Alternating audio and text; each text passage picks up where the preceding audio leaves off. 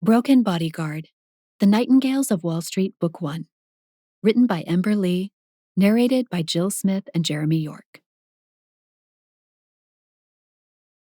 Chapter 1. Troy. Any chance you're heading south soon? The soft urgency in Mercedes's question broke through the din of the Manhattan restaurant. All around us, conversation roared inside the upscale Italian eatery.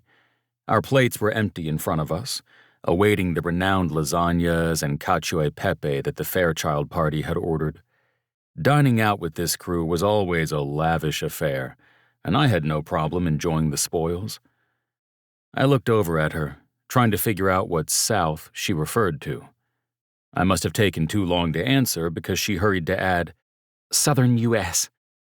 She offered a small smile, but there was worry tugging at the corners of her eyes. "I might be," I told her, reaching for my frosted glass of beer. They never gave you the bottles in places like this, so I was forced to look like a cultured man. "What's going on?"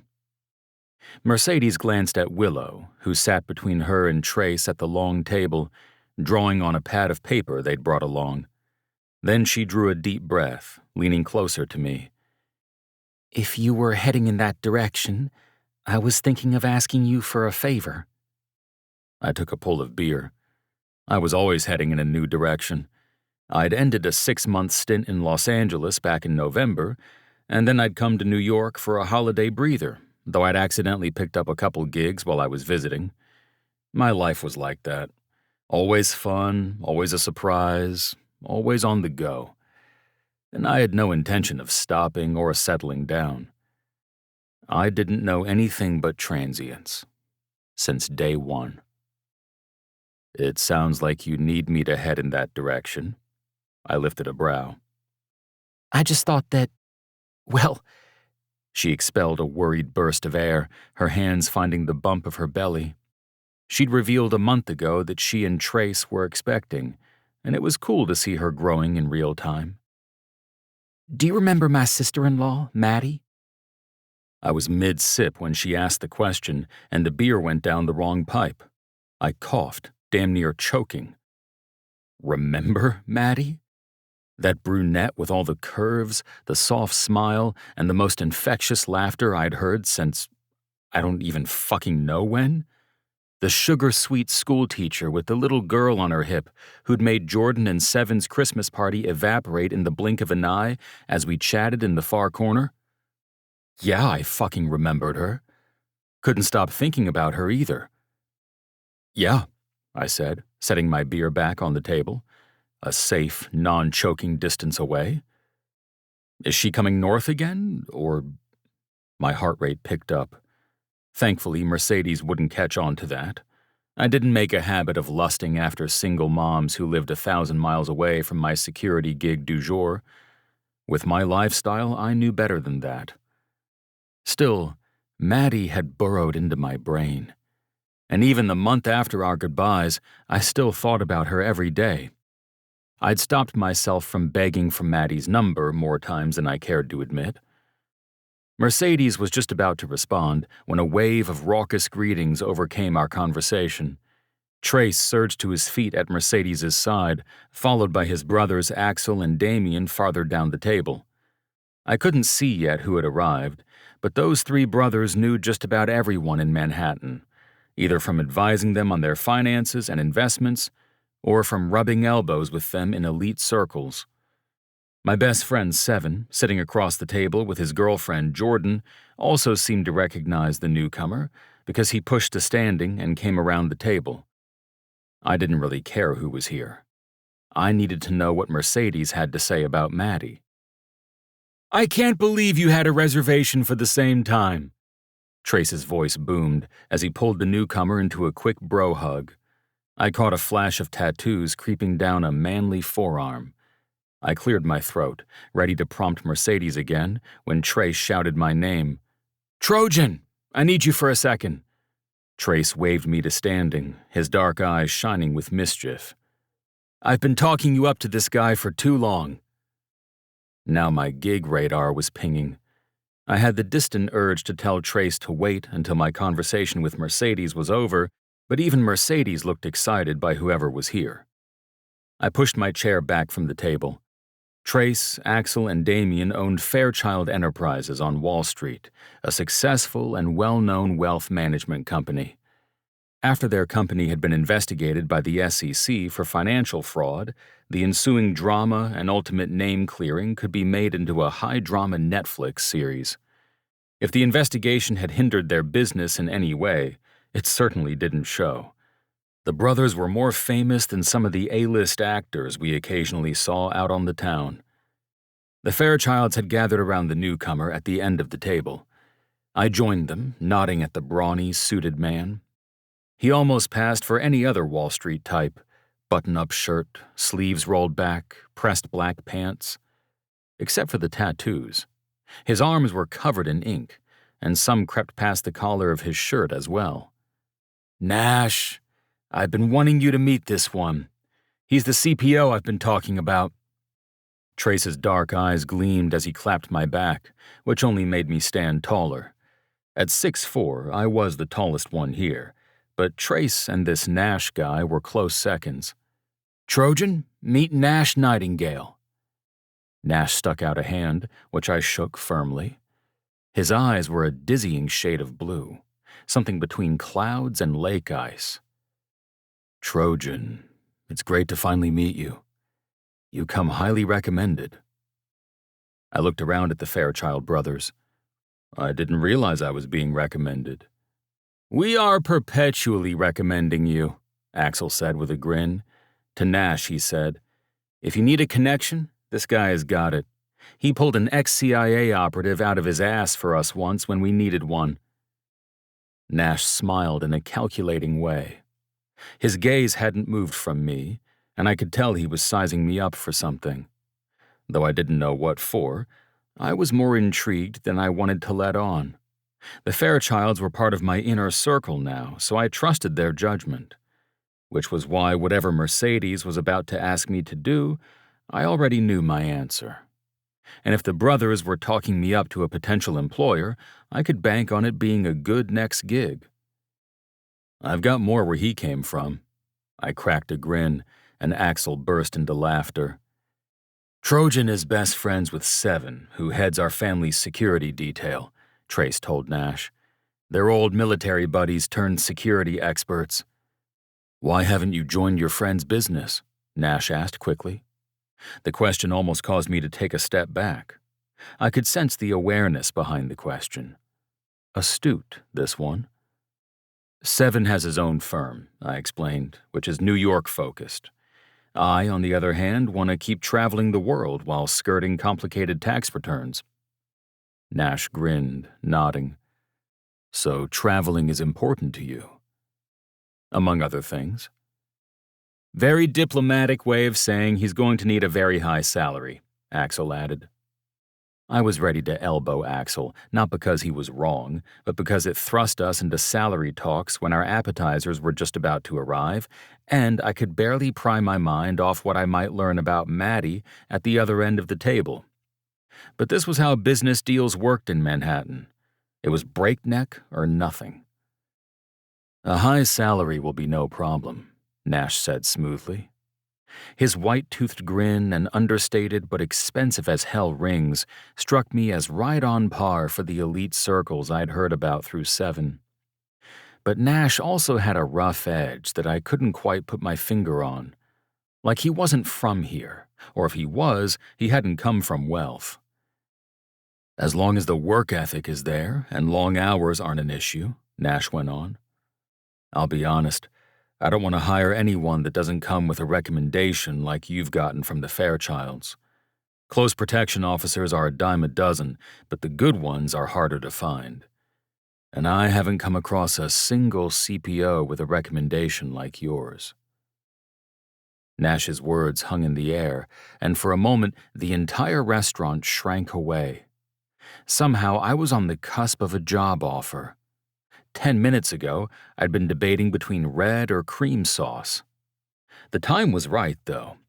I was nearing the end of my current short-term gig here in the city, which meant I needed to figure out where I was heading next. This was the life of a qualified CPO who didn't like to stay in one place for too long. What sort of protection are you looking for? I noticed Trace, Damien, and Axel had quietly faded away, leaving Nash and me to negotiate on our own. I stuffed my hands into the pockets of my khakis. If I had to negotiate a new contract while waiting for lasagna, so be it. Wall Street, I'll play the game your way. Nash took a step closer, his ice blue gaze darting around as though searching for spies. When he spoke, his voice had dropped a few decibels. My brother and I have experienced a change in income. We're eager to hire someone who can come along for the ride and be okay with a slightly more unconventional approach than what's typical in Manhattan. We're not looking for protection from the paparazzi.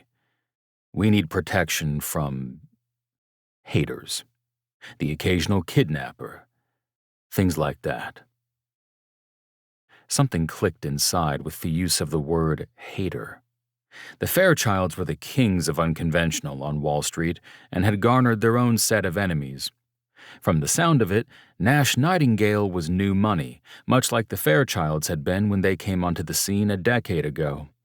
It only made sense they'd befriend someone like this.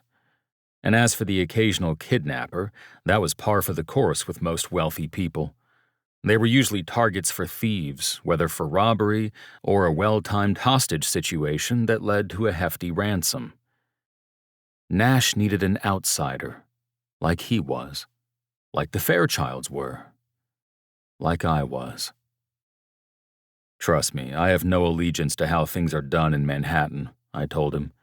My last gig was in California, and before that, Paris. I've worked in 10 countries over the last 5 years. Consider me a neutral party. Nash's dental ad grin grew even wider. Good. I'm a little tired of the rules here, and I'd like to find somebody that has a broader perspective. Broad and willing, I cracked. How do you feel about a trial run? Nash's dark brow lifted imperceptibly. A few weeks in Ecuador. We're leaving next week.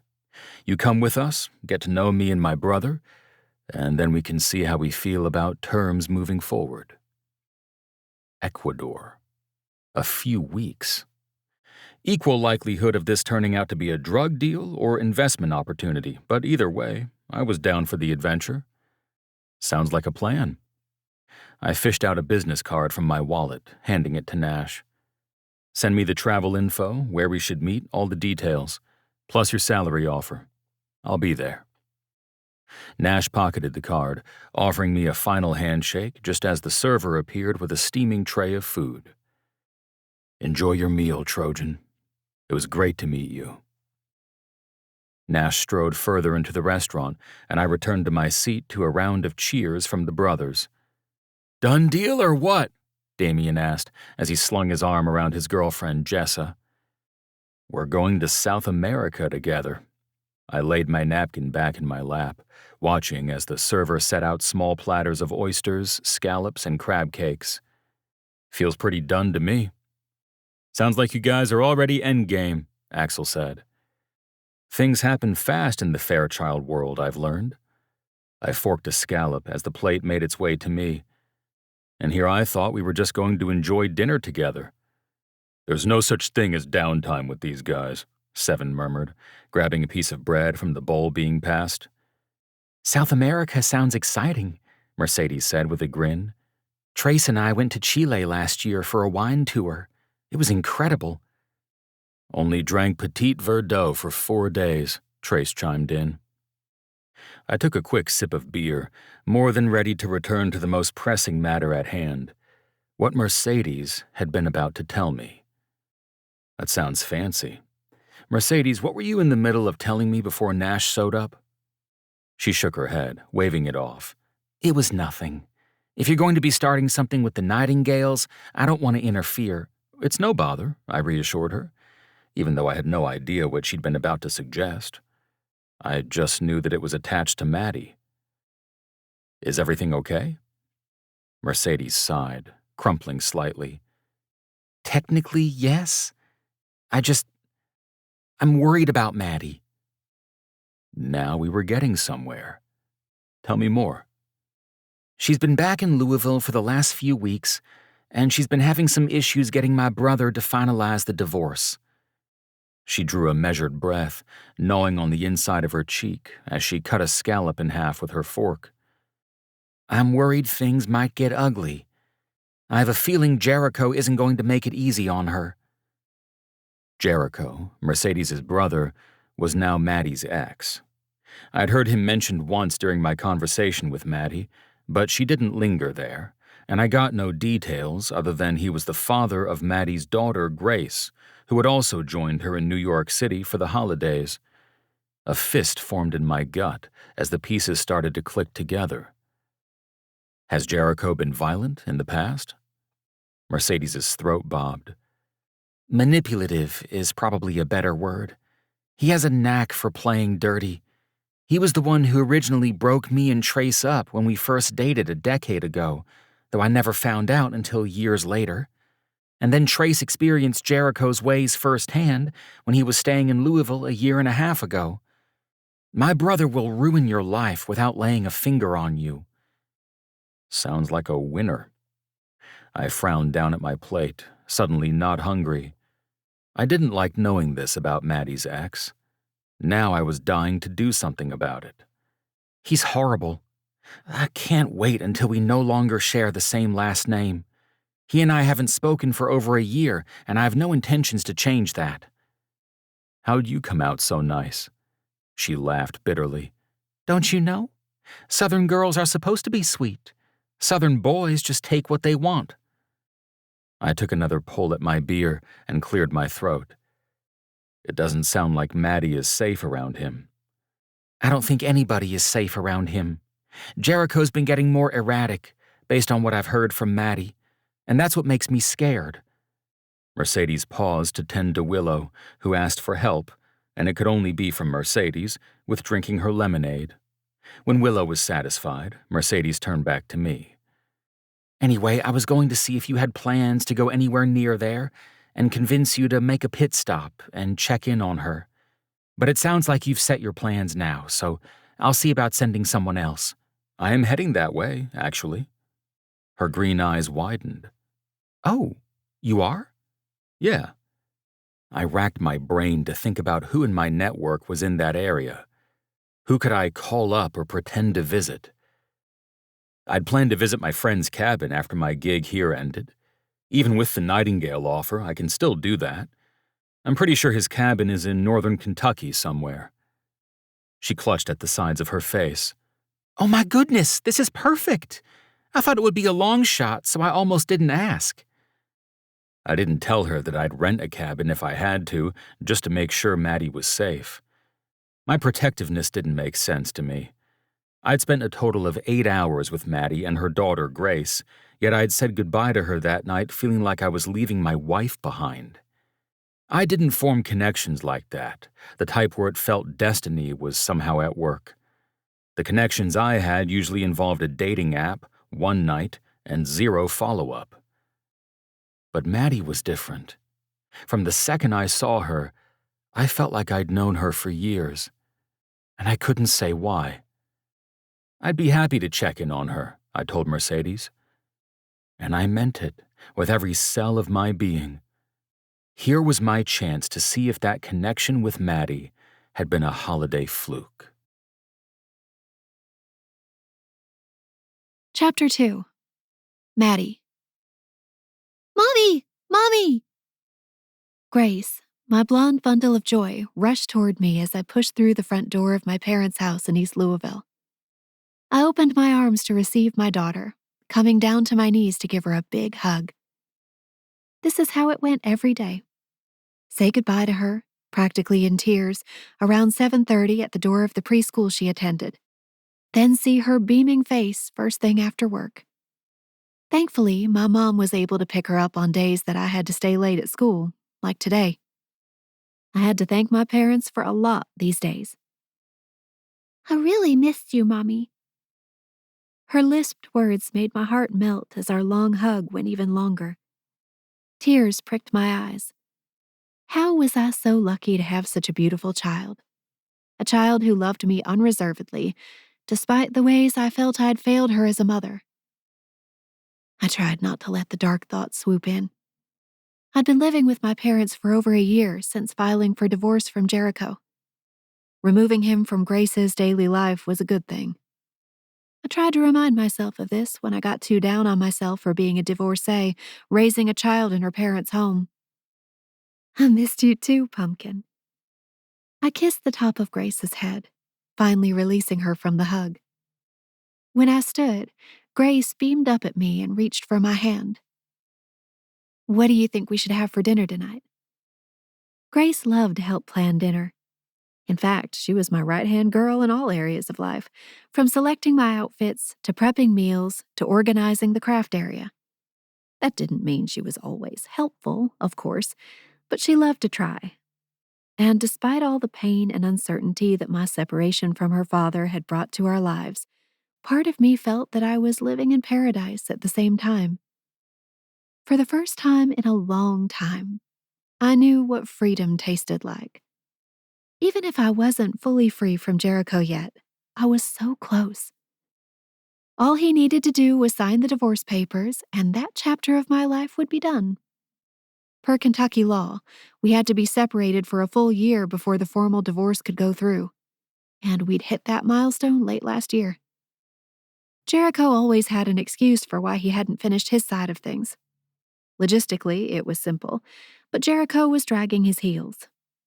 I suspected it had to do with his not wanting to hash out a custody agreement or the division of our marital assets. At least, that was what my lawyer said. It was extra frustrating when we were so close to the finish line. Still, I chose to focus on the positives. I think we make sketty, she said, accompanying me through the house as I dropped my tote bags from my day at the local elementary school, where I taught first grade. Luckily, even though Jericho had forced me to be a stay-at-home mom, it hadn't been too hard to reactivate my teaching license and get back into the swing of things once I left him. I missed it more than I ever let myself realize during the hellish 5 years at that man's side. The only good things to come of those years? Grace. And my sister-in-law, Mercedes.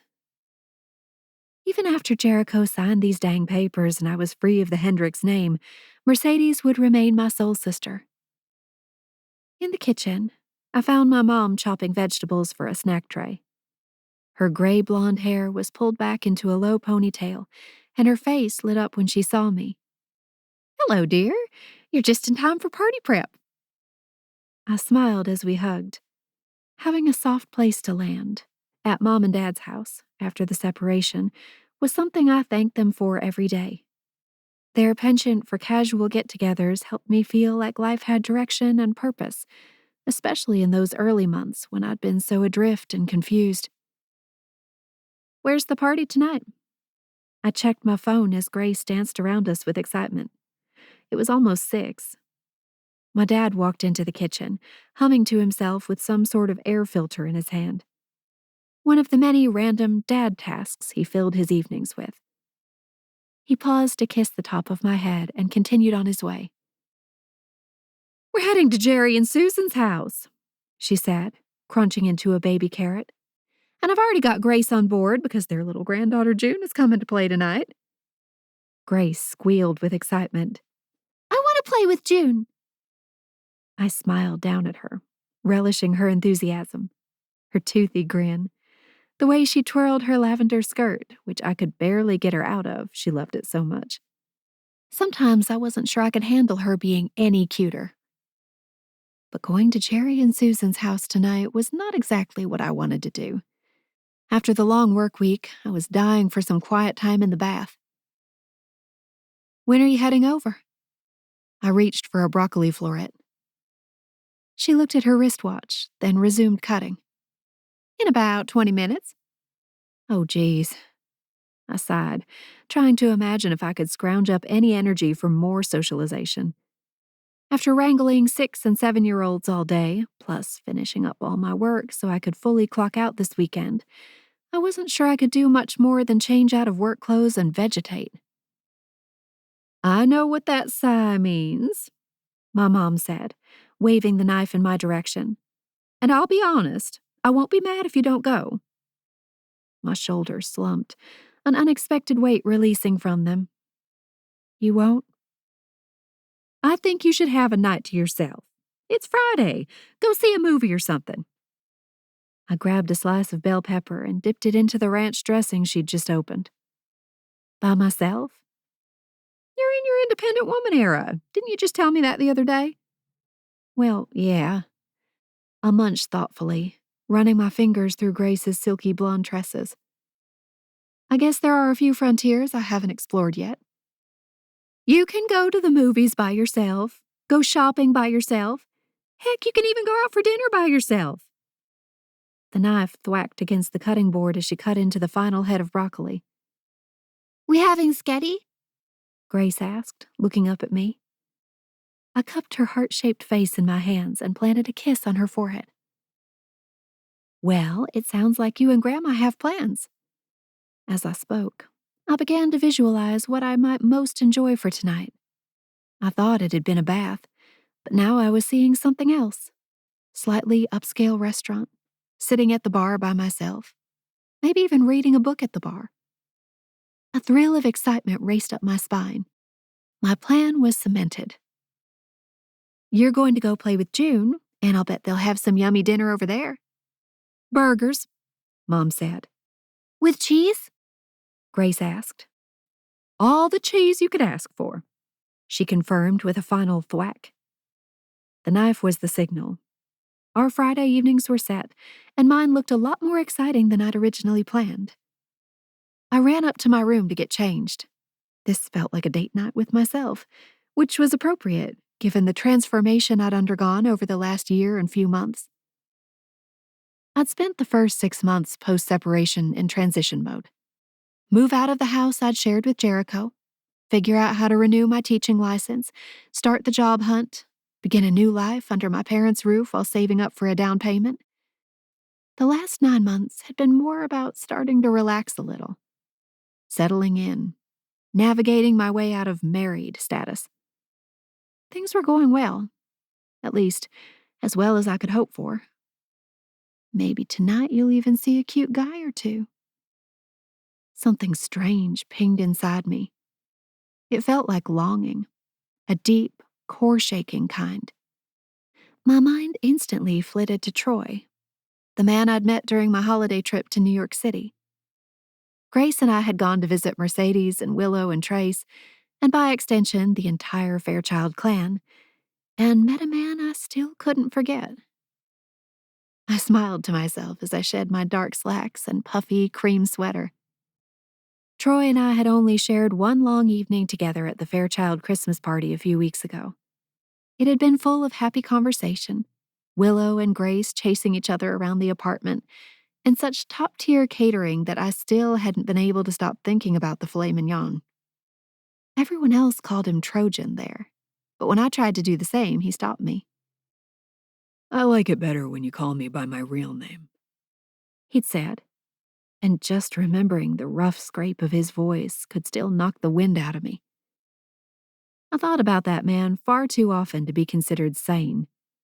Maybe this was just the lonely life of a divorcee now.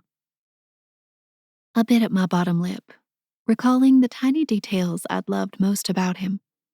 The scruff on his jawline, the heat that had poured off of him, the way he felt so strong and secure next to me. He was like a handsome bear, and from the second I'd met him, I wanted more of him. But you won't get more. He's in New York and you're here. Besides, what would he want with a single mom? I frowned as I reached for a pair of jeans, shimmying into them before checking the fit in the stand-up mirror. I remembered suddenly I hadn't checked my phone in a while. I fished it out of my purse, the screen lighting up with missed messages. Jericho. So are you planning on coming by with Grace anytime soon? Jericho. You could at least answer me. Jericho. Do you have to be such a bitch? Jericho. Forget it. Don't bring her over.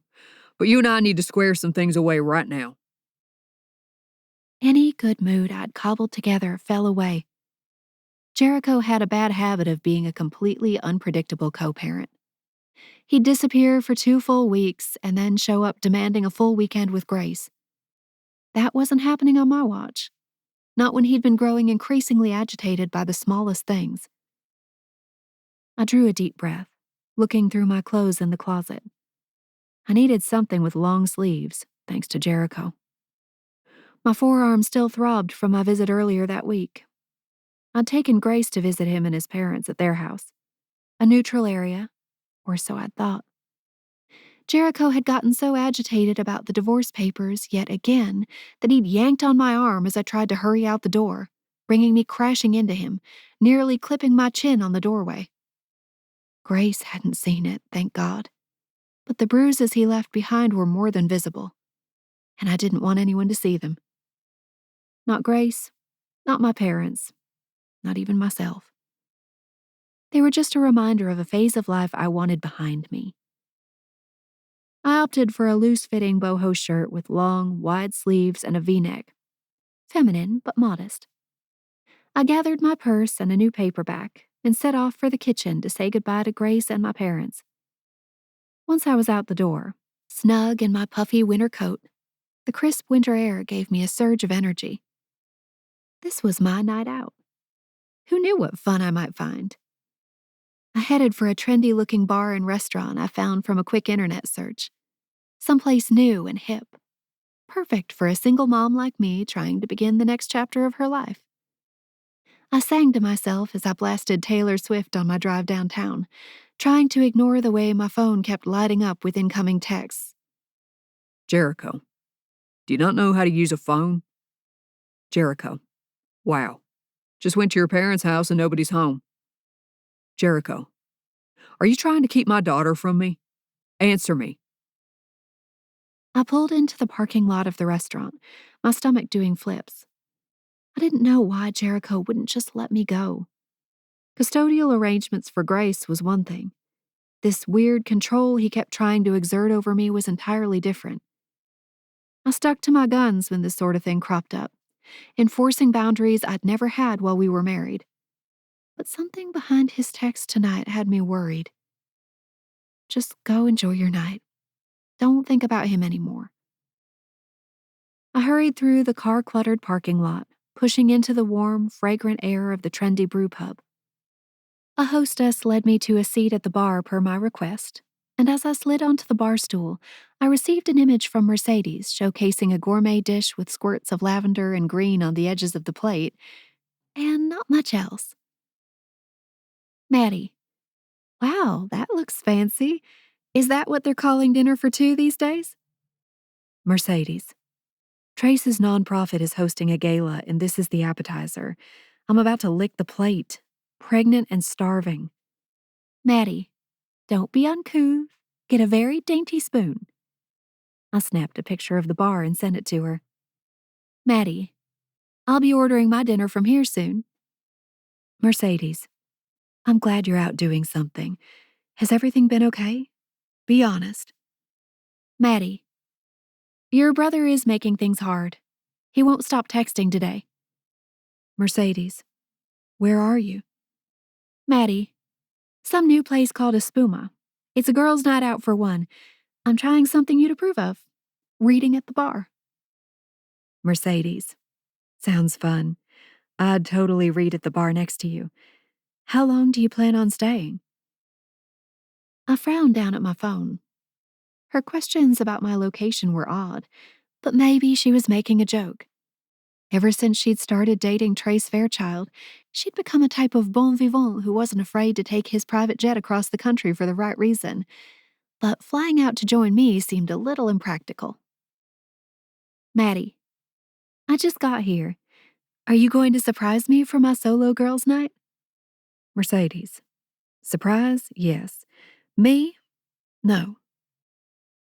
She wouldn't give up more information despite my repeated texts, but I didn't have long to wonder. The bartender approached for my drink and food order, which I gave him: Pinot Grigio, a basket of bread with olive oil dip, salmon with rice. I pulled my paperback out of my purse once he'd hurried away to the next customer, intent on fulfilling this fantasy of reading at a bar. I was barely 2 pages in when the energy crackled. Hairs on my forearms stood up, and I set down my book, looking around. The restaurant was raucous and busy, but despite all the moving bodies and loud chatter, something snagged my attention from across the room. Dark chestnut hair, long enough to run your fingers through. Broad shoulders, almost like boulders, stretching a dark coat to its limits. His brown eyes surveyed the restaurant methodically until they landed on me. Warmth spread through me. Troy. A smile curled his lips. I lifted my hand, unsure if I was imagining him. The only thing that kept me from acting as though this was a hallucination was the fact that Mercedes had told me I'd be surprised. This was beyond surprise. This was a dream come true. Troy? I couldn't contain the shocked laughter that cascaded out of me as he crossed the space between us in powerful steps. When he reached my side, he towered over me. I held out my arms for a hug. Maddie, good to see you. His deep voice at my ear was like a salve. My eyes fluttered shut as he pulled me into a warm, healing hug that smelled like cedar and man. A satisfied hum escaped me, and I lingered in his embrace for a few moments too long. He made it hard to want to disconnect. "Oh gosh, you too," I said once he finally released me. I wobbled back to my seat at the bar, and he slid into the empty seat next to me. Was this really happening? "What are you doing here?" His jaw flexed as he faced me at the bar, his jean-clad knees knocking mine. A mischievous grin tugged at his perfect lips. Just passing through. Thought I'd say hi. "You talked to Mercedes about this, didn't you?" I pushed my paperback away, opting instead for a sip of the wine that had just arrived. Maybe. He tipped his head, that same warmth and familiarity from the Christmas party returning in full force. It was like no time at all had passed. How you been? 3 simple words that opened up a floodgate of emotion. I drew a shaky breath, not sure where to begin. Is it possible to say both, "I've been better," and "this is the best time of my life"? You can say whatever you want to, and I'll believe it. His simple words landed like a hammer. Paired with the mischief curling at his lips and the scent of him infiltrating my senses, I felt like I was falling headfirst into the abyss. I'd wanted Troy from the second I laid eyes on him, and here he was, right in front of me. Where will this lead us? "I'm not sure you should give me so much power," I teased Troy, setting my glass of wine back on the bar. "There could be consequences." His gaze darkened slightly, and he wet his bottom lip as he leaned imperceptibly closer. I think I'm ready to handle them. I rolled my lips inward, trying to stave off the girlish giggles that threatened to spill out of me. Was this real life? I'd been thinking of this man nonstop for the past 3 weeks. I toyed with the stem of my wine glass, dragging my gaze up to his. We smiled at each other for a moment, the silence between us comfortable, as though we'd known each other for decades already. Why has it felt so easy with him from day one? "Are you here to eat?" I asked him, then realized what a dumb question that was for someone who had just come into a restaurant. Was hoping maybe we could get a weird cheese plate, He said. The excitement that bubbled up in me was immediate. I loved weird cheese. And then I remembered we talked about weird cheeses in New York. And then I realized he'd remembered. Why was that so touching? "You came all the way from New York to get a weird cheese plate with me?" I couldn't keep the skepticism from my voice. Maybe.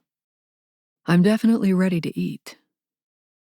His cheek twitched as he said that, and the way his chin dipped had me thinking of him eating something else entirely. A blush warmed my cheek as I pushed the menu toward him, rattling off what I'd ordered only minutes prior. When I was done regaling him with my order, a movement over his shoulder caught my attention. The flash of a jawline that seemed too familiar, blonde hair that gleamed under the lights. Across the restaurant, at the front door, Jericho had walked in. Everything inside me seized. I must have looked stricken because Troy narrowed his eyes at me, leaning closer. Maddie? I swallowed hard, unable to move my gaze from Jericho. He wasn't alone. He'd come with friends, specifically Caleb, his best friend from college, and two others who tended to follow him blindly. Their gazes moved across the restaurant, seeking something. Was it me? Panic swirled inside me. I didn't want Jericho to see me. He couldn't, but I didn't know how to escape or how to blend in. So I did the only thing that seemed available. I leaned into Troy. In the back of my mind, I thought I might be able to hide myself behind his broad shoulders, using him as a shield. But the closer I got to him, the harder I panicked. My brain stopped communicating with my torso. My limbs jerked awkwardly, and my body followed the only path forward that made sense. Kissing Troy. Our lips connected softly. The warmth of him was the first thing I noticed, the way his heat and cedar trickled through me, down to my cells. I could sense his surprise, but more than that, I sensed his compliance. His big, rough hands caught my elbows as I leaned into him. Troy didn't pull away. He only deepened the kiss, his lips parting, inviting my tongue to meet his. What had started as an accidental kiss now turned into something so much more. This was intentional. It was fucking hot. He traced the edge of my bottom lip with his tongue, one kiss bleeding into another. By the time I pulled away from him, I couldn't even remember how the kiss had started. I blinked up at him, fully dazed. The same expression greeted me in return. Desire pooled in his eyes, and he ran his thumb back and forth over the crook of my elbow where he still held me. That was a nice way to say hello. He murmured, his voice gritty. Is that how you greet everyone you haven't seen in a while? I'm sorry, I started, but I had nothing to follow up with. Don't be. He squeezed my arms, tipping his head as he watched me. Do you know how long I've been wanting to do that? My eyes widened in surprise. Are you serious? A movement over his shoulder caught my eye, bringing me crashing back to the present. Tension still tugged at the edges of this unexpectedly romantic moment. Jericho and his friends were crossing the restaurant, coming this way. I turned away from Troy, facing the bar, and reached up to tighten my ponytail. What's this? Troy's voice had an edge to it. I glanced over at him, finding his brows wrought in concern. He reached for my exposed forearm. My loose sleeves had slid back while I adjusted my hair, revealing the mottled bruising from my run-in with Jericho the other night. I swallowed hard, slipping the sleeves back down. I glanced over Troy's shoulder, shrinking. It's just... Is this from your ex? I didn't know what to say, so I nodded. The last vestige of a smile faded from Troy's face. Chapter 3. Troy. All of the sexy time thoughts I'd been having after that kiss faded away when I put the pieces together. Mercedes had been wrong. Her brother was a fucking abuser. Anger licked through my veins. Sure, I'd love to kiss Maddie 1,000 times over, but seeing this, bruises left behind by a weak man, the fear flitting through her eyes, had me only thinking about fucking up her ex. "He got upset," she said quietly, her gaze occasionally darting over my shoulder, as though keeping an eye on something. "I took Grace over to see him at his parents' house after we got back from New York. But he didn't like that we didn't stay long. And then he started bitching about the whole entire trip to New York. When I tried to leave, well..." I balled my hands into fists beneath the bar. When she looked across the room one more time, I asked, "What is it? Is he here?" She nibbled her bottom lip, nodding. Her gaze remained stuck on some point past my shoulder. "He just showed up with Mercedes' ex-fiancé, Caleb, and 2 of their friends." She picked nervously at a cuticle while she gnawed at her lip. I angled myself toward her, reaching for the worrying hand. "Hey, you're with me. You're safe." Her hazel eyes connected with mine in a spark as she nodded. "Yeah, you're right. And we're in public, so..." "Will you show me which one he is? Who did this to you?" "He's the one with the blue jacket." Her voice came out a whisper. I twisted to look behind me, barely able to pick them out across the restaurant. A group of men sat at a table in the middle of the room, but one glance at their faces told me they hadn't come for a meal. They were here to find her. Maybe they'd already spotted her. Maybe they just knew she was somewhere inside. Either way, I didn't want to take the chance. "Let's get out of here," I said, reaching for her hand. I swiped my thumb back and forth, hoping to console her. She didn't know it yet, but she had no reason to worry while I was with her. I had no problem taking down 4 douche brothers in full view of the public. I'd gotten myself into, and out of, far dicier situations than this one. And from the looks of it, her ex Jericho would crumble with one well-placed punch to his nose. Maddie's worried gaze searched my face. "I didn't even get my food yet." "We'll go somewhere else," I promised her. "I just need you far away from that guy." "Okay," she said, but she didn't look convinced. I leaned forward, cupping the side of her face in my hand. "What did I tell you before? You're with me. You're safe." She rolled her lips in, nodding. "He's just a piece of work. He and Caleb ruined Mercedes' life. He barred Mercedes from going to their grandmother's funeral. He and Caleb sent bomb threats." Her voice broke, and she shook her head. "I don't want you getting involved." "Too late," I said with a smile.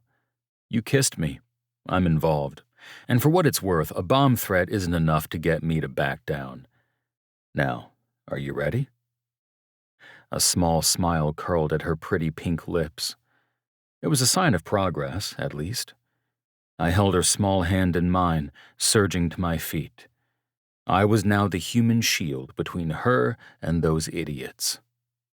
I dropped a $100 bill on the counter and led the way toward the door, keeping her close to my side. Given where the men sat, it was impossible to hide her fully without drawing even more attention. I kept an eye on the guys as we navigated through the crowded restaurant. Her ex scanned the room with a dark, shifty gaze. He just looked like he was up to no good. We slipped out the door, leaving the dull roar of conversation behind. Outside, the crisp, late January air prickled through my lungs. I wrapped an arm around her slight shoulders as we walked to the parking lot. "Do you want to go somewhere else, so you can get that dinner you were waiting on?" "Yeah." Her face fell. "I hate that he ruined this. I know it probably sounds like a pity party, but I've been looking forward to this place." She huffed as we approached what I assumed was her car, a simple silver sedan. She paused by the trunk, pulling something out of her purse. "I was telling Mercedes that all I wanted to do was go someplace nice and read this book at the bar by myself." "Then that's what we'll do. Except I'm coming with you. I don't trust that prick. So just think of me as a mute companion." I won't even talk to you so you can read." She grinned up at me, a dimple in her left cheek flashing. That pretty grin and the wisps of brown hair escaping from her ponytail had me ready to follow her wherever she wanted to go, for however long she'd let me. I stepped closer, reaching for her hand again. It was a natural move, one that felt more intimate than protective. "My paperback bodyguard?" Something like that. I reached up to cup the side of her face, but caught myself before I could. She'd kissed me out of sheer panic. That didn't mean she wanted me moving in for more. It was too easy to play that part with her, though. I'd felt the pull the second I met her. But I didn't want to think about that right now. I was here to make sure she stayed safe. Then I was heading to Ecuador to hopefully start the next chapter of my life. "Maddie!" The rough bark of a male voice cut through the night air. She gasped as her gaze connected with somebody behind me. I didn't need to guess who it was. I turned to find Jericho storming out of the restaurant, his 3 friends close behind. I registered the most important things first: the aggression leaking out of his closed fists, the fire in his eyes, the speed with which he approached us. All of these were signs to get Maddie to safety. "Maddie, get in my car." I fished my key fob out of my pocket and clicked to unlock. Black Jeep, 2 spots down. She opened her mouth to say something, but then nodded and hurried off. "Why you running?" Jericho taunted, course-correcting to follow her. I strode behind her, angling my path so I'd intersect Jericho before he reached my Jeep. "Just want to have a conversation with my wife? Is that too much to goddamn ask?" My steps thudded on the asphalt as I intercepted Jericho's path. He barreled right into me, so laser-focused on Maddie that I wasn't even sure he'd seen me yet. His green eyes snapped up to me, brows a hard line across his face. In my peripheral vision, I saw Maddie slam the door shut. Success. "And who the fuck are you?" Jericho's voice came out rimmed with knives. He had to tip his head back to look up at me, bless his heart, but that didn't stop him from puffing out his chest. His friends came to a stop behind him like the good little minions they were. "Doesn't matter. All I know is that you're a nuisance, and you need to step away." Jericho's eyes narrowed, a bona fide creepy smirk tugging at his lips. "She's my wife. I think you're the one who needs to step away." He called out toward the Jeep. "Is this who you've been cheating on me with? You're probably knocked up already, aren't you?" The slur in his voice was subtle, but the whiskey wind coming from his mouth was not. I rolled my neck in a slow circle, sizing up my possible plans of attack. "I'm going to ask you one more time to leave," I said succinctly. I held his gaze, not missing the way he signaled something to one of the friends. The dark-haired one peeled off, hurrying away to a nearby SUV. "I'm pretty sure you don't get to decide who's in this public parking lot," Jericho said with a sneer. Maybe so.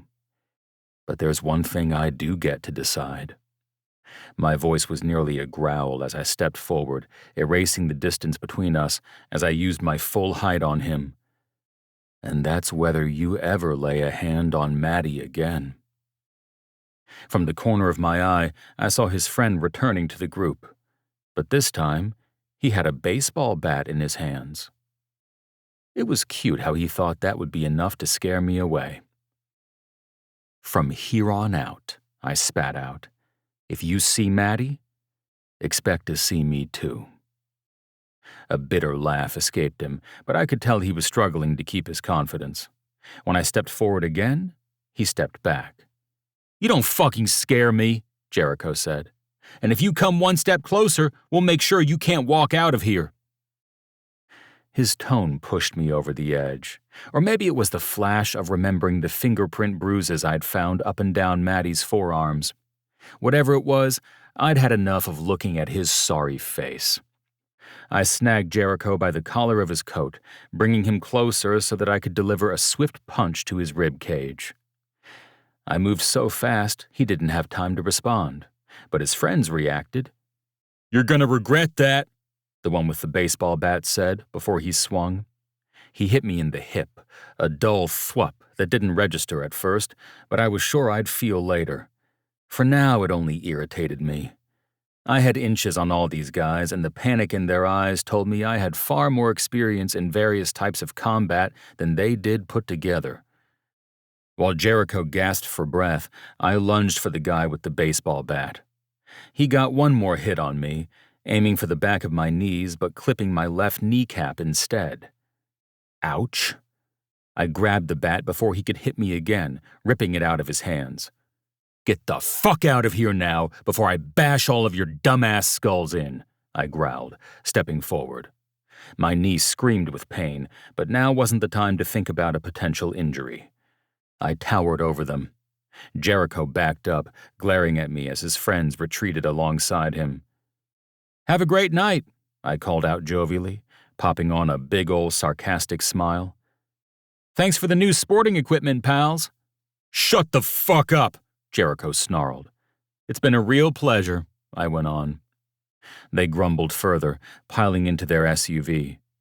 I watched as they peeled out of the parking lot, only smiling and waving as they pelted me with middle fingers through the safety of their rolled-up windows. I popped the baseball bat in the back seat of the Jeep and then slid into the driver's seat. Maddie had her face buried in her hands, her whole body shaking. Hey, they're gone. I reached across the console to wrap an arm around her shoulders. "You okay?" She sniffed, dragging her head up. "I should be asking you that question. Troy, he hit you." "It was a love tap," I said, though I knew that was false. My knee burned while bent, and that wasn't a good sign. Her shoulders hitched with a sob. "This is so messed up. I'm so sorry. I didn't want for any of this to happen. I just wanted to come out for a nice meal." "Hey, this isn't your fault. You're not the one chasing dudes with a baseball bat. He is. There's nothing for you to apologize for." She looked at me with red-rimmed eyes, sadness pouring out of her. "You don't have to be doing this."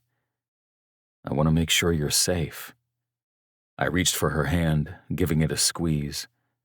"That's all I care about." "Thank you. I don't know what I would have done without you, Troy." "You're welcome, Maddie." My chest swelled, reminding me of the persistent ache that throbbed there. While I was aware of how much I cared for Maddie, pretty much from the second I laid eyes on her, I didn't know how to process it. My life didn't have room for someone like Maddie. Where should we head to next? Plan B dinner? I'm not even hungry anymore. He scared the hunger right out of me. She rubbed her forehead. I guess I should go back to my parents' house. I just hope he doesn't show up there again. He was sending me angry texts earlier about how I wasn't at my mom and dad's house when he stopped by. My insides tightened at her words. Multiple alarms were going off inside me, and I wasn't sure if she realized how dangerous this guy could get. I don't think you'll be safe at your parents' house either. The bodyguard in me was already hatching a protection plan, and it involved me staying glued to her side. It sounds like his behavior has been escalating. He went from manipulative to leaving bruises to showing up with a gang of friends with baseball bats. Maddie, I know he's Grace's dad, but this guy is officially a threat. She drew a deep breath, her chin trembling. I know it's not what you want to hear, but we need to get you out of here. Someplace safe. But where? Her voice sounded so small, so afraid. I started the Jeep, enjoying the rumble of the engine. Lucky for her, I had a plan. Chapter 4. Maddie. You don't have to agree to this. Troy started as he backed out of the parking spot. But I'd like to personally escort you to your parents' house so you can pack some things for a little trip. Grace, too. A trip? Now hardly seemed like the time for a vacation. After what I've seen, I don't think you're safe staying without personal protection. He paused in the parking lot as he switched to drive, but he didn't move forward. Instead, he looked over at me. It's your choice, but I'm recommending 3,000% that you get out of town so we can develop a security plan without him on our asses. A friend of mine has a cabin just outside of town that we can use. It's far enough away that he won't be able to find us. There's no risk of him ruining another meal. My head spun. I'd gone from normal divorcee to the subject in a bad breakup film. Jericho's friends were busting people with baseball bats now? Nothing made sense. Except for Troy. He made a lot of sense. His even-keeled, calm demeanor, even in the face of danger, felt like a warm, flickering fire in the middle of a cold night. I wanted to cozy up next to him and stay as long as he'd let me. I can't just up and leave. He nodded, the first flash of doubt crossing his face. He looked genuinely torn as he studied the other cars in the parking lot. Do your parents have a spare room? He asked. I laughed, but I could tell he wasn't joking. I've seen a lot, Maddie. His throat bobbed as he looked over at me. The dim glow from the lights in the parking lot illuminated the handsome features of his face. His dark eyes drank me in, and for a moment the rest of the world fell away. He's upgraded to leaving marks on you. He showed up at a restaurant with friends ready to beat somebody down. And they tried. If I'd been anyone else who didn't know how to handle the situation, I'd probably be headed to the ER right now. Based on his current behavior, I wouldn't put it past him to hurt you. Or Grace, next. His words sank into me, bringing the fear back to the forefront. I'd never worried that he'd hurt me or Grace. But now, after tonight, I could see it happening. Even though I wanted to believe that he was ready to quietly accept the divorce and move on with his life. I'm sorry, he said quietly, reaching for my hand again. He stroked it like we'd been together for years, not like we were two technical strangers. That was the dizzying effect Troy had on me. I don't mean to upset you, but this is the reality of the situation, and you need to know. This is part of my job. I nodded, allowing the truth to settle inside me. I was no longer in normal breakup territory with Jericho. He'd pushed it into something sinister and scary. You're right. I'll go back to my parents' house and get things packed up. I reached for the door handle, but he grabbed my wrist. I'll drive. I don't want you out of my sight right now. I sank back into the seat, his words warming me. He rolled into motion, and I gave him directions on how to maneuver through Louisville to my parents' house. I had him wait in the car in the driveway, partly as a way so I could get my bearings.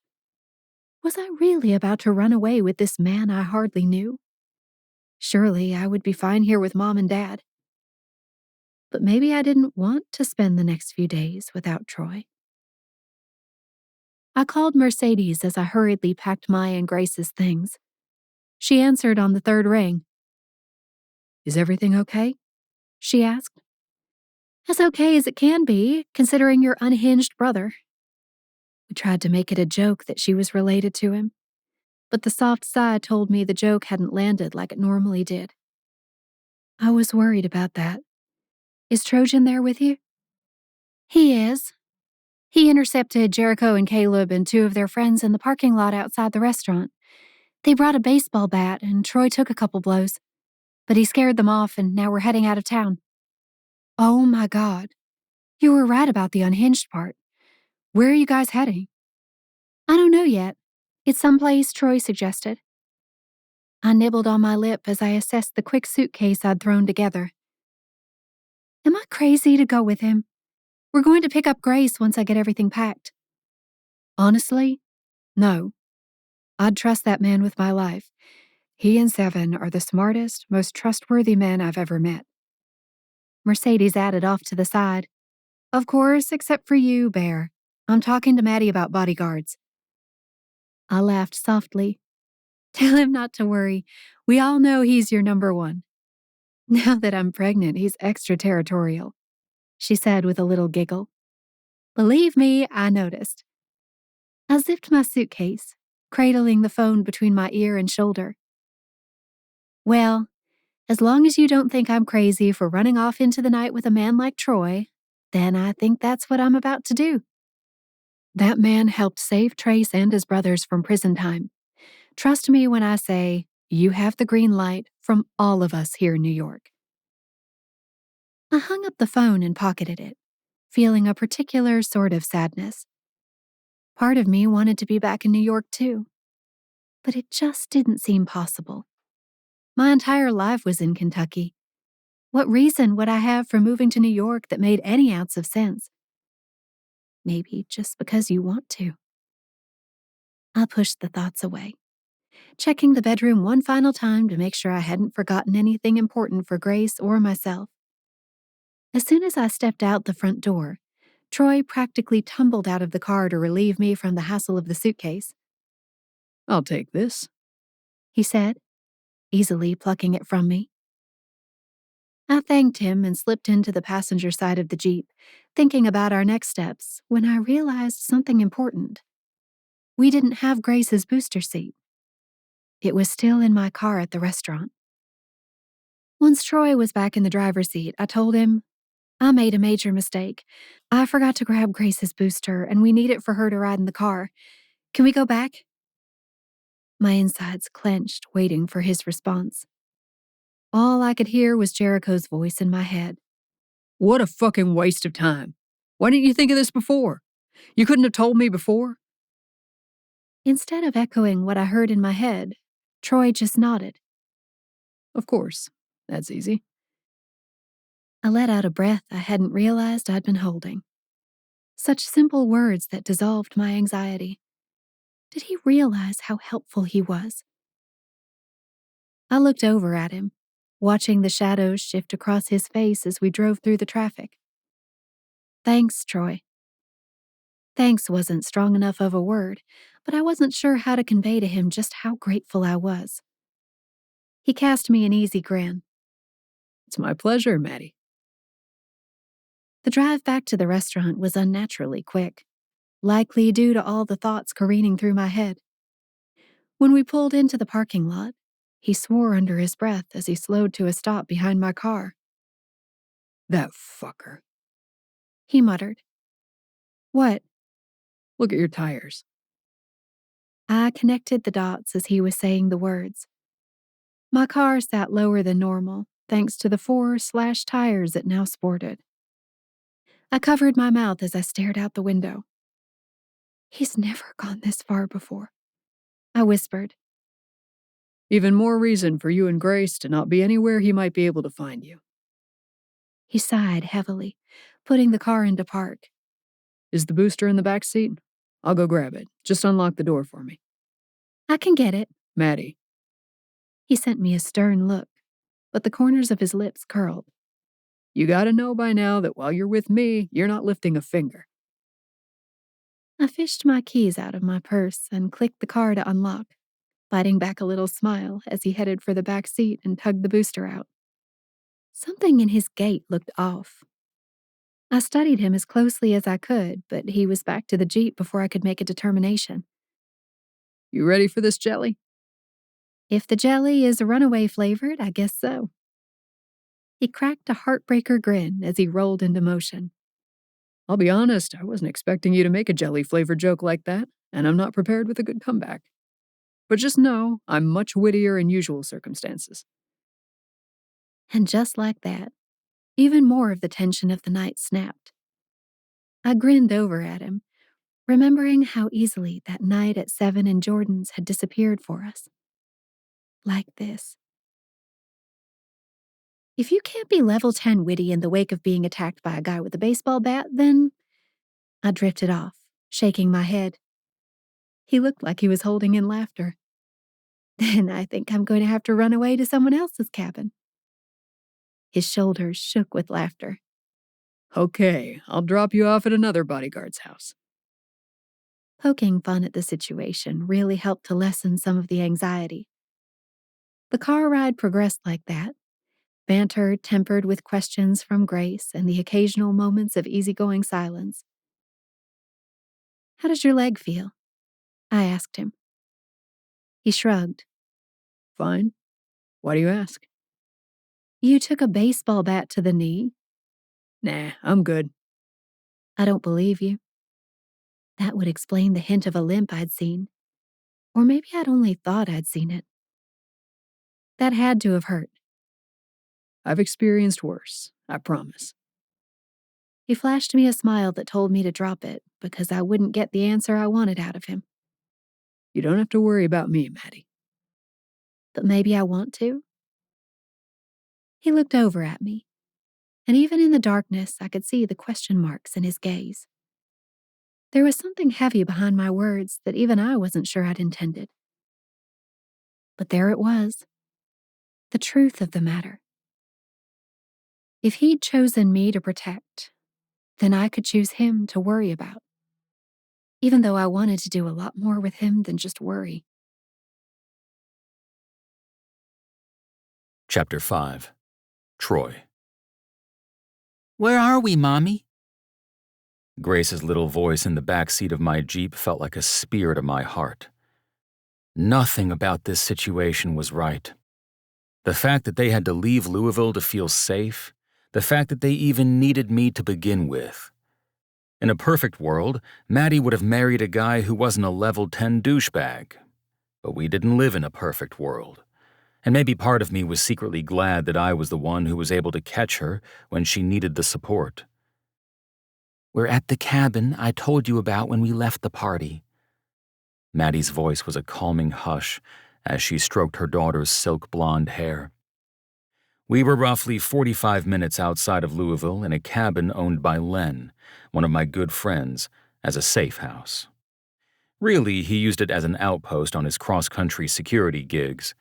I had a lot of traveling bodyguards as friends, but it was also stocked as an emergency spot in case things went south politically or economically. He wasn't an apocalyptic nut, but he did have 3 years' worth of rations in the basement. "Let's get you two inside."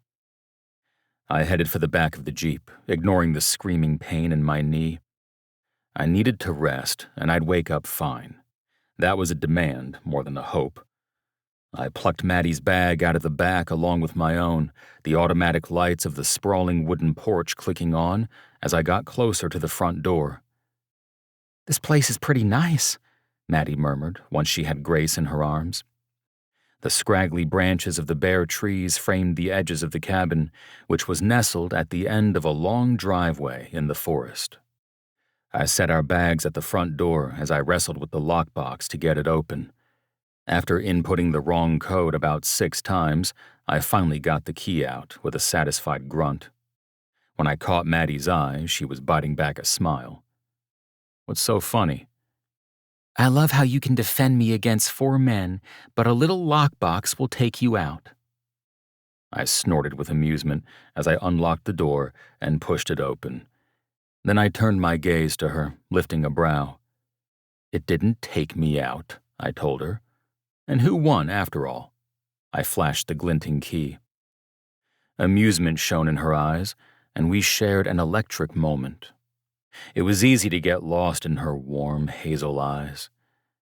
A little too easy. "Mm-hmm." She cast me a coy grin, one that I wanted to kiss off her face. I hoisted our bags and stepped inside, fumbling for the light switch. A moment later, the huge open floor plan was illuminated by overhead lights. In the center of the room, dangling from the ceiling, Len had crafted a chandelier out of buckhorns. Not a hunting nut either, but he was abnormally fond of that chandelier. Maybe because he'd crafted the base out of spare dryer parts. "Wow." Maddie's eyes widened as she looked around. It was a small, loft-style cabin, open-plan kitchen and great room downstairs, with a small bedroom and bathroom off to the side. and then an open loft area upstairs.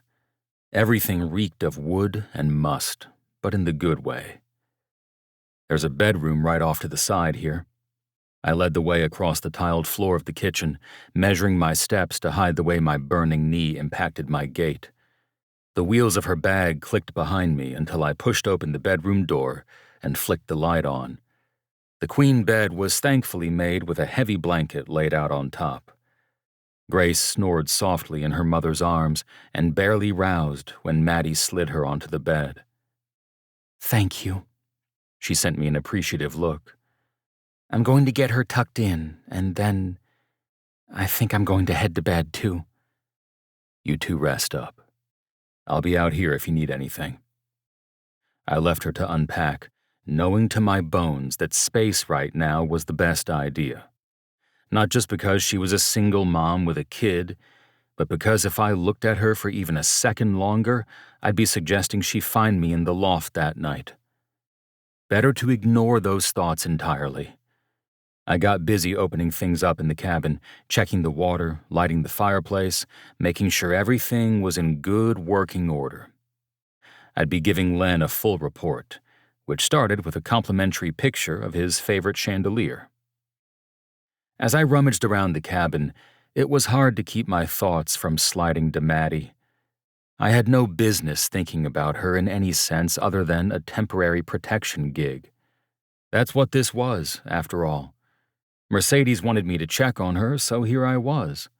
Nothing more, nothing less. So I needed to focus on something else. Being that Len's cabin had no cable or internet, I had no interest in the huge TV in the great room. Instead, I got a small fire going in the fireplace to warm the place, and then headed to the loft to check my emails. I'd gotten a notification during the drive that Nash Nightingale had emailed, but hadn't wanted to look until now. It was an itinerary, forwarded from someone else's email who seemed to be associated with a private jet company. NYC to Quito, Ecuador. Departure time, airport info, and a rough sequence of events once we landed in Ecuador. I scanned the information, feeling something in my gut tighten. A week and a half away. Would that be enough time to get Maddie on stable ground? She's not your responsibility. You're just helping out a friend. You'll ride out this phase and then get her set up with a basic protection plan. It seemed so logical, so easy, which didn't explain why everything inside of me rejected the idea. Chapter 6. Maddie. Mommy, you smell that? Grace's sweet voice roused me from my slumber. I squinted against the sunlight streaming in the slatted wood blinds, taking a moment to remember where the heck I was. Log cabin, Kentucky wilderness, safe with Troy. The last part removed some deep tension between my shoulders. I snuggled into the covers, pulling Grace into my arms. Smells like breakfast, baby. Who cooking? Probably Troy, I told her, stroking the white blonde hair framing her face. Remember he brought us here? For our fun vacation? She nodded, fidgeting in a way that told me she was dying to get out there and join the action. I want to see, she said, voice bordering on a whine when I didn't move. Okay, sweetheart. Mommy will get up. We need to go brush teeth and do our hair first, okay? Grace rolled out of bed, hopping excitedly beside me as I sat up and stretched. I ushered her into the bathroom right across the hallway, catching the pop sizzle of something cooking in the kitchen. We made quick work of getting ready for the day, complete with silly faces in the mirror and some butterfly kisses. On our way out of the bathroom, instead of heading back into the bedroom to change, Grace bolted into the kitchen. Good morning, you. Troy's deep voice boomed through the cabin. I followed behind her, crossing my arms over my plain pink pajama set as I leaned against the doorway. Trey wore gray sweatpants and a brown Henley shirt, both of which were too sexy on him. I couldn't think too long about his thick forearms, or the fact that gray sweatpants were one of the more erotic things a man could wear. And damn it, I would not look below his waistline. When he turned my way, his smile grew a little wider. And good morning, you. His gaze traveled from my toes to my head, and a small shiver traveled up my spine. No, if I knew what was good for me, I'd just stop making eye contact with him from here on out. Morning. Sure smells good out here. Grace pulled out a stool at the big kitchen island, grunting as she struggled to get into the right spot. I helped her get on, trying not to ogle the beefy bodyguard cooking breakfast with a green dish towel tossed over his left shoulder. You two sleep okay? The low rumble of his voice made my thighs clench. We slept wonderfully. How about you? He grunted and nodded. I slept in for the first time in a while. Until 7. I glanced at the clock. It was almost 8:30. What have you been doing since 7? He flipped off the stove and tugged the towel from his shoulder, turning to me with a confident grin. Squats, sit-ups, push-ups, things like that. Electricity crackled between us as I beheld his full, beefy stature. Of course, I immediately imagined him doing those things, even imagining what he might look like beneath that Henley. Forget never making eye contact again. I wanted to get lost in his brown eyes and never be found. I blinked hard. Snap out of it, Maddie. Mommy, I want a color. Grace's pronunciation of color sounded more like color. Her little phonetic lilts always made my heart swell. You ready for a coloring book, sweetie? I reached for the tote I'd placed on the island the night before. It had all of Grace's entertainment options for our trip. Crayons, books, blank paper, and more. She squealed excitedly as I pulled out a nature coloring book along with a pack of crayons. I bet it's going to be the prettiest picture, Troy said, pans clanking as he plated the food and put the cookware in the sink. A pile of scrambled eggs steamed from 3 separate plates, along with bacon and buttered wheat toast. I draw you! Grace beamed up at him before beginning her masterpiece. Thanks for the breakfast, I told him, licking my lips as he set a plate in front of me and Grace. She only glanced at the eggs. She was a slow eater, especially when focused on a project. I didn't realize our getaway included catering. All the amenities at Chateau Lenny, he said wryly, before pulling out his own stool and plopping down. The wood groaned beneath his weight, but he didn't seem concerned about it. He dug into his eggs, something masculine even in the way he held his fork.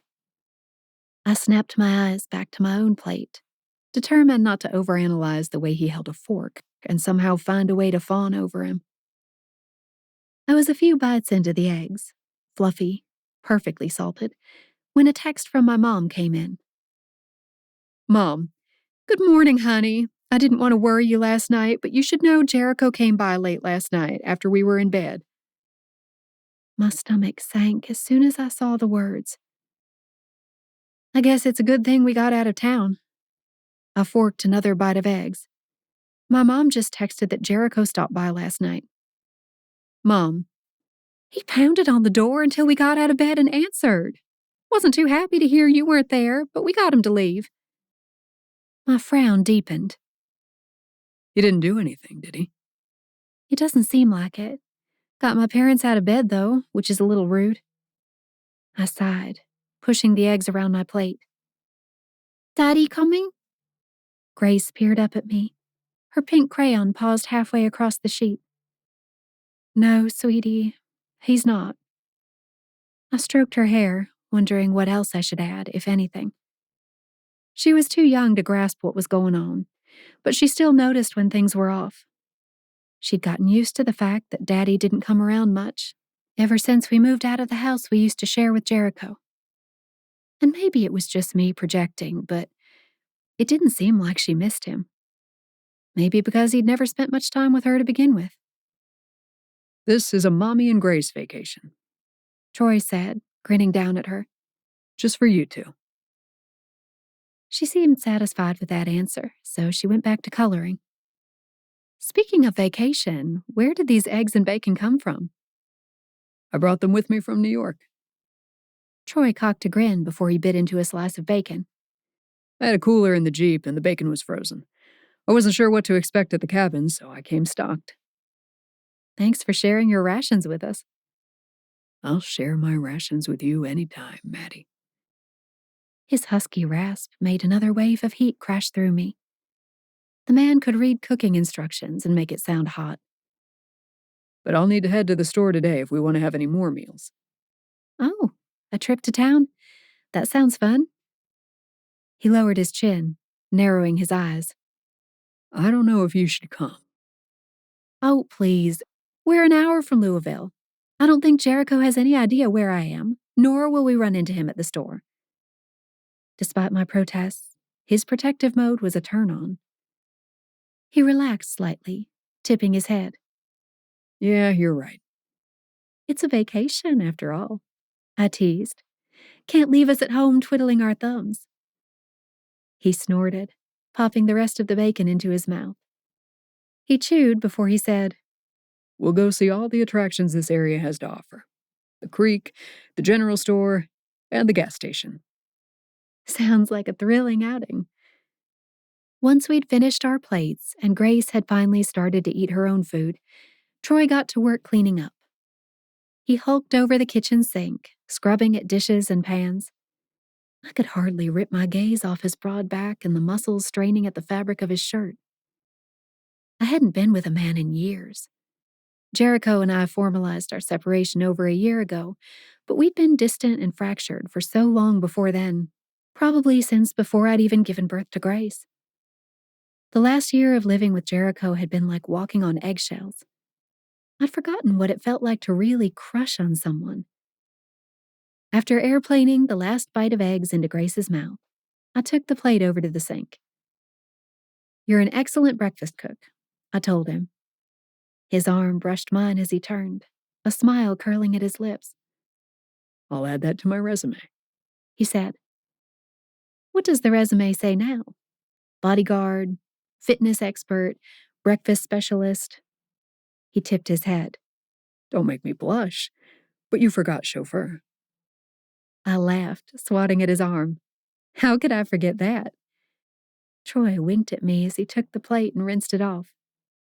Just part of the bodyguard life. Gotta be ready for anything. Does Lenny have any coffee in this joint? I opened random cabinets, looking for the good stuff. I can brew us a pot. I might have seen some over here. He jerked his chin toward a different area of the kitchen. I didn't even think about coffee. You don't drink coffee? My voice came out practically a screech. That should go on your resume as well, as a warning. The genuine smile that covered his face was one I wanted to take a picture of and remember forever. I do sometimes. I just try not to get too used to anything. I knocked his hip with mine as I headed for the other side of the kitchen to continue my hunt. I found a small jar of instant coffee, which was better than nothing. This will have to do for now, but we definitely need to get some in town. I filled the tea kettle with water and set it on high on the stove before I leaned against the countertop, my gaze drifting back to Grace as she selected a different crayon from the box. Where are you heading after this? Back to New York? For just a little bit. And then I'm heading to Ecuador. Ecuador? I tried to hide some of my surprise and the slightest bit of disappointment.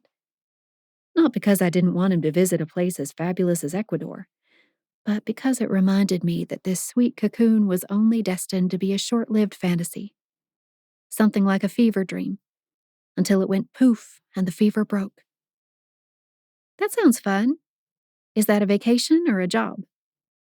For a job. He snapped the water off, drying his hands as he turned my way. Something new that came up.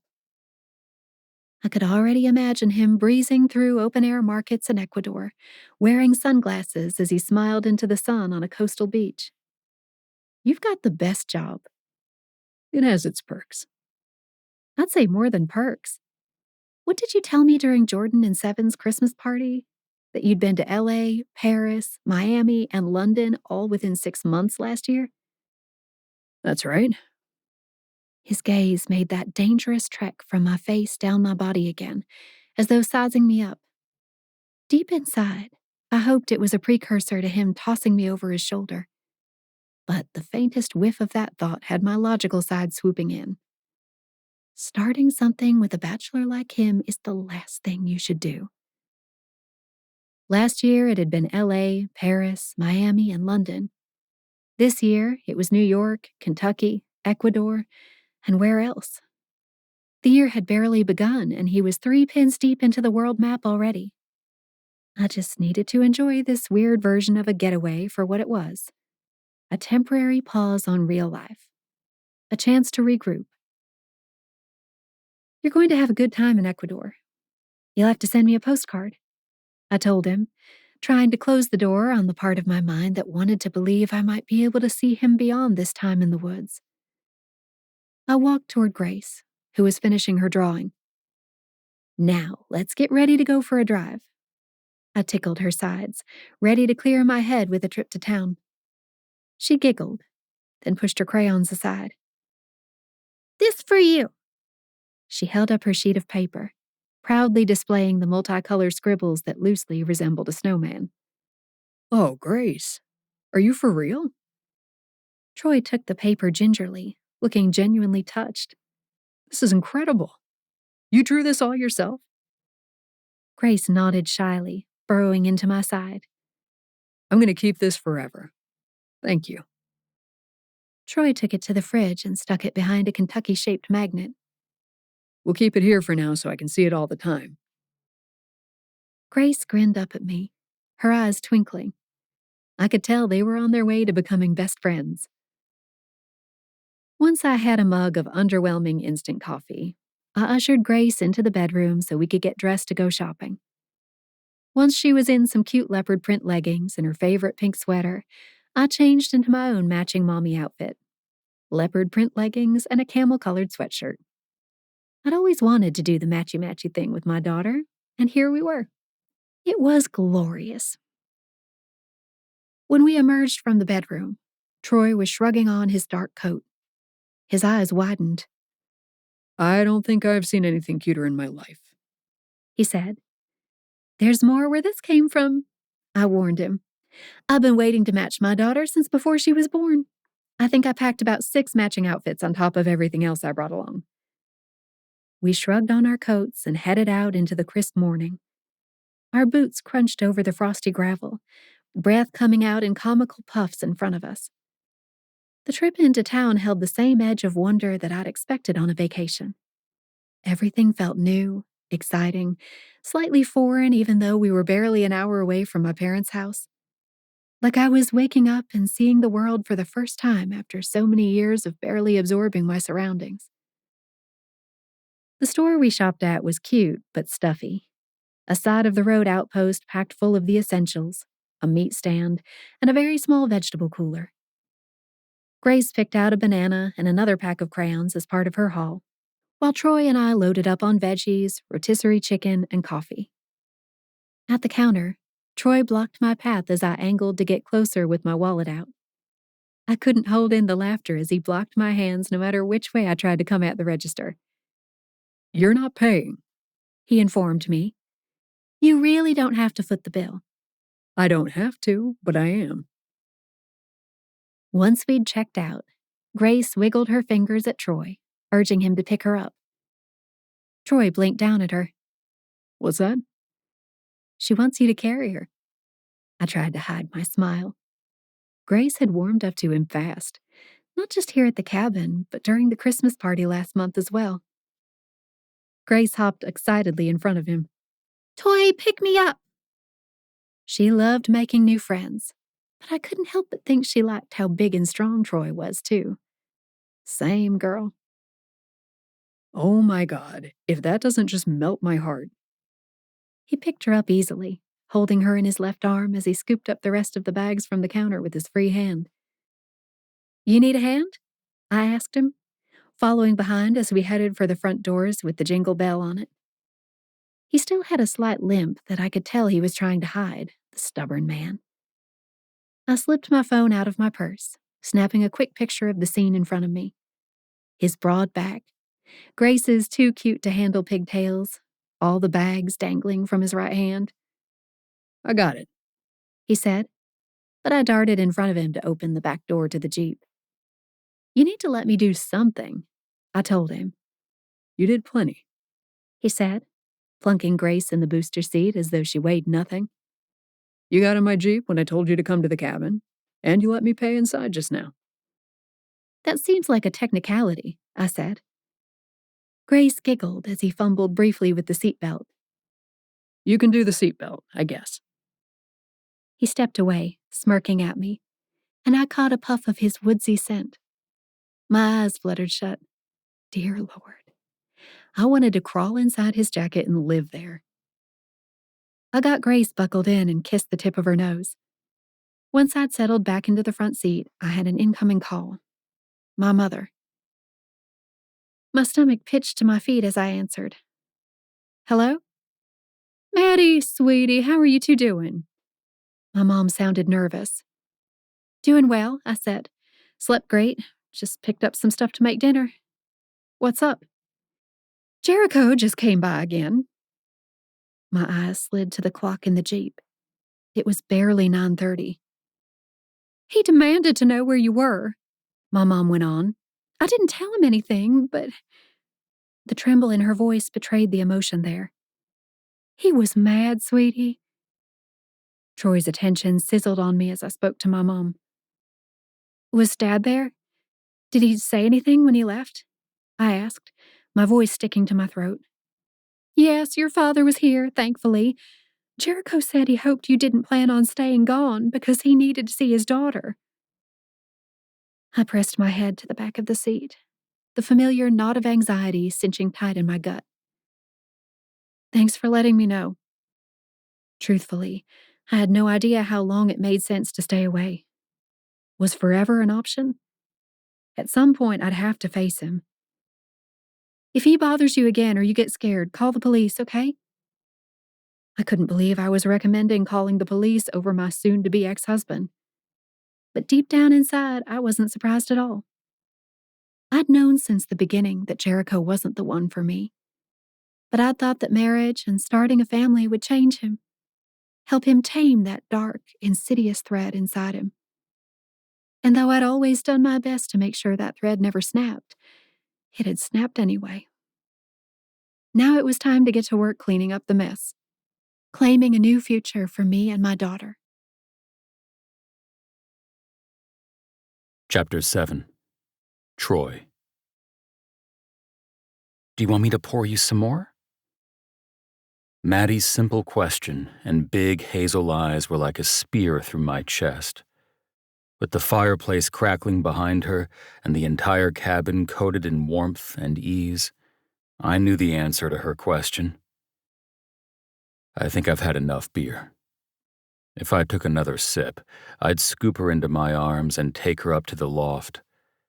After a full day of exploring town, crunching through the woods around the cabin, and sharing both lunch and dinner with her and Grace, my heart felt fuller than it had in... It was too long to remember. As a result, I was hanging by a thread around this woman. Well, I hope you won't judge if I have some more. After all, it's adult time. She stuck her tongue out at me as she filled her glass again. We'd been sharing one big bottle of beer that we found tucked in the back of Len's fridge, something light and locally brewed. Grace had gone down to bed about 20 minutes ago, after a bustling evening of playing a game I'd accidentally invented with her called Twisty Monkey. I let her dangle from my bicep earlier, made the mistake of spinning, and then Twisty Monkey was born. The girl was obsessed with it. I could almost feel myself still spinning. Maddie and I were now alone at the kitchen island. I told myself this was just a regular adult hangout session.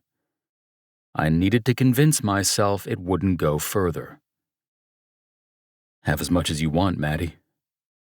Her cheeks flushed after I said it, which had me curious. Why are you blushing? I'm not. You clearly are. Her cheeks stayed rosy.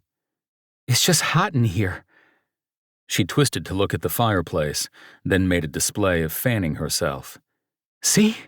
It's just so warm. Take your sweater off, then. Her eyes widened slightly. I don't know about that. It was cute to see her squirm. Maybe she had her mind on the adult side of things like I did. Should we go outside? I can make a fire. Her eyes lit up. Can we? I curled my hand into a fist beneath the table, resisting the urge to tug the end of her loose ponytail. Fuck, she was gorgeous. Rosy-cheeked and decked out in leggings, sipping beer and talking about everything with me from world travel to how to sprout an avocado. She was a little brunette snack that I wanted to gobble up. We can do anything we want, I told her, wondering if she knew how literally I intended that. My knee groaned as I stood, but I ignored it. Len's got a fire pit and some chairs out back. Let's go. I wanted to grab her hand and keep her close as we walked outside, but I didn't. Over 24 hours with this woman, and I was losing my head. I wasn't the type of guy to play house. That had never been my goal in life, and it still wasn't. The only women that graced my beds were the type that didn't stick around for long. That was by design, because that was the only thing that felt right to me. After my chaotic and vagabond upbringing, I kept my distance from the family unit. Stability had never been within reach back then, so I created it the only way I knew how as an adult, staying the fuck away from anything permanent. Everything about Maddie and Grace screamed permanent. Getting involved in that was not a wise choice. But I couldn't help myself either. I needed to clear my head, and the cold night air would do the trick. We shrugged on our coats and boots before slipping out the side door. The fire pit sat several yards away from the window of Maddie's bedroom, so we weren't too far from Grace as she slept. Amber exterior lights illuminated the area around the house, allowing me to select the best logs from the woodpile against the house. Maddie hung around the fire pit as I stacked the firewood and got the kindling going. I had a fire going within 5 minutes. She applauded me once the wood was crackling. You're such a good fire starter, she cooed, settling onto the wooden bench. I plopped down next to her, admiring my handiwork. So are you, but a different fire. Also not a thing I would say out loud to this woman. I spent a lot of time out in the wild growing up, I told her. What, were you raised by wolves? I snorted. Not technically, but it must have seemed like it to those on the outside. Silence settled between us as the fire grew, consuming the dry wood. So your parents were like wolves, she said slowly. I rubbed my hands together, enjoying the slow build of heat in front of us. But the few inches of space that remained between me and Maddie annoyed me. I wanted them gone. They were just trying their best, I guess. I laughed, but it came out bitter, because that's how I still felt about the whole situation. My dad had some mental health issues that he chose not to take care of, so it meant that me and my mom and my little sister were constantly dealing with the consequences. Her frown shone brightly in the shifting light of the fire. That must have been so hard. We traveled the U.S. like vagabonds. Or maybe like someone in the witness protection program. I don't know. We lived in a shitty RV and never stayed anywhere for longer than a week. My voice gave out, though there was so much more I could have said. Those details alone sounded embarrassing enough. I'd spent my entire adolescence trying to hide the evidence of how broken my family life was. Living in the shadow of my father's mental illness made it hard to keep friends, much less attend school. My mother cycled us in and out of public schools, depending on how long we'd stay in the same area. When we weren't in school, she homeschooled us.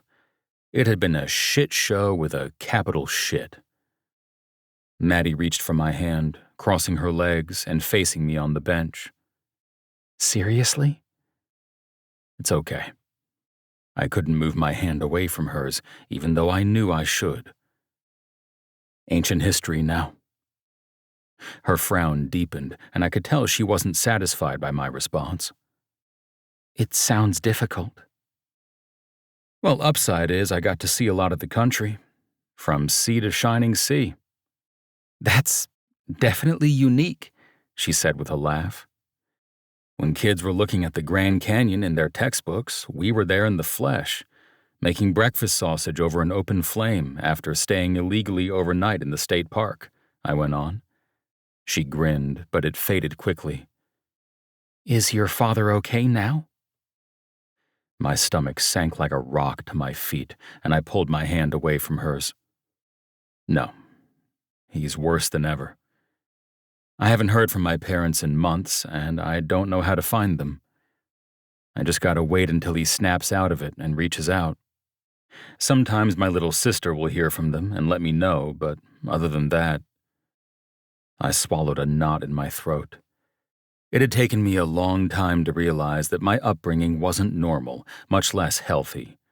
It had taken me even longer to realize that all of that fear and suspicion I'd absorbed from my father wasn't mine to carry either. Made sense why I'd gravitated toward the military as soon as I was able. Having structure and rules felt like a relief after living in the opposite for so long, while the movement and constantly changing scenery was what I was used to. Maybe you could put an air tag on their RV. He'd sniffed that out immediately. I rubbed at my face, unsure how deep I wanted to get into my father's mental health concerns, and whether it might change her opinion about me. He's pretty paranoid, worried that the government is tracking him and shit. If he found out I actually was tracking him, it would just confirm all his delusions. Silence settled between us, broken only by the crackling fire. I don't usually talk about my parents with anyone, I admitted after a few moments. She scooted closer to me, legs crossed as she faced me. I don't usually escape to a safe house with anyone either. My gaze drifted back to her pretty face. Her cheeks were rosy from the cold, and the way she looked at me had me rethinking my need to keep space between us. After all, she'd kissed me. That elephant in the room had to mean something, right? We hadn't brought it up, but maybe we needed to talk about it. You picked the right guy to escape with, I told her. You don't have to worry about any funny business. You can even kiss me again if you need to, and I won't make a big deal about it. Her eyes flashed, reminding me of just how strange this predicament was. I'd connected with her harder and faster than almost anyone in my entire life, but the Bodyguard client rules were ones I believed in and obeyed. Yet she wasn't technically my client, and I wasn't doing anything more than just getting her out of a stressful situation temporarily. The lines were blurry. I wanted to erase them altogether. I might need to again. The teasing tone in her voice was more than clear. A smile curled at her lips. Do whatever you need to, Maddie. She bit her bottom lip, her knee knocking the side of my leg. Is that thing you said in the restaurant true? I propped my arm up on the back of the bench, trying to think back on all the things I'd said there. Help me out. Which thing? I said a lot of them. Her cheeks flushed, but not from the cold. She yanked her gaze to the fire and watched it while she spoke. That you'd been wanting that kiss to happen since New York. I rubbed at my face again. I'd admitted that in a kiss-drunk moment of honesty, but now I wasn't sure which way to play it. That was before I'd taken her away to a cabin in the middle of nowhere. I probably shouldn't admit that, but yeah, it was true. She snapped her gaze back to me. Why shouldn't you admit it? I tipped my head, pinning her with a look. I'm supposed to be helping you, not making out with you. Her hazel eyes danced in the light of the fire. What would you do if I kissed you again? Why don't you try it and find out? She held my gaze, almost as if waiting to see that I was serious. Then she lifted her chin, looking back toward the fire. I don't know. I've already kissed you first. Kissing you first the second time would just look desperate. She had a point, one that my internal gentleman couldn't resist addressing. I hooked my arm around her waist and brought her against me in a swift, fluid motion. She inhaled sharply, looking up at me with question marks in her eyes. Let me make it easier. My voice came out low, hoarse. She was mere inches away now. Her hazel eyes drank me in, and the weight of her in my arm, pressed against my body, felt too natural. Like she could stay there forever and I wouldn't even mind. I'm acutely aware that this is not the time or the place to be coming on to you. But you should know that not a single day has gone by since we met at Seven's party, or I didn't think about you, or wonder what it would be like to kiss you. And when you showed me the other day at the restaurant, it's all I've wanted since. Her breath caught, and for a moment, time shuddered to a stop around us.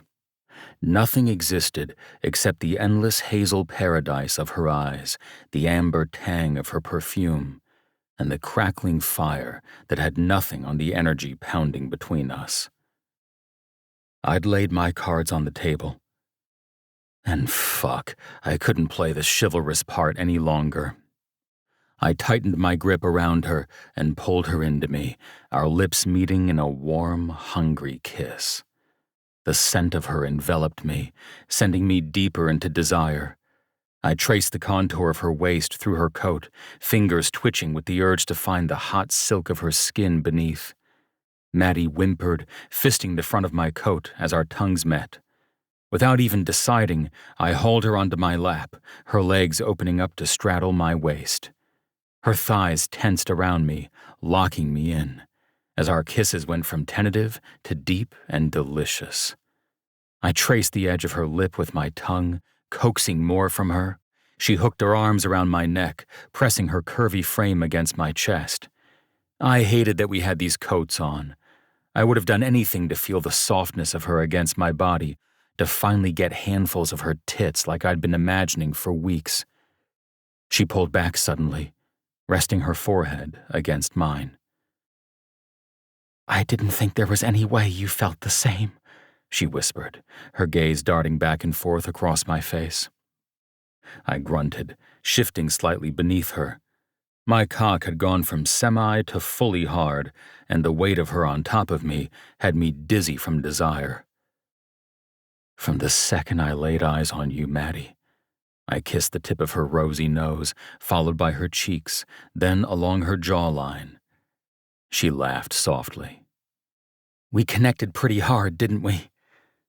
Like nothing I've felt before. The words tumbled out of my mouth before I had a chance to filter them. But maybe it was okay to say them. I was so close to begging you to stay in New York, but I knew it just wouldn't have been an option for you.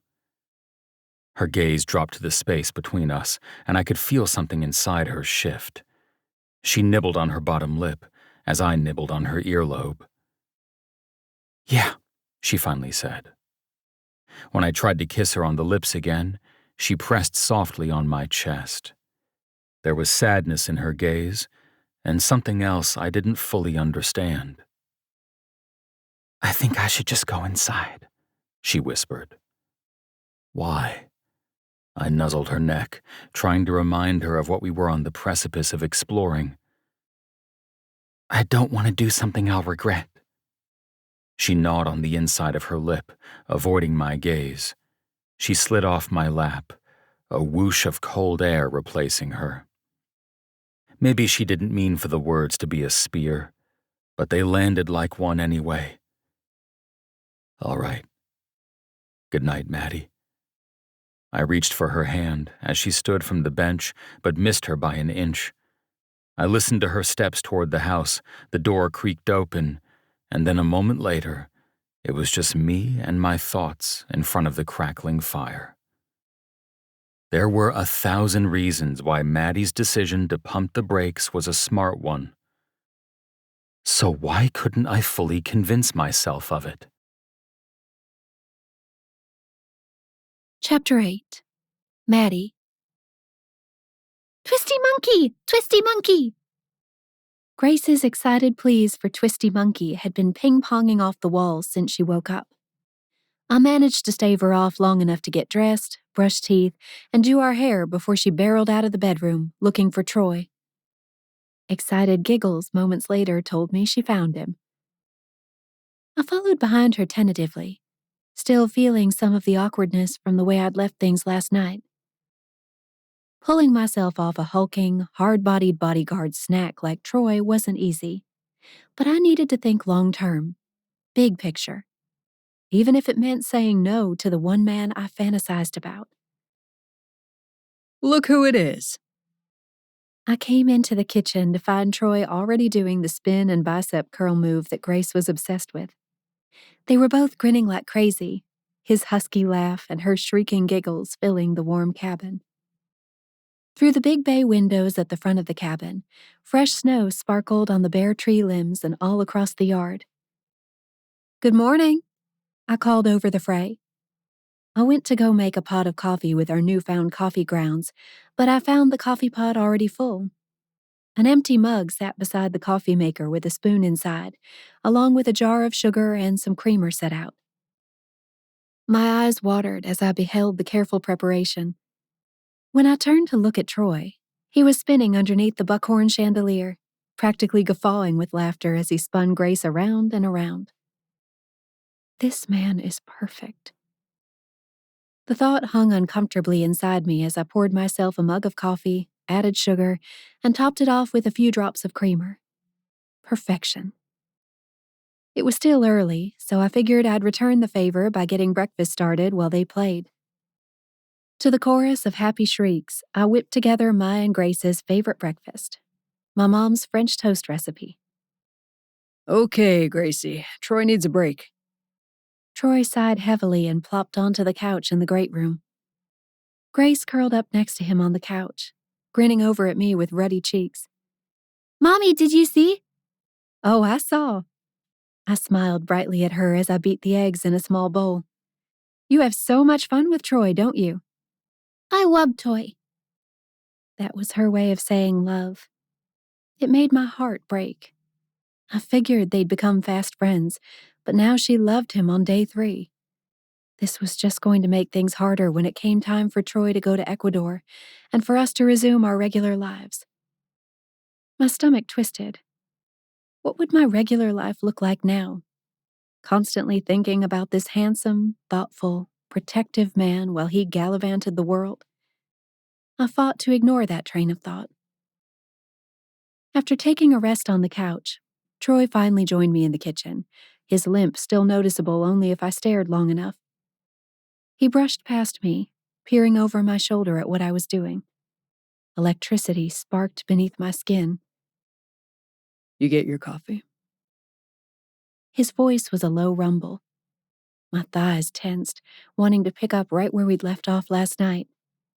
The solid heat of him between my legs was a memory that wouldn't let me fall asleep last night. "I did. Thank you. Did you sleep well?" Fine and dandy. I heard mugs clinking behind me as I continued prepping. A moment later, he was at my side, pouring more coffee in my mug. You need to be topped off. I set down the spoon and bowl, lifting my mug to clink against his. "Thanks for the coffee. You made it perfectly. Which leads me to wonder, do you have any flaws?" He tipped his head in thought as he leaned against the countertop beside me. I don't think I do. Oh, and so humble, too. He winked at me over his steaming mug of coffee before he took a sip. All right, fine. Maybe I have a few flaws. But I won't admit them because if I ignore them, they don't exist, right? I think that's how that works. We shared a laugh, but it faded once Troy's phone started ringing. He fished it out of the pocket of his gray sweatpants, frowning at the screen. I should take this. Do what you need to do. I'm going to make us French toast. He answered the phone call and drifted toward the other side of the cabin, where I could see him and only sort of hear him. I tried not to act too interested in his call, even though I was dying to know who it was and what they wanted. Everything about Troy interested me. I checked on Grace once the toast was ready to pop onto the warmed griddle and found her happily coloring in her coloring book in the great room. I returned to the kitchen, ready to start cooking the egg-slathered toast, but couldn't prevent myself from tuning in to Troy's conversation. Yeah, a few weeks there sounds good, though I haven't taken Spanish lessons in a long time. I focused on the pop sizzle of the toast. Right. Troy went on, only bits and pieces of his conversation making it over to me. But it's best to be prepared with rum. His rich chuckle filled the cabin a moment later. Once the French toast was golden, I piled them on a plate and called Grace over. She dropped the crayons and bolted into the kitchen just as Troy wrapped up his phone call. "Toy, time to eat," she called in her sing-song voice. This looks awesome. Troy ruffled her hair as he eased onto one of the stools at the island. He helped her pop up onto her own stool, and she beamed at him, her blonde topknot already slightly askew from the endless rounds of Twisty Monkey. "My favorite," she stated proudly, reaching for her fork. "My mommy's favorite, too." Your mommy's a good cook, huh? Troy winked at me as he cut into the French toast. After a big bite, he nodded and groaned. Wow. What's the secret ingredient, Maddie? He tucked into more, and I could tell he wasn't just feeding me a line. This is so dang good. I can't spill my chef secrets, I teased, enjoying the view I had of him inhaling my family recipe. He finished the plate in record time. "You must have worked out extra hard this morning. Hungry boy." Hungry is an understatement. He met my gaze, something challenging there. Better not to dive into that. I wanted to move to lighter conversation, but couldn't think past what I'd overheard him say on his phone call. "So who were you talking to before? Sounded interesting?" I focused on my food so that maybe he wouldn't be able to read any accidental emotions that might come through on my face. That was my newest employer. His name is Nash Nightingale. He called to square away some details for my first assignment. He and his twin brother run a massive real estate empire that's only been growing over the past few years. Is that why they're taking you to Ecuador? To expand business or something? It sounds like it. But to be honest with you, I have no idea. Troy took a sip of his coffee. Not my job to ask. I just need to be where they tell me. You're a good man to have around. I finally dared to meet his gaze. His warm brown eyes pierced my heart. "Let me know if you ever need a recommendation. I'll leave you a good Yelp review." He cracked a grin. That's sweet of you. Pleasant silence settled between us as I helped Grace cut some pieces of her toast and get them into her mouth. "So how long will you be gone?" This time, I made sure not to look his way at all, because I knew he'd see the real question behind my words. Will I ever see you again? I don't have a return ticket, He said slowly, then took a sip of his coffee. so I guess that means I have no idea. The corners of my mouth trembled as I struggled to keep an easygoing look on my face. I did not want him to see how crestfallen I felt on the inside. I didn't even want to admit to myself how crestfallen I truly was. It just didn't seem right to want a man so deeply, especially in these circumstances. No, it just sounded crazy. "Send me a postcard, okay?" I ventured a small smile. "I can show the kids at school.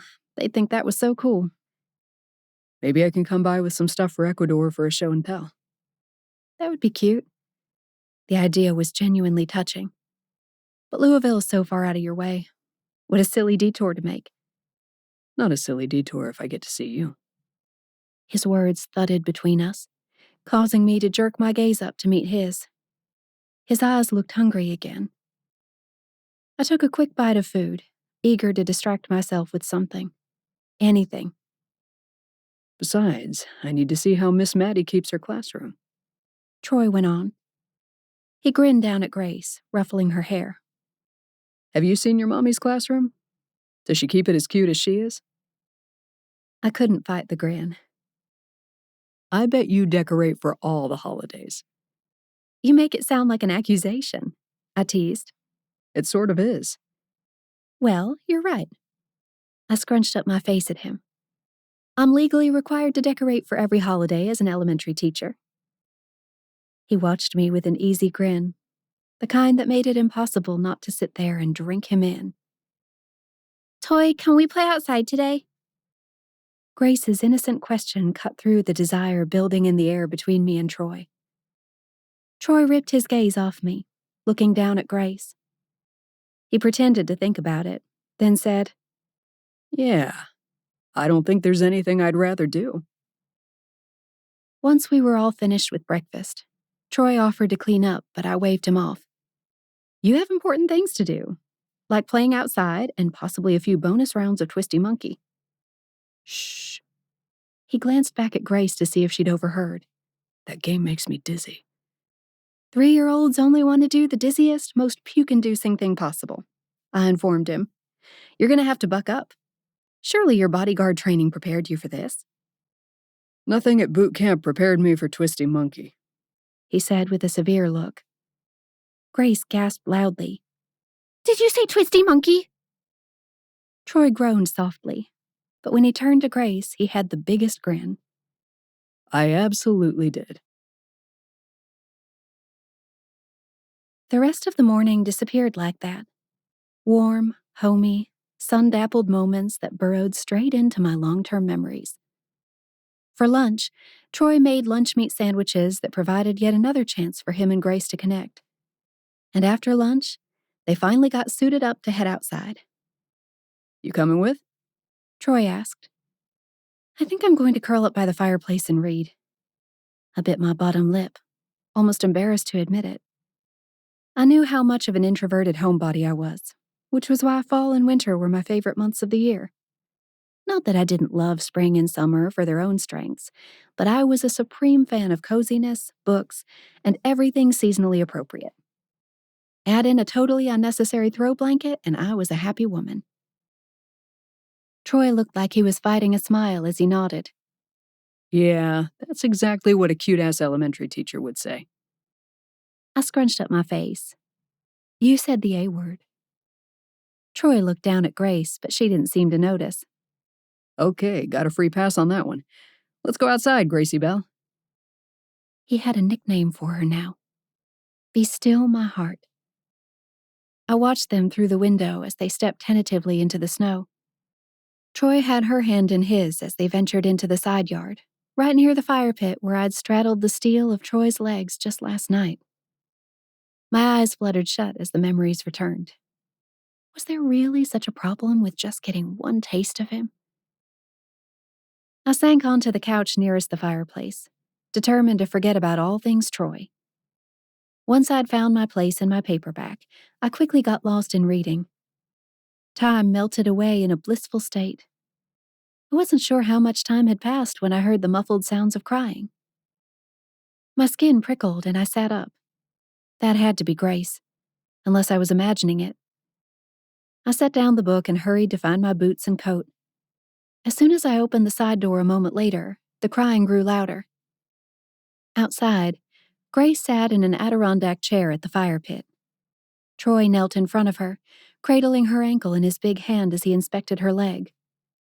I hurried over to them, kneeling down to eye level with Grace. Are you okay, honey? I asked her. Looking at Troy, I said, What happened? She drew a ragged breath, her eyes rimmed with redness. We were playing hide and seek, he said. She hid by the woodpile and hurt her leg. I stroked Grace's head and she looked up at me. I got a boo-boo. Do you think your leg is okay? I asked her. She nodded emphatically, but Troy looked concerned. He gingerly tested bending her knee, followed by extending it. Nothing hurts, right? He asked her. I think she was just scared. I said softly. The way she'd been crying, paired with her lack of reaction as Troy inspected her, told me that. I could identify Grace's cries in a lineup at this point. Each one meant a slightly different thing. Those logs tried to get you, didn't they? Troy asked, coming to standing. He helped her to her feet, and within a few moments, she was beaming up at both of us, wisps of her blonde hair escaping her knit cap. Mommy, can we take Toy home with us? The question knocked the wind out of me. I had no idea how to answer that. My gaze snapped up to find Troy's, and he had a mischievous grin waiting for me. Well, Troy has things he needs to do after we're done at the cabin. I started to explain. Sometimes I was glad my daughter was 3. She didn't have any idea how bad I was fumbling over the question. But Troy, on the other hand, could see and understand it all. When her face started to fall, I hurried to add, I'm sure he'll come visit someday. Grace's brows furrowed together as she wiped a hair from her face. But Toy will be good, right, Toy? His brows shot up and he nodded, the start of a smirk on his lips. Oh, yes, I'll be good. He stepped closer, adding in a low voice for only me to hear. Unless you don't want me to be. Heat shuddered through me. He held my gaze, his arm brushing against mine as he followed Grace toward the house. A waft of his cedar cologne reached me, and I almost needed the sturdiness of his arm to ensure my knees didn't buckle. Between his thoughtfulness, the safety he provided, and his level 10 handsomeness, I was a goner. The man slept 30 feet from my room, and each night that I went to bed without more of those hot kisses seemed like a wasted opportunity. Maybe that needed to change. The longer we whiled away our days at the cabin, the harder it was to remember why getting a taste of Troy was a bad idea. Chapter 9. Troy. The first thing I became aware of the next morning was the soft chiming of my alarm. 7 a.m. wake-up call every day without fail. Even in the middle of nowhere, Kentucky, while in this weird transition between gigs. I launched an arm to the nightstand to silence it, staring up at the wooden peak of the cabin above the loft. And that's when I became aware of the next thing about my day. The fact that Maddie still hadn't graced this bed once. And that was a damn shame. I heaved a sigh, rolling onto my side like this might somehow shake the thoughts loose so they could spill out of my head. But no. There was no losing these thoughts about Maddie. Just one look at her soft, curvy body, her long brunette ponytail, and the way she filled out her leggings and tops could get me hard. And now I was hard just thinking about her. You're like a goddamn teenager around this woman. I couldn't remember the last time I met a woman who could turn me on with every glance or sigh. But that was Maddie, a perfect 10, an amazing mother, a sweet schoolteacher, and a woman who just clicked with me. At almost 35 years old, I knew how rare that was. In my life, I usually tried to avoid any chance for the click with women. It was easier that way. Better to just have a night or two of fun and then go our separate ways. But the problem with Maddie was that I didn't want to be separate from her.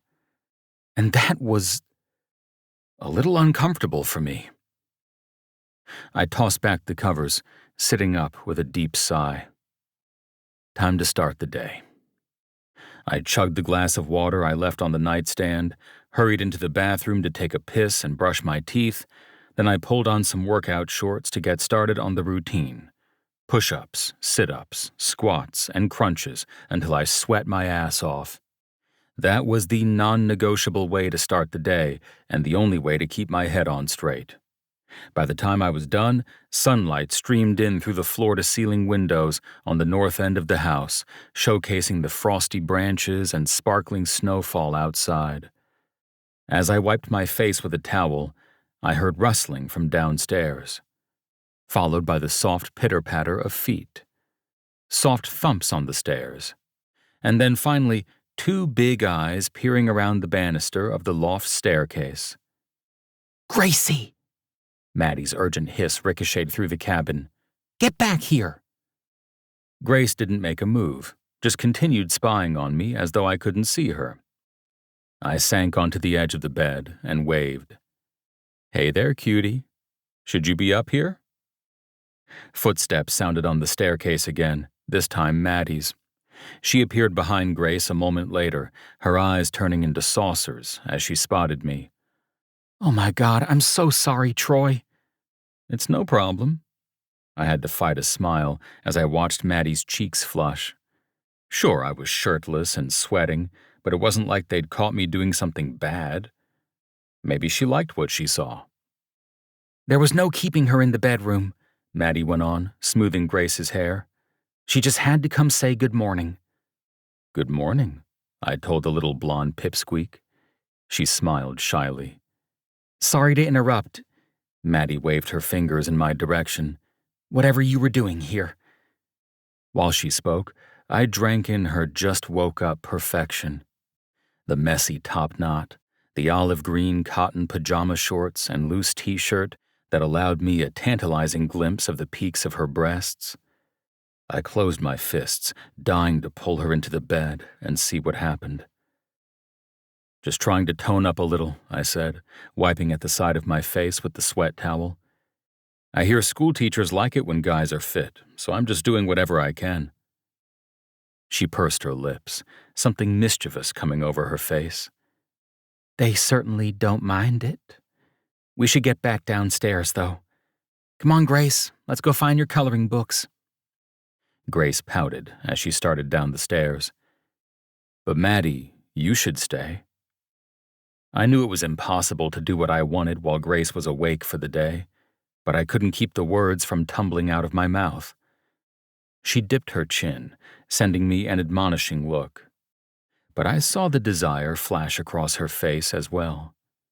She wanted it, even if she didn't want to act on it. Maybe you can just give me a good morning hug, I suggested. My heartbeat pounded through my veins, pushing me to bold lengths.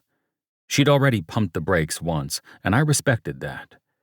But with her looking like the woman of my dreams, just a pair of thin cotton shorts hiding what I wanted to get to know, there was no holding back. She looked down the stairs, then nodded. Grace went down, she said, and then darted across the loft. I held out my hands, and she filled the space there, hooking her arms around my neck with a giggle. And just like that, we picked up where we'd left off at the fire pit the other night. Good morning, I murmured into her collarbone. My eyes fluttered shut as I tried to remember every single sensation from this hug. The softness of her body pressed against me, the way her tits smashed against my chest, the light and feminine amber perfume that still clung to her. Remind me why you aren't sleeping up here with me each night. She laughed, but it sounded wispy. Troy, we both know that's a bad idea. Do we? I couldn't keep myself from dragging my lips across the exposed skin of her shoulder. Her oversized t-shirt was in danger of being torn off. She shifted against me, allowing her hips to splay open and straddle me again. I grunted as her thick thighs settled on either side of my body. Pretty sure you sleeping in my bed is the best idea in the world, I said, nipping at her earlobe. She shivered in my arms. I'm not disagreeing with you. I smoothed my hands over the small of her back, down over the mounds of her ass. She arched into me, and I locked my arms tight around her so that no space remained between us. If you come try to give me a hug later tonight, I'll make sure you don't go back down those stairs." She giggled and then pressed her lips against mine for a deep, hungry kiss. I caught the taste of peppermint on her tongue, and we kissed so passionately that I almost missed the small voice say, "Mommy?" Maddie was off of me in a flash, turning to greet Grace at the top of the stairs. "Hey, honey!" She sounded too friendly, almost maniacal. "What's wrong? Did I take too long to come down?" Grace blinked a few times, looking between the two of us. "Does Toy have a boo-boo?" she asked. Maddie started. "Is that why you kissing him?" she finished. Maddie cleared her throat, nodding. "Yes, he hurt his face." Grace blinked and then bounded back down the stairs. Maddie pressed a hand to her forehead, sending me a pointed look. "You are too much. I can't control myself around you." "That makes two of us," I informed her. She sighed, heading for the staircase. "I need to go get dressed." "I think you should stay exactly like you are. I love these jammies." When she looked over at me, I could see the genuine smile fighting to take over. "They're literally from the clearance rack at a thrift store." "You could wear a potato sack, and I'd be into it." She laughed, shaking her head. "You either don't meet a lot of women, or—" "I promise you, I meet plenty, and I don't want to see any of them in a potato sack." Her throat bobbed, and then she drew a deep breath, looking away. "I need to go downstairs." I didn't protest this time, but I did watch every step she took going downstairs. I was fully hard from the 2 minutes she spent in my lap, and I had every intention of showing her a great time in the loft that night. After a quick shower, I joined them downstairs in the kitchen.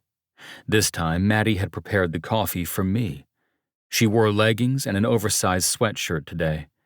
I slyly squeezed an ass cheek on my way past, out of Grace's line of vision. "Extra good morning to you." I poured myself some coffee, and she came to my side, knocking my hip. "Yeah, I'd say it got off on the right foot." She grinned, but it faded quickly, something clouding her gaze. "I hate to kill the vibe, but my long weekend is coming to an end." It was Monday, day 4 of our getaway.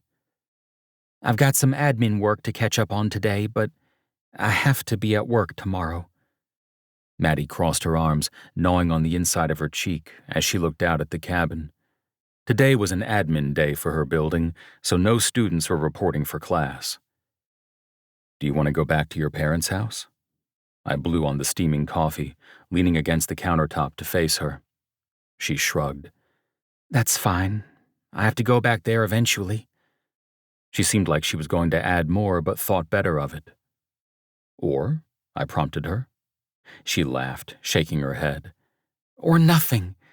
I was going to say we could find some way for you to smuggle us to Ecuador with you, but I don't think that's a great way for a 3-year-old to travel." I could read behind the words. She wanted more time with me, just like I wanted more time with her. "What if we just stay here until I have to head north to catch the flight?" "But I can't skip tomorrow. I'll drive you in," I told her. "It's a longer commute than normal, but it can be done." She tilted her head. "Once you drop me and Grace off at school, what would you even do all day? That's such a long time to just mill around, waiting for us."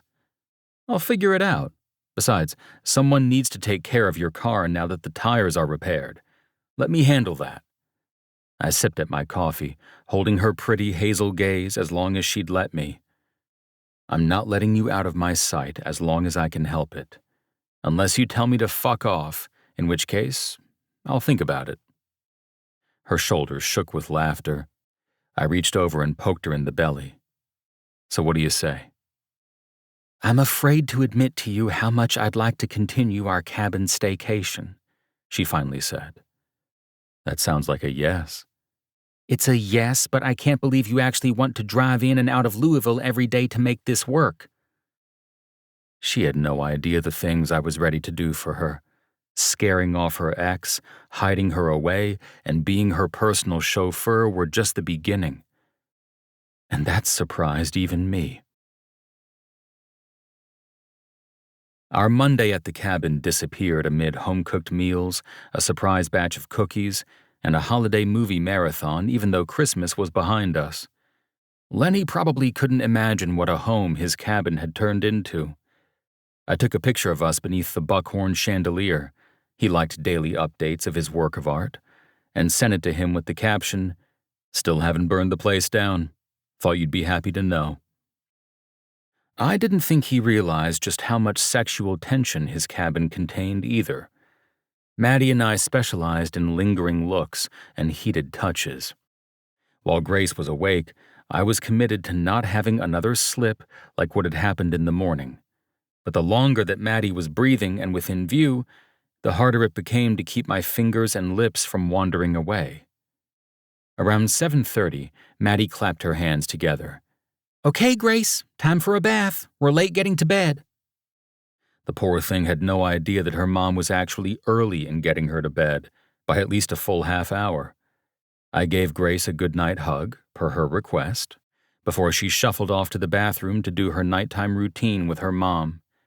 While they were busy, I caught up with Seven via text message. "Seven, everything okay over there?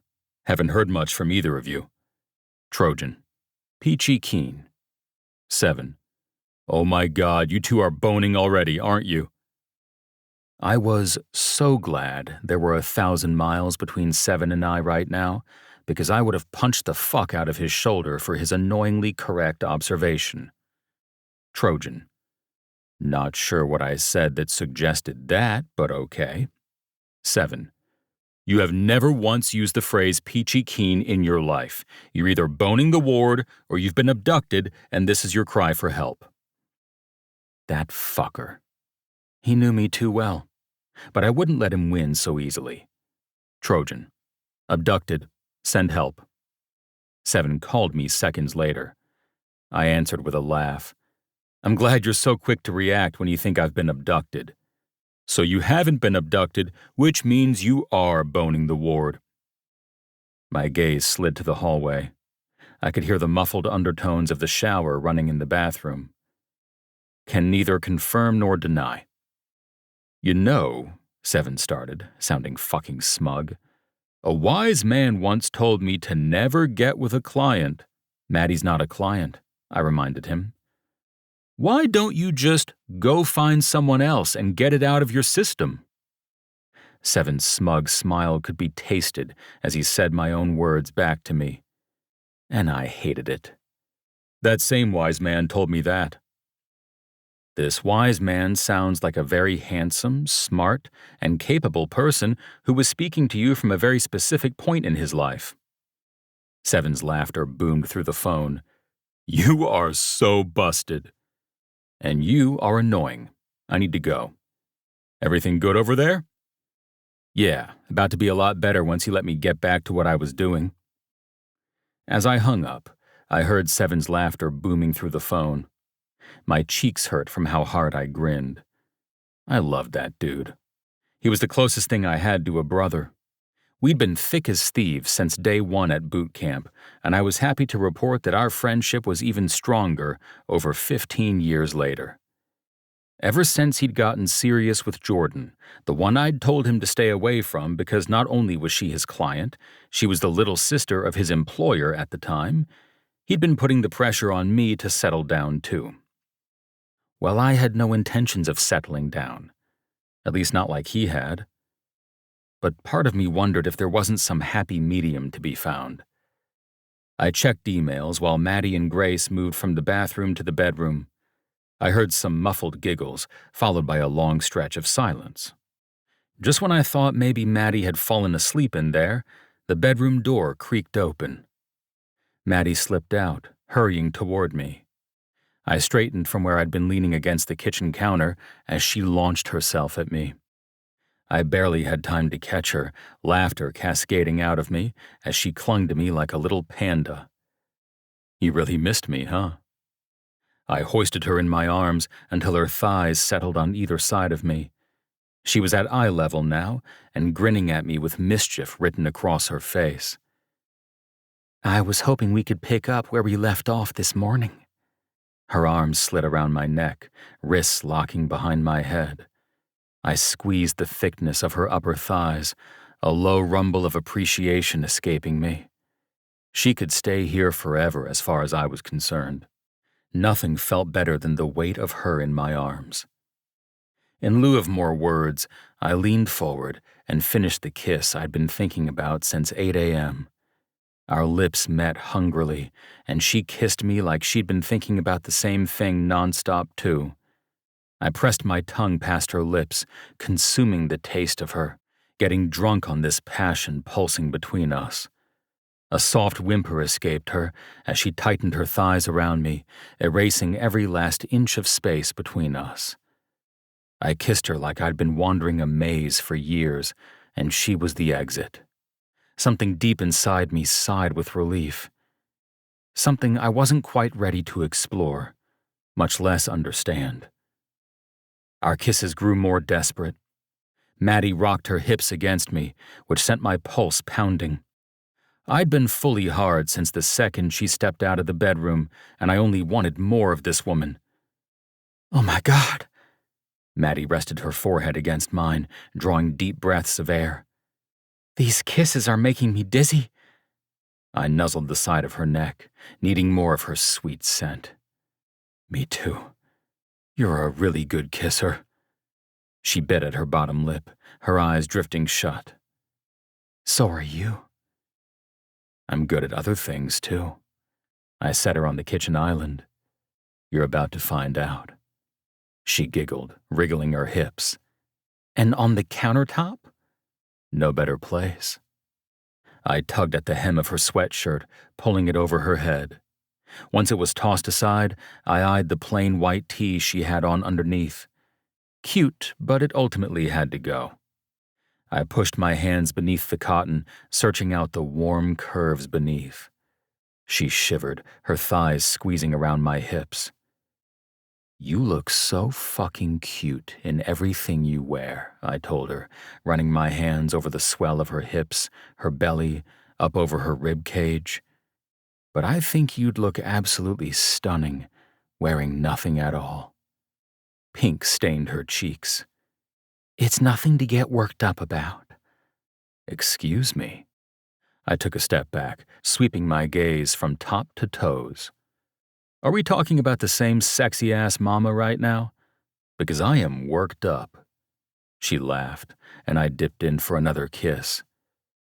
Don't be shy, I told her, whispering into her ear. You're the sexiest woman I've laid eyes on, and I can prove it. I reached for her hand, guiding it between our bodies. Her palm ran over the thick ridge of my cock, covered by my jeans. See what you do to me? A shiver ran through her. The shyness in her gaze was replaced with heat. And that's with your clothes on, I reminded her. She bit at her bottom lip, moving her palm up and down the length of my hard-on. I grunted, flexing my hips. That's all from me? All from you. I tugged at her earlobe with my teeth. I've been imagining the things I wanted to do to you since last month, and now I get my chance. She cupped the sides of my face, capturing my lips in a sweet kiss. When we broke apart, she said, I really didn't think you felt the same way. You really must never look in a mirror. You have no idea how sexy you are. No, I mean, her throat bobbed. With Grace and all, I figured you'd see a single mom and run the other way. It almost didn't compute. I tried to see the meaning behind her words. Do you think I'd run because you have a daughter? Or because... Her cheeks flushed again, and her gaze dropped to my chest. She smoothed her hand over my t-shirt. Not just because I'm a mom, but things change after you have a baby. Everyone knows that. I breastfed. I carried a human inside me.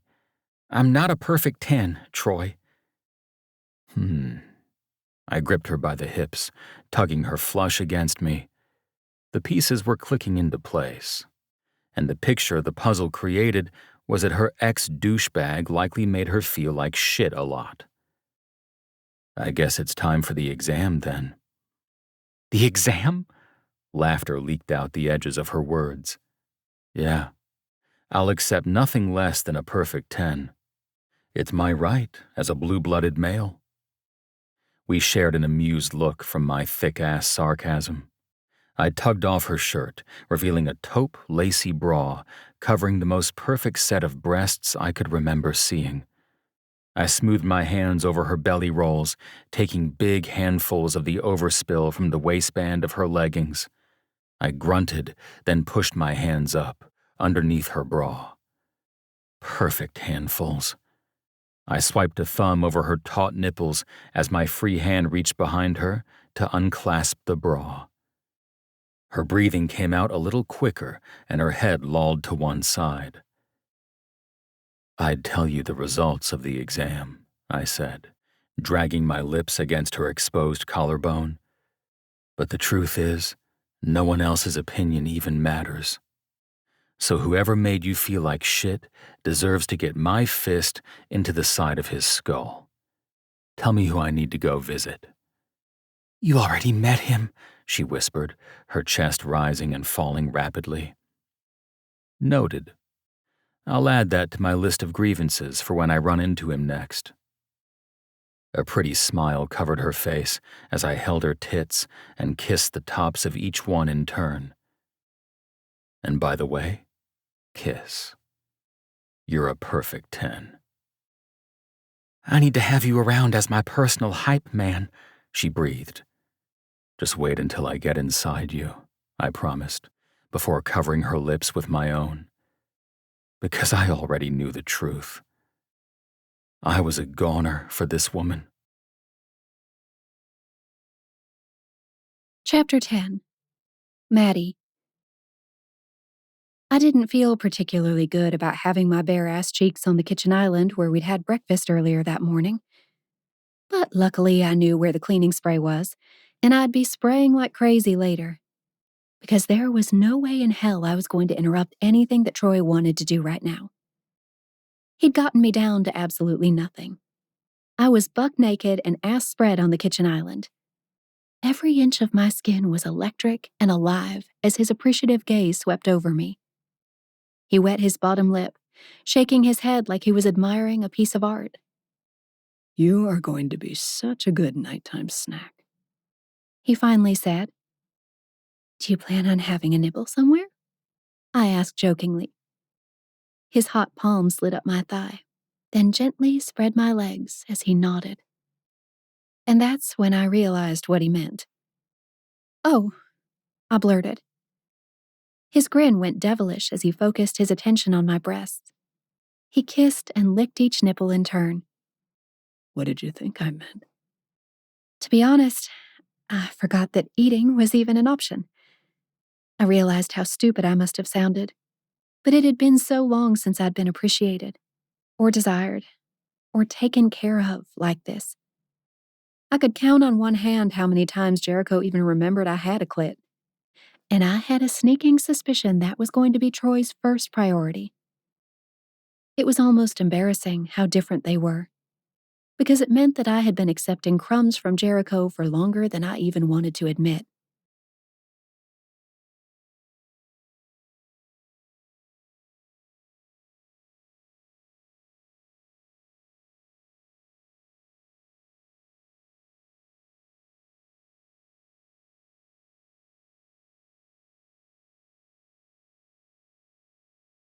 You are so fucking sexy, Maddie.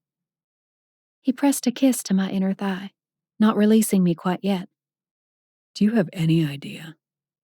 I don't, I admitted with a laugh. As sexy as you are when you wear the gray sweatpants. He paused his kisses. You like those? Love them. Noted. Troy kissed his way down my legs until he hit my knees. You are delicious. But we should go somewhere else for what comes next. The kitchen island isn't good for that, I teased. You need to be more comfortable when all the pounding starts. His cocky grin made me burst into laughter. I was on cloud 9 after that orgasm. I'd never seen such a perfect, hilarious, sexy man. He slid me off the island into his arms, and when I looked back at where I'd been sitting, he tutted. Don't go into caretaker mode.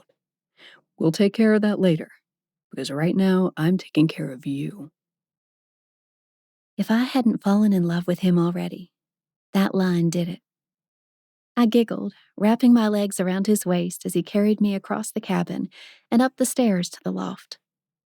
But I sensed the catch of his breath as we went up the steps, the way he seemed to wince when he used that knee. I'm too heavy, I told him, but when I tried to wriggle free, his grip only tightened around me. You're not, he growled. Then your knee hurts and you won't admit it, I accused him. I'd seen the hit he took with that baseball bat. Part of me wasn't sure how he could still walk at all. It's fine. His fingertips dug into the soft flesh of my thighs as he stepped into the loft. God, you feel fucking good with your legs wrapped around me. It makes everything else feel better. His perfect lips found mine again for a scorching yet tender kiss before reluctantly placing me on the perfectly made queen bed. Finally, I get to test out your bed, I teased, shifting uncomfortably. The Navy comforter was pulled taut, no doubt a remnant of his former military life, but all I could think about was the cleanup, the stains we might make. What's wrong? He stood at the end of the bed, towering over me, as he grabbed my chin and directed my gaze toward him. I opened my mouth but couldn't find the words. It was embarrassing how much of a mom I was, always thinking about the consequences. What came next? What else needed to be done? I was thinking about how we're going to mess up this perfect comforter because we're going to get sex juice all over Lenny's nice things, and I don't want to be a bad guest. The most heartbreaking grin broke out on Troy's face. He cupped my face in his big, rough hands. Just when I think you can't get any sweeter, you say something like that. I laughed self-consciously. I don't want to take his generosity for granted. I promise you're not. If nothing else, you can blame anything you want on me. But I'll clean up the perfect comforter when we're done. You'll never know. I can help. I want you not to think about it. Let me do it, babe. A happy sigh escaped me. Those 2 sentences might have been the hottest thing anyone had ever said to me. Probably the first time a man had implored me to set down the weight of the world. Did Troy realize how hot that was? How uncommon? I wanted to know, but all my thoughts dissolved as he laced his fingers through my left hand, lifting my arm to inspect it. Then he pressed his lips to my forearm, right where the bruises had been that he'd spotted the week before. But I do want to be absolutely clear about one thing. His kisses trailed down my arm to the back of my hand. We're gonna get sex juice everywhere. I dissolved into laughter, and he released me long enough to shimmy out of his jeans. Slate gray boxers barely contained the thick ridge of his arousal. He tugged his t-shirt off next, revealing his wide shoulders and neatly trimmed black chest hair. Oh my God. I smoothed my hands over the expansive skin, his strong chest, down the ripples of his abs, along the waistband of his boxer briefs. He was sexier than I'd imagined. He watched me with hooded eyes. Go on. See what you do to me.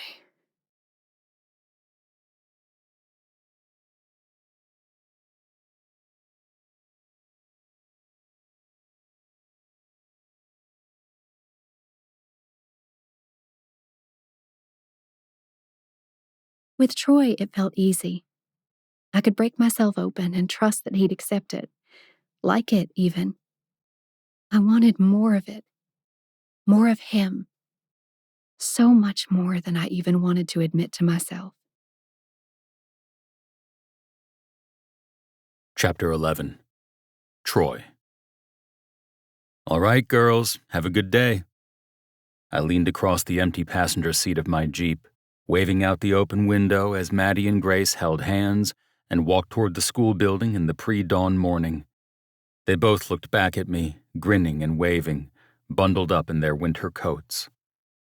"Go get that knee checked out," she said sternly. I grunted. "We'll see." Maddie held my gaze, and I winked at her. I couldn't tell if the ruddiness of her cheeks was from a blush or the winter wind. I waited in the drop-off line until they disappeared inside the building. Grace's daycare was in a section of the multi-use building. I relaxed once they were inside, safe for now. I smiled to myself as I pulled away, some distant part of me wondering who the hell I was becoming. Dropping off your girls for school? My blinker ticked as I waited at the intersection. Scheduling your day around school pickup? The words almost didn't make sense to me, but it was all I wanted to be doing right now.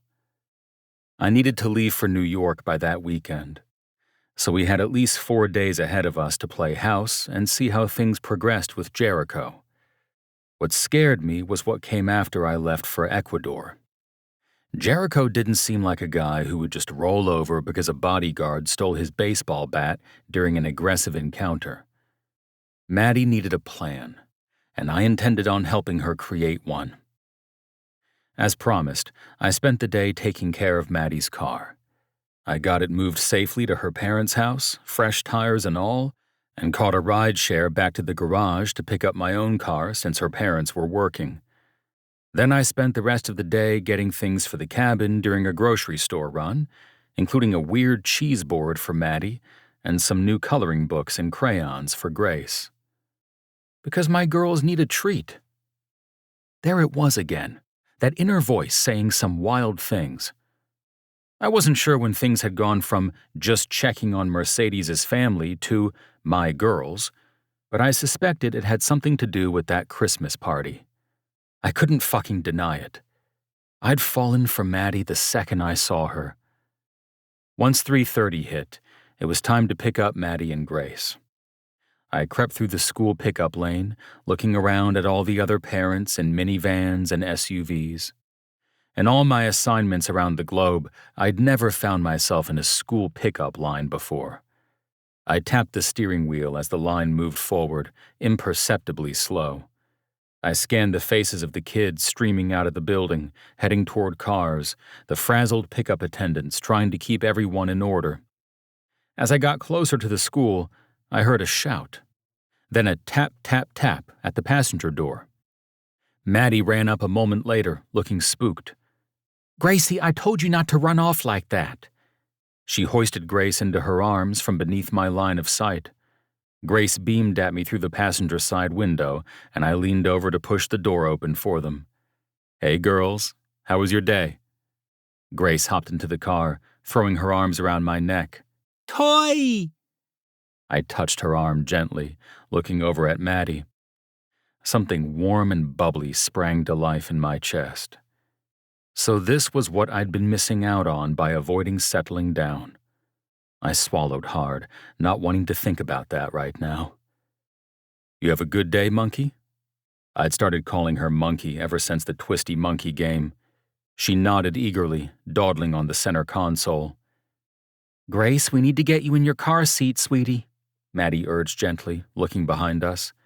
"The others are waiting for their turn, and they can get pretty feisty." "Do what your mama says," I told Grace, jerking my head to the back seat. "We're going to go back to the cabin, and we can catch up there." "Okay." Grace clambered into the back seat, and Maddie snapped her into the car seat from the rear door. As she was finishing up, Grace added, "I missed you, Toy." There was that damn bubbly sensation again. Fuck if it didn't make my chest a little tight, because I'd also missed her. "I missed you too, Monkey." I looked at her in the rearview mirror as Maddie slid into the front seat, tugging her door shut. To her I said, "I missed you too." Maddie sent me a shy grin as she buckled up. "Well, I'm glad you admitted that first so I don't sound like the clingy one." A laugh rocketed out of me. I eased out of the pickup line as I shook my head. "I'll take the fall. It's fine." as long as I know I'm not the only one thinking it. You aren't. And she sent me a smile that was so pretty I wanted to take a picture of it. To remember not just her, but this moment and the whole visit to Kentucky. And speaking of taking a fall, did you get that knee checked out? No, I was too busy with other stuff. And I didn't fall, I corrected her. I got hit with a bat. You took the fall for me, she pointed out. I held out my hand, inviting her to give me hers as I drove. You're right, and I'd do it again. She slipped hers into my big palm, and I pulled it into my lap. And that's when I knew the answer to my question. Just like that. That was how fast things had gone from Mercedes's family to my girls.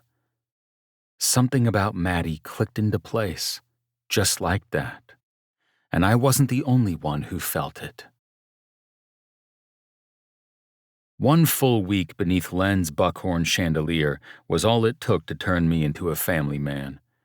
Each day of the school routine cemented me a little further into this new role. Was I a stay-at-home bodyguard now? An alpha homemaker who made dinner for his girls every night? I didn't know what the appropriate term was for this new phase of my life, but I knew one thing. I didn't exactly want it to end. But the deadline was fast approaching. After a whirlwind week of school drop-offs and pickups, followed by lots of playtime, family dinner, and then the hottest lovemaking this side of the Appalachian Mountains, I couldn't even remember who I'd been when I showed up in Louisville. By Friday evening, as I unveiled that night's dinner of ribeye, garlic mashed potatoes, and steamed broccoli, all I could think about was that this was our last full day together before I needed to drop the girls off and head north. And I was fucking sad about it, but determined not to let it upend our last moments together. "Where's my girlies at? Time to eat." My voice boomed through the cabin, and then the giggles came. Gracie Belle loved it when I called her to dinner each night, always in a new way. She scampered into the kitchen, abandoning the work she and her mom were doing in the great room tending the fireplace. "Oh my God, Troy," Maddie murmured as her gaze fell on the carefully arranged plates, each one with a show-stopping ribeye. "You're incredible." Had to go all out for our last meal at the cabin. My words fell like a dead weight between us. The stool creaked as she eased onto it, and we shared a look. "Toy take me to school tomorrow?" Grace asked, looking between us as she settled into her seat. "Honey, we don't have school tomorrow." Maddie pressed a kiss to the top of her daughter's head, then put herself at eye level with Grace. "But tomorrow we are going back to Nana and Buppa's house." "To live there?" Grace wobbly maneuvered a spoon of potatoes into her mouth. "Yes, honey, to live there." "With Toy?" "No, honey, not with Troy." Maddie stroked her daughter's hair while an enormous pout erupted on Grace's face. "But why not?" Grace whined. Maddie sent me a panicked look. She tucked Grace against her and mouthed to me, "I knew this would happen." "I'll see you another time, Gracie Belle." I rubbed her back, unsure what to say to a sad 3-year-old. Her concept of time was tenuous at best. "It won't be long, I promise." Grace pouted, begrudgingly accepting spoonfuls of mashed potato as Maddie fed her, but she never gave up the crossed arms or scowl. Maddie maneuvered the conversation away from the topic of what came next, for Grace's sake. We chatted about anything and everything else, until Grace was ready to go back to her coloring books, leaving me and Maddie facing each other with empty plates between us. A moment of silence passed between us. "Is it wrong to be this sad that I have to go back to real life tomorrow?" Maddie punctuated it with a laugh, but the smile faded fast. Not wrong. I moved into the seat closer to her, where Grace had been sitting. I faced her, pulling her hands into mine. I don't want to go back to real life either, but I do want to make sure you're going to be okay when we do. "I'll be fine at my parents' house," she said. I won't lie, I'd be a little nervous if I lived on my own right now, but they'll be with me each night. And then let's go over the plan again. We'd been figuring out the specific steps for what came next, as well as contingency plans when it came to Jericho. She'd done the hardest parts, initiating the separation, hiring the divorce lawyer, waiting the requisite year to formally file. But the longer Jericho dragged his heels, the more gray area he had to do something unhinged. I wanted him excised from her life like a nasty mole. Once I'm back in town, I'm filing a report about the car. Then I'm meeting with my lawyer again to talk about going through with the uncontested divorce. She ticked off her fingers as she spoke. Then we'll draft the custodial plan. If Jericho tries anything again, that's when I file the police report and request an order of protection. I nodded as she spoke, encouraging her as she ran down the action plan. Hearing this felt good, but it didn't entirely appease me. And what if he tries to lay a finger on you again? I asked. Her throat bobbed, looking at me with hooded eyes. I call the cops, and then I call you. Good girl. The flush in her neck told me she liked that. I smoothed my hand up her arms and then jerked the seat of her stool closer to me in one swift movement. Our knees knocked, but I folded her between my legs, hugging her as close as I could. I think I'll start looking for my own place soon, Maddie said, nibbling on her bottom lip. My parents have been nice enough to let us stay with them as I got back on my feet. They want me to save for a down payment so I can buy my own house, which I've been doing. When I'm not paying legal fees, that is. But I don't know. I was thinking I might start looking for an apartment to rent sooner. If that's what you want. I smoothed my lips across her forehead. Then that's what you should do. She nodded, but she didn't look convinced. I should do what's smart, she finally said. Unless you have a different idea. She fiddled with the buttons on my flannel button-up. There's a lot of things I want that don't make sense. I felt that statement in every cell of my body right now. I wanted Maddie and Grace to be a part of my life, even though I couldn't offer what they needed most, a home base, stability, permanence. It felt silly to even think about a future with Maddie. But I also couldn't imagine a future without her. Like what? I prompted, wondering if she had the same thing on her mind. She looked away, seeming to wrestle with something. Before she could answer, Grace scampered over, pushing the newest coloring book page up to our level. Maddie's face lit up as she beheld her daughter's work, and I admired it too, genuinely impressed with the attempt to color inside the lines. You've gotten better at this since we've been at the cabin, I told her. For you, Toy. She held it out to me so I could rip the page out, something of our ritual already, which meant that it was officially mine. I had 5 other pictures just like it behind magnets on the fridge. Thank you, monkey. I dutifully ripped it out and set it aside, handing her the coloring book back. But she wasn't satisfied until I ceremoniously hung the picture on the fridge. The stool creaked as I slid away from Maddie, leading Grace over to the fridge so she could select the magnet and the best spot for the new picture. Once all that was done, she happily skipped back over to her coloring station in the great room. Where were we? I eased back onto the stool, pulling Maddie right back to where she'd been tucked between my legs. She giggled, nuzzling up to me. I believe you were saying the not smart things that you want. She sighed, shaking her head. I need to focus on the smart things.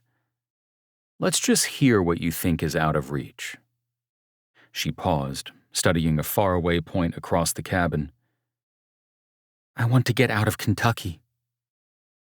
Wasn't quite what I'd been hoping to hear, but I liked it all the same. And why does that seem out of reach? My teaching certification is for Kentucky, she admitted, and I need my job. I need to keep Grace in her daycare. She's happy where she is. I nodded, mulling over the information. Well, I do have an alternative idea for you. You could always roam the U.S. in an RV and ruin Grace's childhood. Maddie burst into laughter, swatting my chest. Thank you for the suggestion, though I'm pretty sure you've already explained to me why I shouldn't do that. Just wanted you to be aware of your options. I gathered her against me, more than ready for the adult portion of the evening.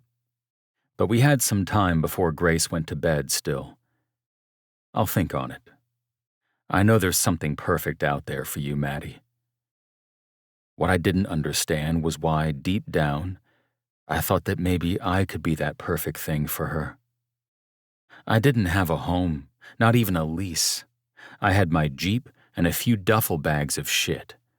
Who was I kidding? I needed to listen to Maddie's words. I needed to do the smart thing. And that meant continuing my path as I'd planned all along. Chapter 12. Troy. I awoke before my alarm, 6:20. I knew why. Maddie. I stared up at the crisscrossing beams of the cabin roof. She'd been spending each night in my bed this week, slipping out in the early morning hours to return to her bed with Grace. I was used to rousing when she slipped out, but today was different. This was the last morning, the absolute end. Sadness washed over me. I turned onto my side, facing Maddie as she slept. My gaze drifted from her long, dark lashes to the faintest hint of freckles across her cheeks, along the wisps of dark chocolate hair that framed her face. She stirred slightly, and I took this as my sign to get her up for the day. I dragged my fingertips along the curve of her cheek, trying to absorb as much of this as I could. "Time to get up," I whispered, pressing a soft kiss to her forehead. I liked taking care of her and Grace. It felt good, natural somehow. I'd never seen myself as a husband or daddy, but these 8 days in Len's cabin had got me thinking. She mumbled something unintelligible. I wrapped my arms around her, placing soft kisses along her jawline. Maddie drew a deep breath, burrowing into me. My eyes drifted shut. I could have stayed there forever. But she moved against me in just the right way. My cock perked up, ready for fun. I nuzzled into the hollow of her neck, searching out that perfect scent. I don't want this to end. They were the words I was afraid to say. I had no right to say them, not when Maddie and Grace had needs, and I had an ever-changing location. My next stop was Ecuador, and after that, uncharted. The least sexiest thing to say to a single mom. She giggled as I nuzzled her, burrowing harder against me. "Good morning to you." "Let's make it a better morning." I bit softly into the side of her neck, dragging my tongue along her sweet skin. She shivered, those pretty hazel eyes fluttering open as I smoothed my hand along her curves and in between her legs.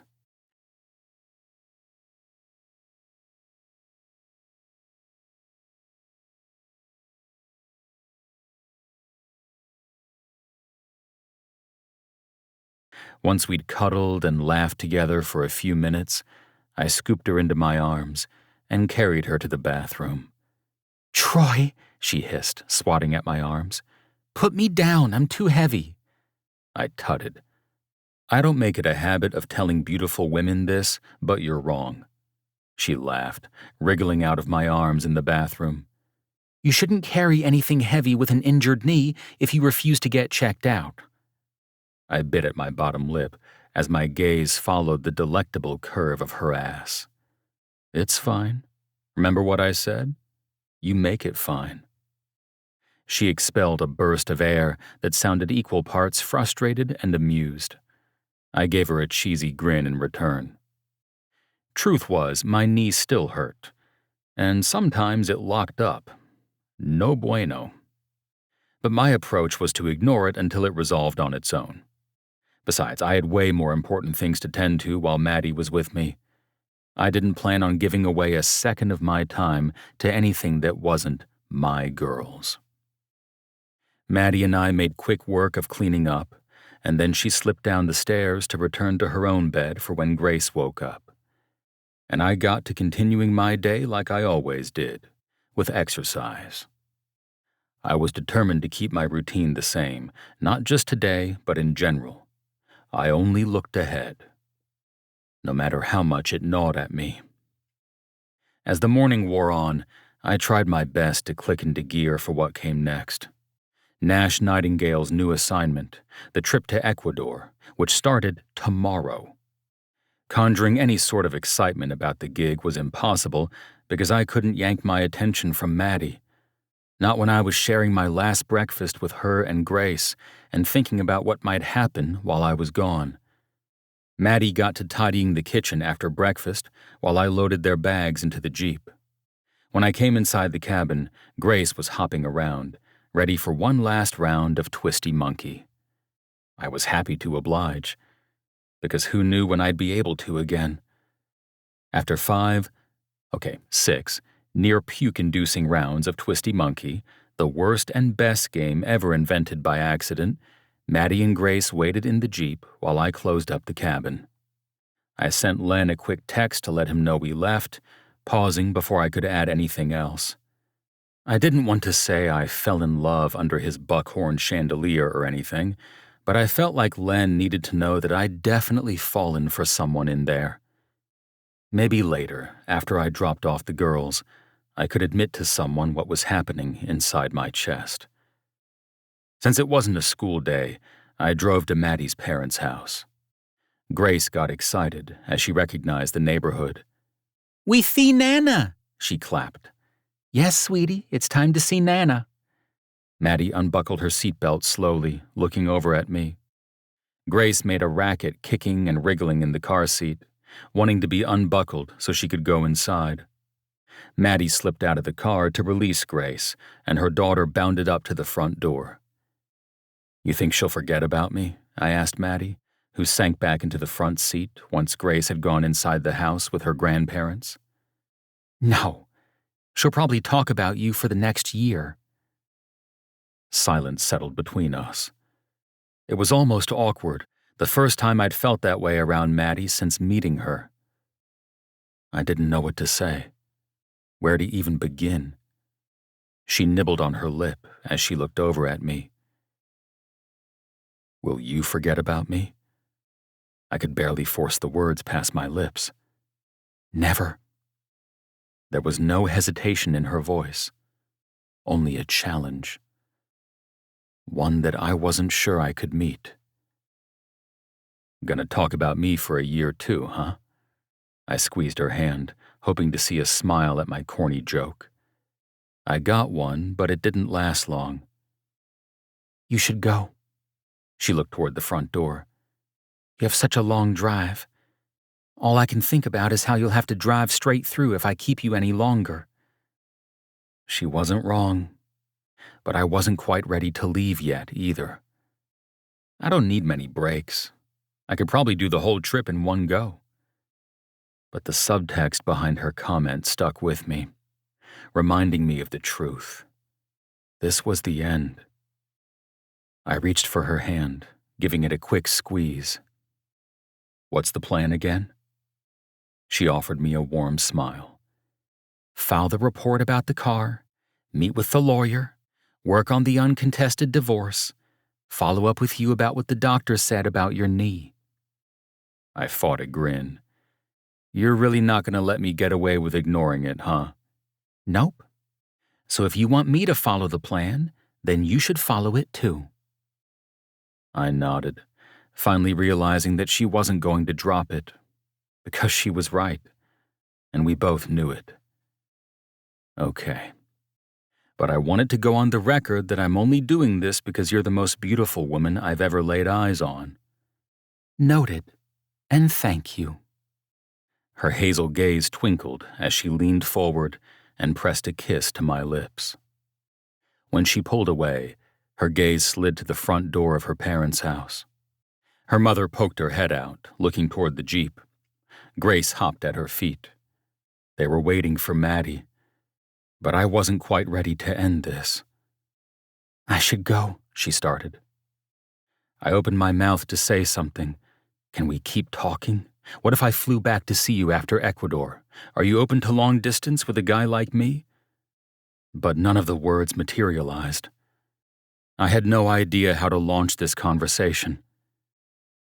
"Thanks for everything, Troy," she said, leaning over the console to throw her arms around me. I held her against me, my heart pounding against my ribs. This couldn't be it. Yet it had to be. She slipped out of the Jeep before I could get my brain back to working order. As soon as the door shut behind her, sadness prickled through me, even though I didn't want to admit it. It was time to leave. My path was set. I needed to accept it and get on with it. I backed out of the driveway before I could do anything stupid, like walk up to her parents' house and introduce myself as her boyfriend. I drove to the nearest gas station, my attention wandering as I filled up my tank. Would one last goodbye hug be so bad? Leaving now felt wrong somehow. I had a strange feeling in my gut that I didn't like, one that I knew better than to ignore. Once I was done pumping gas, I eased back into the driver's seat and called Maddie. I didn't care that it might make me look lovesick or smitten or any of those things I didn't want to be but already knew I was. "Hello?" I could hear the smile in her voice. "Hey you, how you doing?" She laughed softly. "Just fine. Same as when you dropped me off 15 minutes ago." "Yeah, I figured. Just wanted to check in." "Are you going to be calling me every 15 minutes while you're gone?" "If you don't mind," I teased. "I like to get frequent updates." "I suppose I could arrange some sort of live cam." I cleared my throat. "After hours style, or what?" "That would be a first for me, but it could be arranged." The sexy lilt of her voice had me grinning like a fool. "You sure you don't want me to come back over there? I could stay a few more days." She sighed. "Troy, you need to get to New York and catch your plane. You're leaving the country tomorrow." "You're right." I studied the leather braiding of the steering wheel as I fumbled for what my next words would be. "But it feels wrong leaving you and Grace behind." "Believe me, we wish you could stay. But we'll be fine, I promise you." I drew a deep breath, trying to believe her words. "Hey, Maddie." I looked around the barren gas station, trying to figure out if I really had the words inside me. Maddie screamed roots, and I'd never had them. But something about her made me want to try growing them. If there was some chance that I don't know, might come back through Louisville on my way back from Ecuador. And I could work it out where I swung by. We don't need to stay in the cabin. I'm not saying you go back to the cabin or anything. She laughed softly, reminding me how I still hadn't gotten to the damn point. Well, Grace would need a few more rounds of Twisty Monkey, you know? I rubbed at the back of my neck. I'd never felt so inarticulate in my entire life. Maybe we could, I don't know. Now she was full-blown laughing. At me. "Troy, what are you trying to say? Just spit it out." I drew a deep breath. I'd lived through boot camp, tours of duty, protecting high-profile political figures, and I'd even been involved in a few shootouts in my time. Nothing came close to this, admitting to a woman that despite my best efforts, she owned my heart. "I want to make sure you'll be okay. But it's more than that. Way more. I know I can't fix everything, but I want to help you carry the load. I don't think I can go to Ecuador without knowing that I'm going to see you again as soon as humanly possible." The other end of the line was quiet for a moment. but then I heard what sounded like sniffles. "Troy." There was so much emotion in her voice. I'd never loved the sound of my name so much from anyone's lips. That's all I want, too. I was too afraid to ask. I know you have a busy schedule. I didn't want to get in the way. You'd never be in the way. Hell, it's everything else that's in the way. We'll figure it out. We will. The words landed like a hammer. There was no questioning it. We would figure it out because I didn't want the alternative of not knowing when I'd see her next. Yeah, we'll figure it out. I could hear the smile in her voice and see it in my mind's eye. I was ready to drive back to her parents' house for one last hug, which she must have been able to sense. Are you driving north yet? Just finishing up getting gas. I'm about to call Nash with my ETA. Tell my monkey Gracie Belle I miss her already. I will. And I'll show you how much I miss you already when I call you later from my bedroom. Her sweet laughter was cut short by a soft gasp. What's wrong? The hairs on the back of my neck stood up as I turned the engine. Oh my God, Maddie murmured. Nothing about her voice sounded good. Oh my God, you've got to be kidding me. Now my gut was in a complete knot. Maddie, what is it? Jericho just showed up. Chapter 13. Maddie. Mommy, is Toy coming? Grace's sweet voice broke my concentration as I stared out the bedroom window overlooking the driveway. Jericho's Lexus blocked all the cars in the driveway from the ridiculous angle he'd parked. I could see the sliver of his dark blonde hair from the window as he stood on the porch at the front door. I slipped my phone into the back pocket of my jeans as Troy had instructed. And then I kicked into gear. Honey, I want you to go play. I didn't know what Jericho wanted, other than to make my life harder, but both my parents were downstairs. This could still end well. I simply wanted to make sure Grace didn't suspect anything was amiss for now. But maybe she could already tell. She whimpered as I guided her out of the bedroom and into the spare room that we'd set up as her playroom. Mommy, what's happening? Nothing, sweetie. She had to be sensing my anxiety spike somehow. I drew a deep breath, trying to keep my voice level, carefree. I just think it's time to play for now. Can you stay in here and play for a bit? I want you to color me a tree. She blinked up at me with wide, worried eyes. A tree? Yes, honey, a tree. I got down on her level, offering her a big smile while I rubbed the sides of her arms. From downstairs, I heard undertones of stomping and a male voice. Fuck. Draw me the prettiest tree you can think of, okay? I really want a picture of a pretty tree. She nodded hesitantly. But do not come out of this room, okay? There was more stomping from downstairs, and I could barely keep my worries at bay. I needed to get down there, but not with Grace. I need you to stay in this room and play. Okay, Mommy, she whispered. I kissed the top of her head and slipped out of the room, pulling the door shut behind me. Sounds of an argument drifted into the hallway from downstairs. My stomach wrenched, and I hurried to the stairs, determined to see this through. Jericho wasn't going away. We needed to take care of this once and for all, so our family could find the new norm. That was my only wish. As soon as my feet hit the ground floor, I spotted Jericho in the front hall. Both of my parents were there, looking worried. There she is, Jericho sneered. He looked ready for the office, his dark blonde tresses slicked back, and his khaki slacks and light blue button-up pressed neatly.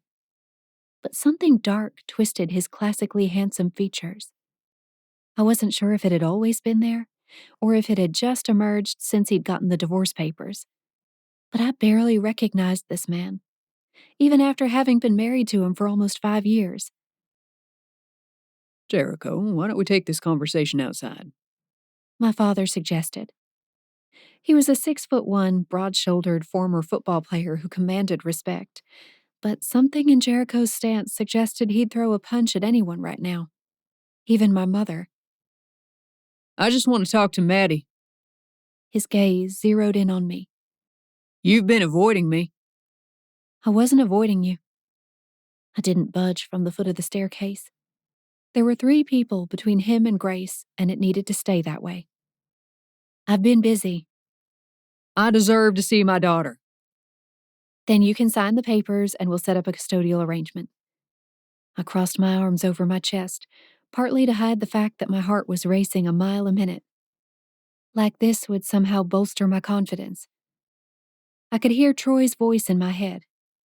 What's the plan, babe? If you don't sign the papers, I'll be moving forward with the divorce anyway. But you have to do your part if you want to get custodial rights. I don't need a judge to tell me whether or not I can see my own daughter. He spat. That's bullshit. It's not bullshit. It's how it works. I tried to hide the waver in my voice. We're not together anymore, so we need to set up parameters. Parameters? His bitter laugh nearly burned my skin. I see. So you can run off with your little boyfriend while you're still legally married? Sounds like something a fucking whore would do. I'm not playing your mind games, Maddie. Jericho, you're not to speak like that inside my house. My father's voice landed like a hammer, and he moved to push Jericho toward the door. You should leave now, my mother said firmly. What did I say?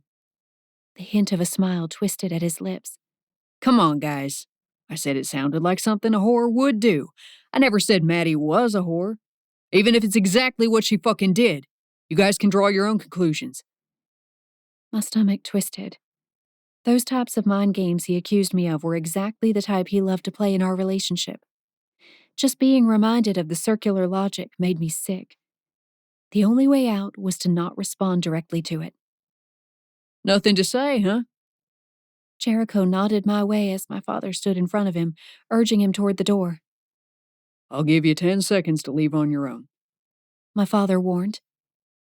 The fact that she's not even defending herself says it all, don't you think? Jericho was unfazed. Doesn't sound like a very fit mother to me. Do you want your granddaughter being raised by someone who breaks the sanctity of marriage?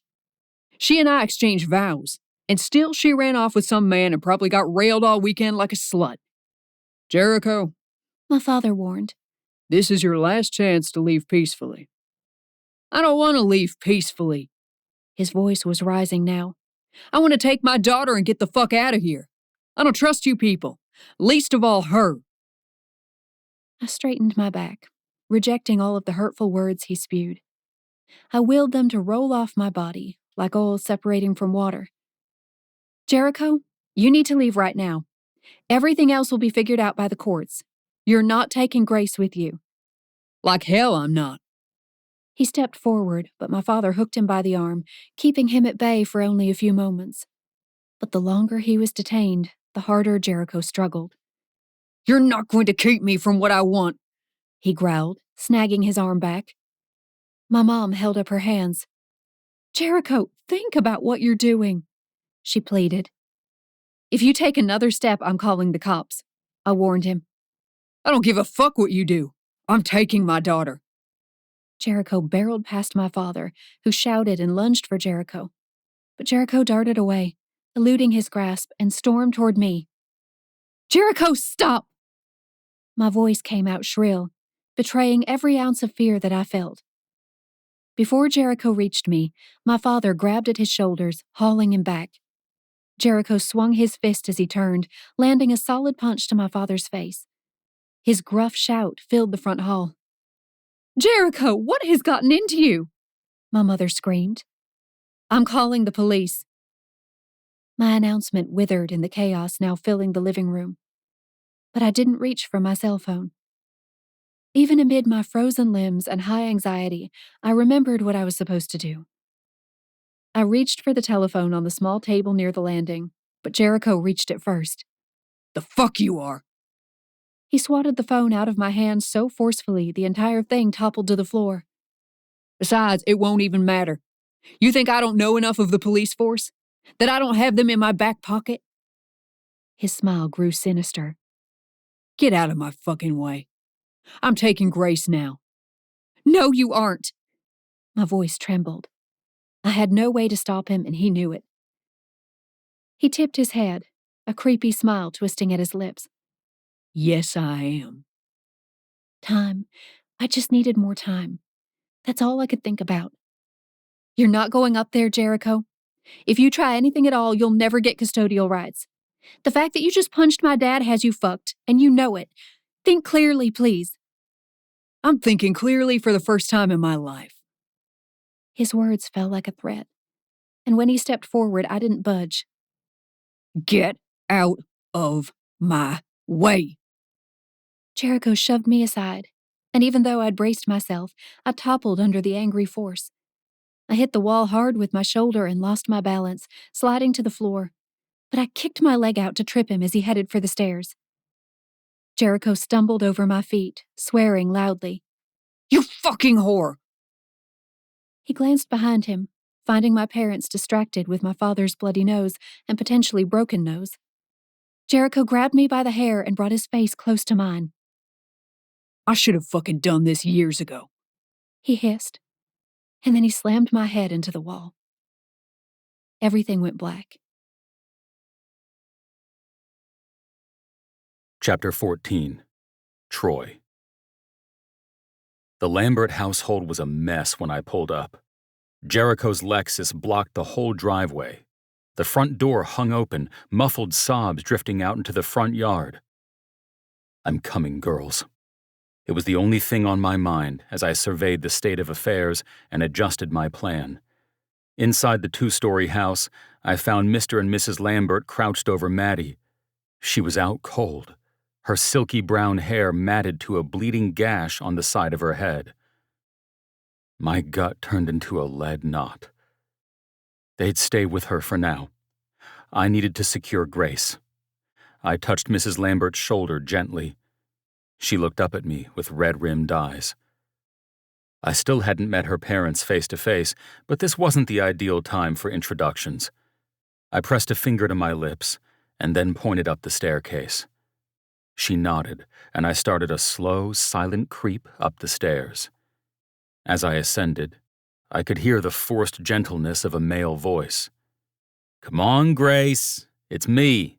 It's time to go." Jericho. At the landing, I peered around the corner. He stood at the end of the hallway, in front of an open bedroom door.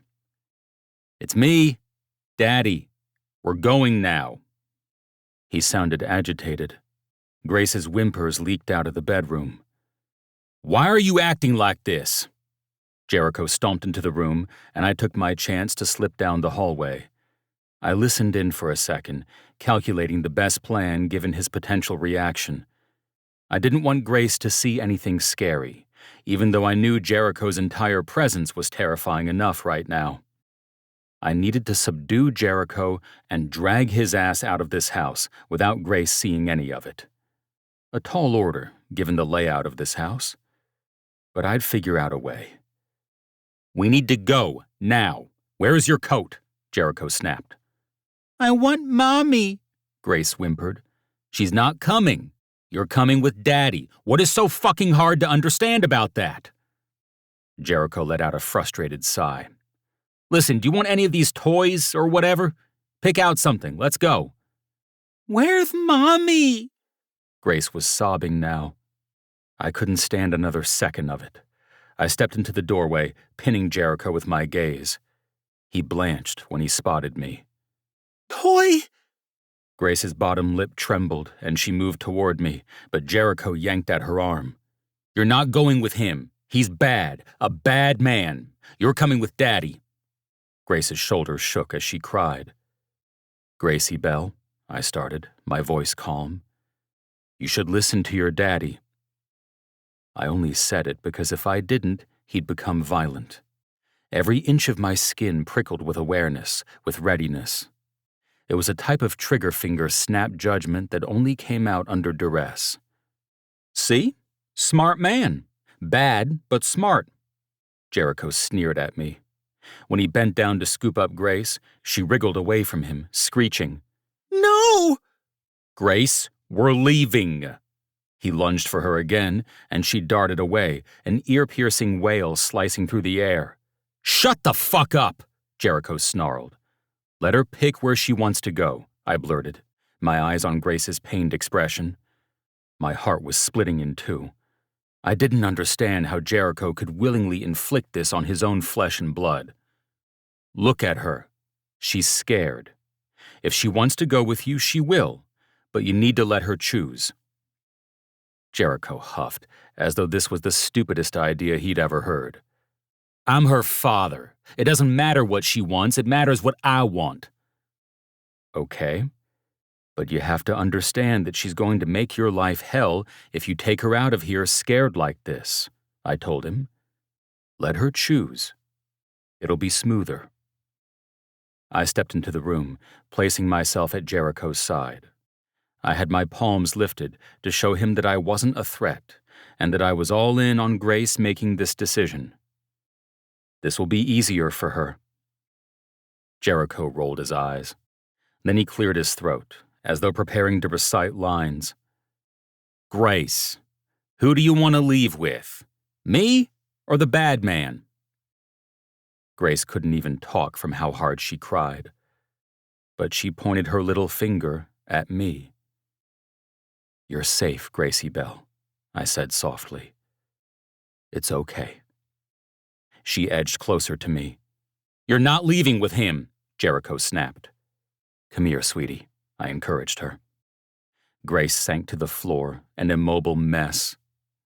Beyond the utter heartbreak of seeing her faced with this scary situation, all I could see were the next moves to get her to safety, away from Daddy, so then I could deal with Daddy myself.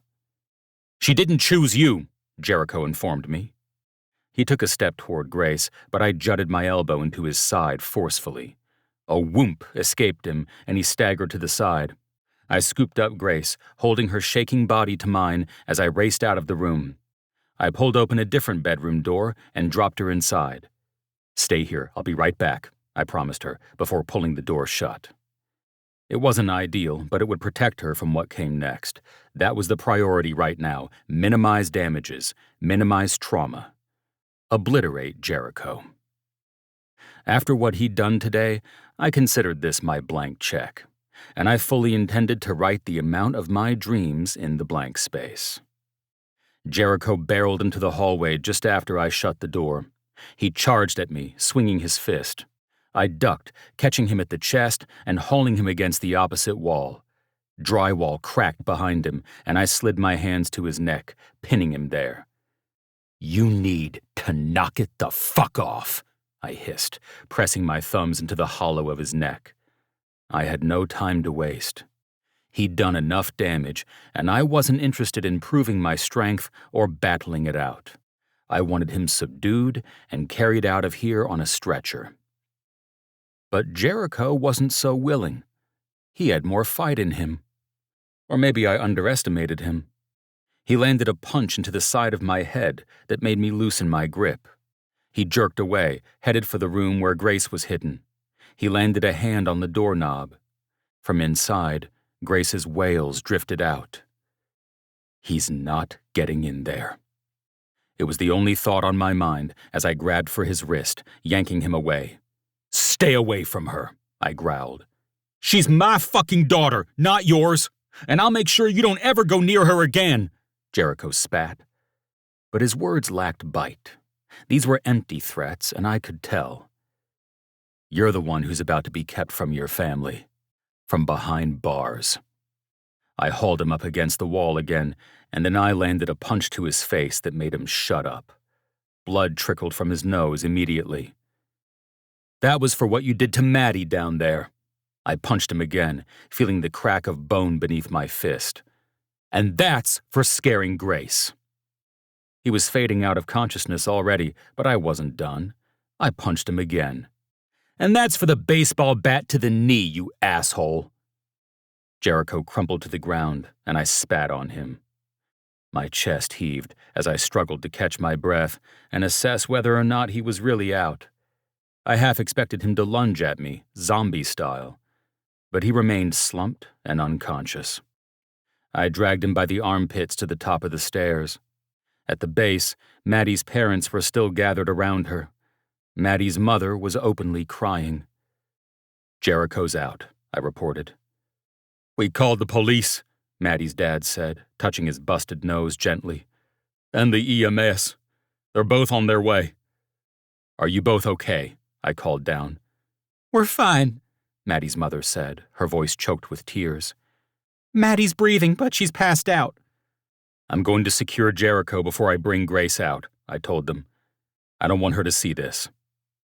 I pulled him down the hallway, then kicked him into the open door of the spare room where Grace's toys were.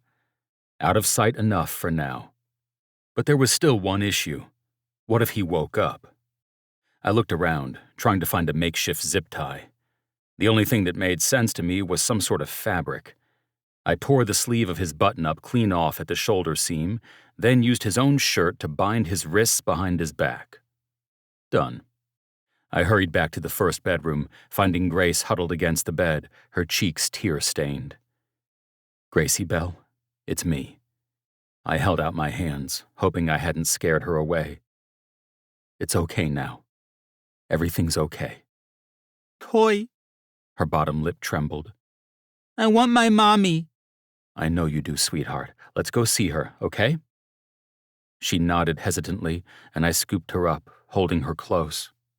Out in the hallway, I spotted the blood smears across the wall, the dents. I owed the Lamberts an apology. Fucking a guy up was never a clean job. When we got to the bottom of the stairs, Maddie was awake and mumbling.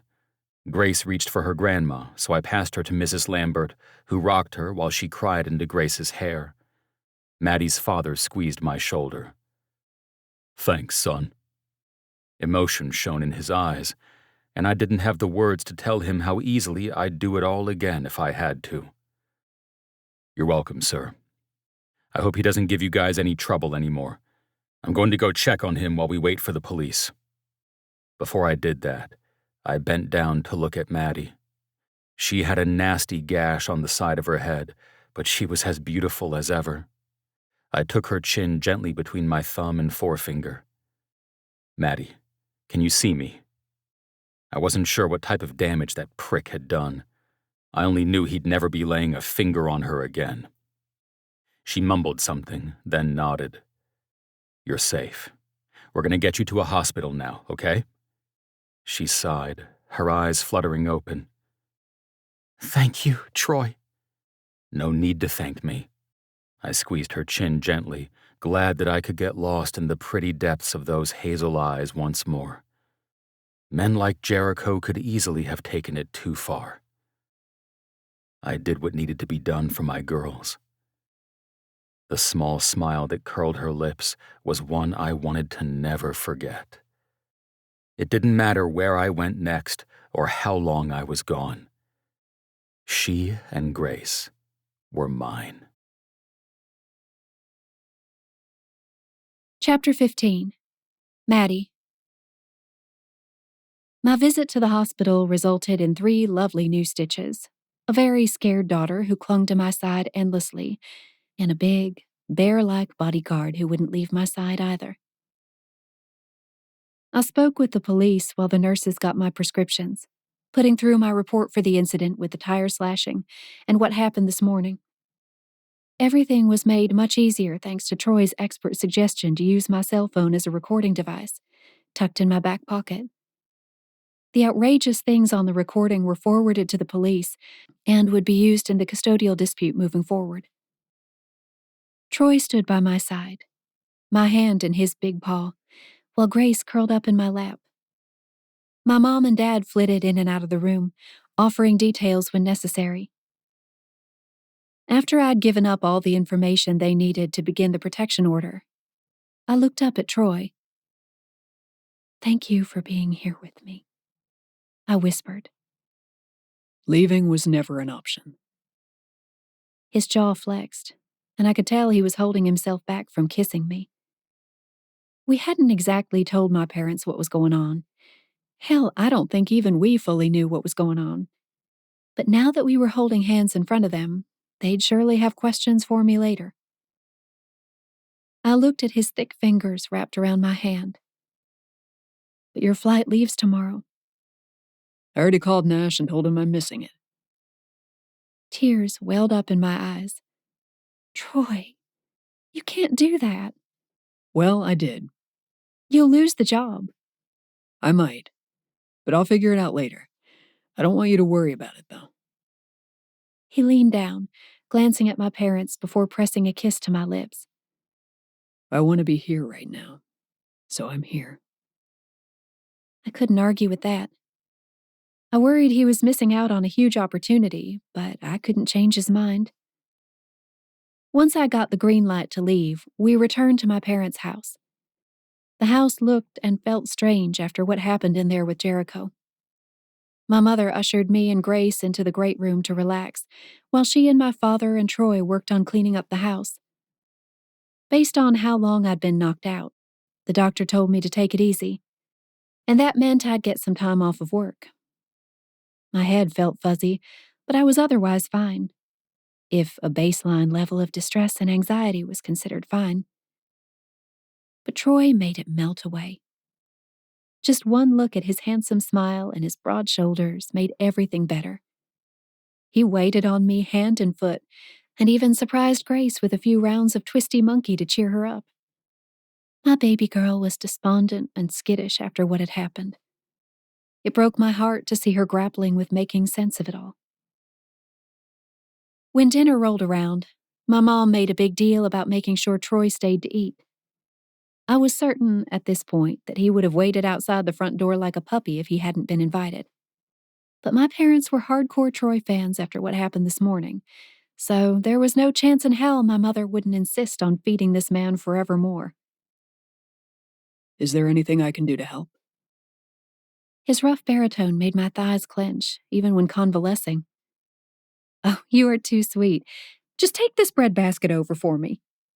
My mom handed him a wire basket stuffed with warm rolls. He helped carry things from the kitchen to the dining room table. My mom loved the fact that a man offered to do anything in the kitchen, since even my own father tended to be gone when it came time to set the table. Once everything was set, my mom called out for me. Dinner's ready. Oh, shoot. Do you need help, honey? I got it. I slowly pushed myself to sitting in the recliner where I'd been lounging all evening. Troy was by my side in a flash. I've got you. He offered his arm, which I took gratefully. You keep this up, my mom is liable to adopt you, I warned him. You saved my life, helped her in the kitchen. Now you're being my personal walker. Whatever it takes to get on the Lamberts' good side, He said. Oh, you're on their good side. Trust me. If they had to kick one of us out from dinner, I'm pretty sure they'd pick me. Troy laughed richly as we shuffled toward the dining room table. I felt okay when I was sitting, but being upright and mobile made me woozy. Once we were all settled around the dining room table and tucked into mac and cheese and pork loin, my mom finally asked the question. So tell me, you two. She waved a knife between us, narrowing her eyes as though she'd guessed the secret. Have you made it official? Troy and I shared a warm look. There was still so much more we needed to talk about. But how could I even hope to stop thinking about this man? it's up to your daughter. Troy said with a big smile to my parents. We haven't really talked about it, I said slowly, fighting a grin as I cut into my pork loin. I'm sorry, I'm zipping my lips. My mom mimicked zipping her lips shut and throwing away the key. But I do have one more question. Troy, do you need a place to stay? We have an extra room for you if you need it. He looked at me first for permission. When I nodded, entirely unable to contain my cheek-splitting grin anymore, he said, I'll take you up on that. I'm supposed to be heading back to New York soon, but I'm not sure what my plans are anymore. Also, I owe you and Mr. Lambert some new drywall after what happened upstairs this morning. You don't owe us anything. My father insisted. We owe you. Dinner was light-hearted and yummy, and for a moment things felt normal. Like we hadn't lived through a home invasion and assault only half a day earlier. I was ready for bed earlier than normal, though, my headache driving me upstairs. My mom got the spare room ready for Troy while Grace and I showered and got into pajamas. There was no way Grace was going anywhere but at my side tonight, and I worried the whole ordeal had traumatized her. Troy came in to say goodnight to us, showering me with all the pent-up kisses from throughout the day. "Thank you for being incredible," I whispered through the kisses. "Mommy's face has a boo-boo," Grace asserted. Troy and I paused, looking at each other before laughing. "It definitely has a boo-boo," I told her. Troy squeezed my hand, kissing the back of it. "I've got a call with the Nightingales first thing in the morning." The mention of his trip had a sobering effect. "Let me know what happens." "You're the first to know." He promised me. "Do you need anything before you two go to sleep?" I drew a deep breath, snuggling back into my bed. Despite everything that had happened today, I was at peace. The only thing I needed to figure out was what happened when Troy eventually left. I wanted to believe that we could maintain this connection no matter how far he traveled or how long he was gone. But the truth was, I had no idea. And right now, my brain was too fuzzy to think about it. The last thing I saw before I drifted off was Troy's handsome face. Chapter 16. Troy. Nash Nightingale called at 9 a.m. on the dot.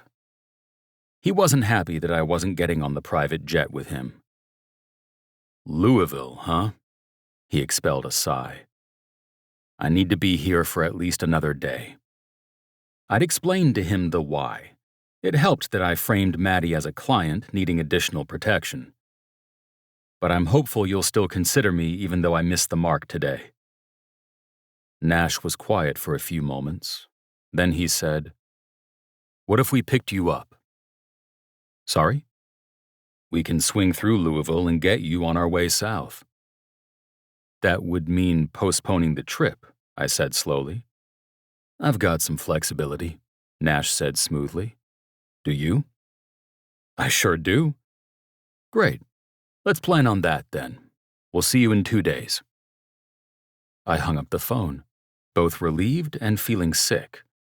This meant I was actually leaving Maddie and Grace behind. I knew Maddie would understand, but dread coated my insides as I imagined this next chapter, because deep down I didn't believe it could work. How could it? Maddie and Grace in Louisville and me everywhere but. Maybe it could work if they traveled alongside me, but that was impossible. Maybe it could work if I got a desk job in Louisville, but that was impossible too.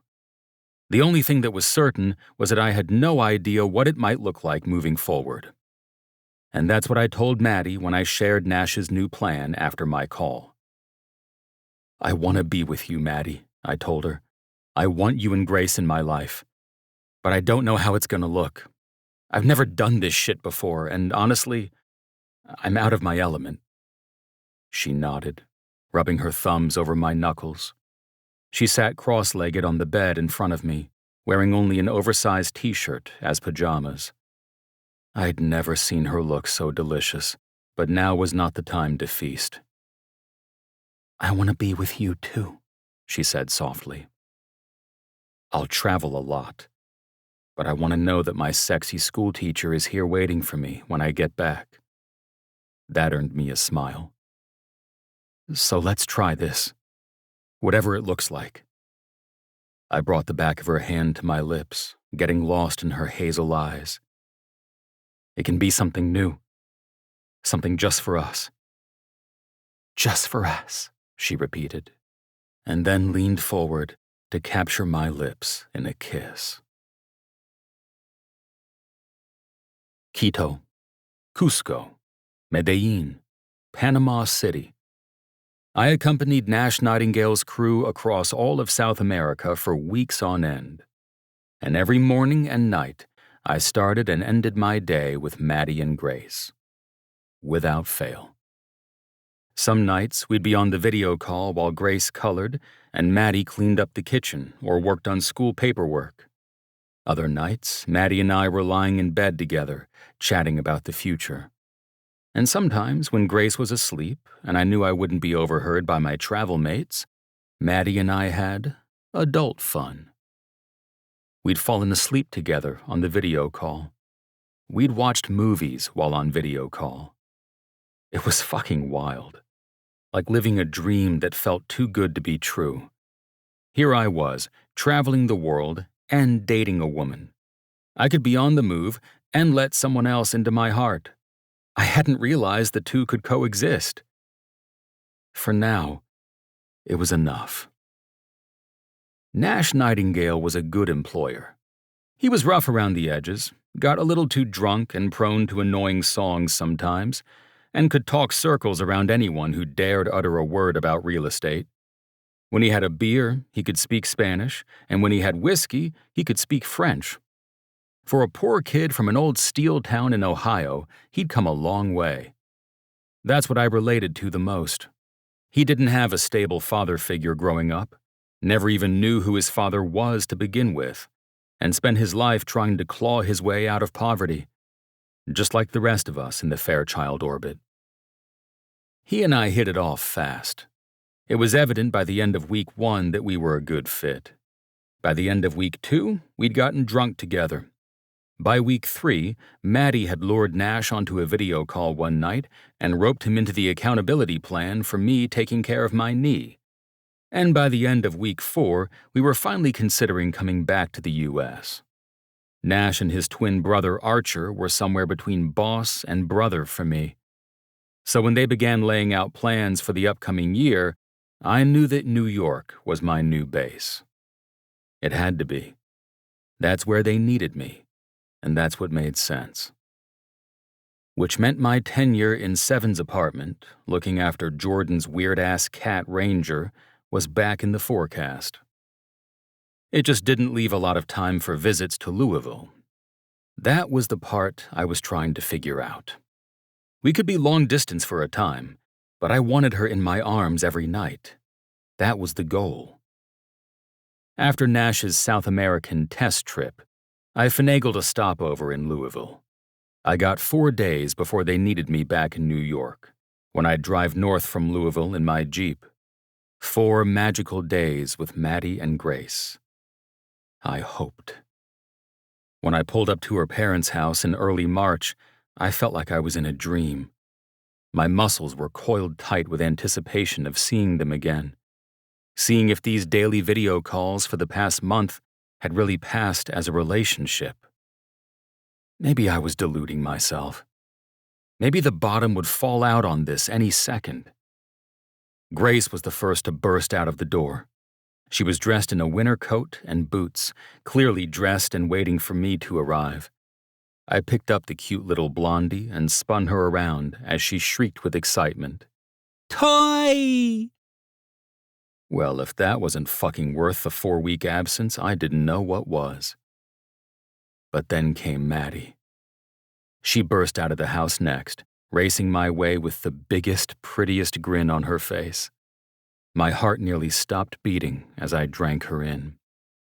Brown wisps of hair escaped her top knot as she shrieked and launched herself into my arms. I received her jump hug easily, my heart racing a mile a minute. "God, we missed you!" She cinched her arms around my neck, laughing wildly as I hoisted her. I missed you more.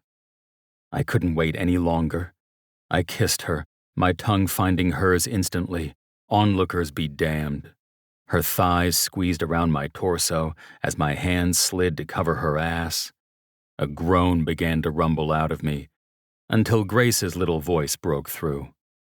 "Mommy had a boo-boo again," Grace said. We dissolved with laughter. I squeezed the melons of her ass cheeks, pulling back enough to kiss the tip of her nose. "Hello. I'm 10 seconds away from defiling you in your parents' driveway." She giggled, pressing her forehead to mine. "Is that a promise? Or a threat? Not sure which. Fuck, I missed you." "We should go inside. My parents are obsessed with you and need to tell you how much they love you." Maddie wriggled against me, and I loosened my grip, letting her slide to the ground. How much time off did you get? I bit my bottom lip as I sized her up. Juicier than fucking ever. I found her hand and brought it to my lips. 4 days. I caught the slightest beginning of disappointment crashing across her face, but she perked up quickly. We'll make the best of it. Let's go in. Hey, guess what? A knowing grin curled at her lips. You went to the doctor. I did, in keto, radiology and all. Well? She watched me expectantly. My meniscus was fucked up. You were right. She gasped and swatted at my chest, while Grace hopped excitedly around us. See? Don't doubt me. It was never doubt, baby. Just distraction.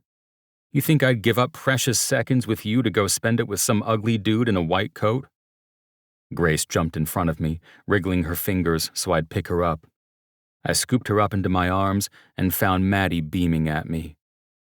I'm glad you swallowed your pride and finally went. She squeezed my bicep. And now you can heal it, but this means you're not carrying me anymore. You better listen to your school teacher from here on out. Fuck, I loved it when she talked like this. Yes, Miss Maddie. I couldn't resist. I dipped down for a kiss. Before I pulled away, I whispered so only she could hear.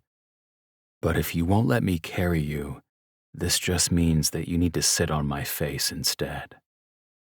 Her cheeks flushed, and she bit at her bottom lip. Grace squirmed in my arms, giggling. Mommy and Toy kiss. I followed Maddie inside, my gaze coasting over her curves. Now that I was mere feet away from her, it was hard work to keep myself off her. Her parents were just inside the door, which meant they'd probably seen me tongue-fuck their daughter. Oops. Troy, it's so good to see you again. Mrs. Lambert hugged me tightly. When she released me, Mr. Lambert had a hand waiting for me. How was South America, son? The sincerity in his question, paired with the sparkle of admiration in his eye, did something to the little boy inside me who'd always fantasized about having a stable dad. I didn't begrudge my father for his mental illness. I'd long accepted him for who he was. But there was something that sparked in that moment. Grace danced in my arms, pumping her fists for Toy! I'd never had the stable dad like Maddie did. And now Grace didn't either. But maybe I could be something like that role model to this sweet little blondie in my arms. Even though I had no role model, she was already looking at me with those hearts in her eyes. Jericho hadn't respected that or cherished it, but I would. South America was awesome. But it's been a long month, I told the family, as Maddie shed her coat and boots and then helped Grace lose the layers. I'm glad to be back. We hope you'll stay here while you're in town. Maddie's mom patted my arm. Our house is yours, always. There's no place I'd rather be. I brought Maddie's hand to my lips for a kiss. Because I fucking meant it. We just needed to figure out a way that we could have more time together than 4 days every month. And I had an idea. Chapter 17. Maddie. Troy took me out to a downtown Louisville restaurant for a 1-month anniversary, as he called it, even though the date had passed while he was down south. The man had come back tanned and more toned than when he'd left, and to this midwinter white girl, he looked like a deity. He practically had a halo of sexiness around him, and I had to force myself to stop drooling whenever I looked at him for too long. This didn't seem like real life. He was too hot, too good. There had to be a flaw, and I already knew what it was. Too transient. It was the fear lapping at the edges of my thoughts. I was already thinking ahead, living in the future, trying to figure out what it might feel like after a year of doing the long-distance thing. Would we even be able to keep it up that long?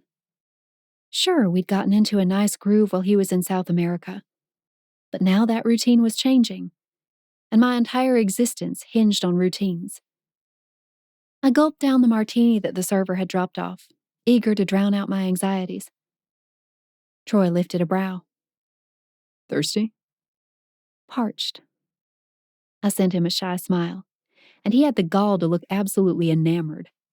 I could have come barefaced and in my pajamas for this date night, and he would probably still look at me like this. My heart pounded in my chest. After so long away from him, battling these intense feelings, I wasn't sure how to launch this conversation. Partly because I didn't know what I wanted to say other than, I love you. And that seemed out of the question. Everything okay? Troy asked it offhandedly as he perused the menu board. This was the type of place to only have a small handful of entrees, printed on parchment and fastened to a piece of upcycled wood. Everything was low-lit and wood-fired in here. It was absolutely enchanting. I wanted to crawl into Troy's lap and never leave. Yeah. A million potential responses leapt to mind, but none made the leap to my tongue. I'm trying to figure out what makes sense. Are you thinking of the Wagyu? He set down the menu. No, I laughed at the misinterpretation. In my life. Oh. Well, there's still a place for Wagyu either way. He teased. But talk to me. What is it? I drew a deep breath. When will I see you next? His face fell. I don't know. I nodded, looking down at the menu board without really seeing the text. That's what I figured. It won't be terribly long. He hurried to add. I've been thinking about spending weekends here, or whatever days end up being the off days in my schedule. Maybe 2 days per week here, if I can time the flights right. I nibbled at my lip as he spoke, trying to imagine the future he laid out. It would be so much travel for him. But maybe... And then I wanted you and Grace to come up north and be with me in the city as soon as you could visit. He fiddled with his knife as he spoke. The custodial stuff will be settled soon. You get summer breaks. That could be in New York. I nodded. I'd been granted an uncontested divorce since Jericho's life was in shambles now. There was no chance he'd get partial custody, even if he got his act together soon, thanks to what we captured in those recordings from the assault. For the first time in my life, I felt free. Finally. But what about after that? A heartbreaking grin graced his lips. You're thinking that far ahead about us? I felt my cheeks redden. The server came up to take our orders, but without a moment's hesitation, Troy shook his head, lifting a finger. Give us 5. The waiter disappeared wordlessly, and I leaned forward. Troy, I was ready to order. He leaned forward, too. I need to hear what you have to say. Ordering can wait, but I'll call him back if you want me to. I laughed, swatting his arm. Why is it so hot when you prioritize? I know what turns school teachers on. I covered my mouth to hide the laugh. Troy looked immensely pleased with himself. All right. So yes, I'm thinking that far ahead about us. I need to know how this is going to work. My real fears began tumbling out. I loved the video chatting. We made it work. It was seamless. But I need something more concrete than that. Your schedule has the potential to change every month. I guess all of this has come up because... Troy narrowed his eyes. Because what? I've been looking at condos in Louisville. I nibbled on my bottom lip, hesitantly meeting his gaze. I think it's time to leave my parents' house. I'm ready for my own space. I've got the down payment ready. We've been there for so long. But I don't know. What are you asking, Maddie? His voice came out a sexy rasp. I don't know, I hissed. Isn't that obvious? I covered my face with my hands. Troy reached for my hand, which I gave him. He brushed his thumb back and forth across my knuckles. I've been a nomad my whole life. I knew there would be a transition involved in getting serious with you. I swallowed hard, nodding. But there's one thing I'm certain of, and it's that I can't go on without you two in my life. His brown eyes were so soulful, I could hardly find my breath. I need my girls. That's a non-negotiable. I know we'll find a way. Tears pressed at my eyes. And our server was coming back again. When he showed up with a hopeful smile, Troy sent him away. They need do not disturb signs for the tables. Troy muttered. My shoulders shook with laughter. I sniffed hard, dabbing at my eyes. I know you think we'll find a way, I said slowly. But what is that way? Troy's intense gaze nearly crippled me. He didn't have the answer any more than I did. I only had a half-formed wish that I was too scared to follow. There's something you're not saying, he said. I want to go to New York with you, I blurted. My cheeks immediately heated up. I was aware how it sounded. To visit. I mean, spring break is starting next week. His brows shot up. Done. Let's go, babe. I laughed into my palm. I didn't want to force myself onto your plans. You're not forcing anything. I want this too. And when you come visit, then we can see how you feel about staying longer than just spring break. He winked at me before pressing a kiss to my knuckles. Then he finally leaned back and flagged the server. Now it's time to order. 2 days later, I found myself in the middle of Tribeca, in Seven's apartment, aka Troy's current home. Looking around at the exposed brick and the stripper pole and the leather couches, feeling like I was back at that Christmas party from 3 months ago. Life had certainly changed since then, and only for the better. 3 months ago, I was terrified of Jericho, wondering if I'd ever find my way. Now, I was enjoying life in a way I never imagined possible. Even amid the routines and the responsibilities, I felt a freedom I'd never had before. Maybe it had always been there, even if it had been restricted by my relationship with Jericho. But Troy certainly helped me tap into it. Troy wrapped an arm around me, pressing his lips to my temple. Grace was in his arms, fiddling with his beard. How's it feel to be back? We'd just arrived to the city after breaking up the long car ride into 2 days with a stopover in Pennsylvania. I was brimming with excitement. Everything about New York City felt alive and fresh. Not to mention, my best friend and former sister-in-law, Mercedes, was here. Our plan was to simply settle in this first evening. I hadn't even texted Mercedes yet. So amazing. I let out an incredulous laugh and flitted to the big windows overlooking the street. I stared down at the cars and the activity below. My heart thudded in my chest as I imagined all the things I'd like to do during the trip. I don't even know where to begin with my to-do list. We only have a week here? Unless you decide to make it longer. Troy winked at me. Ranger meowed, annoyed, from the far edge of the apartment. We'd already fed him, but he still seemed to regard me and Grace with suspicion. Ranger, what's your deal? I think he doesn't like us being here, I teased. I used the tried and true pss, pss, pss, and held out my fingers, but Ranger didn't budge. He actually seemed to glare at me as he prowled closer to Troy. I didn't even know cats could glare. I think he's jealous. Ranger, stop. You know you're my #1 street cat.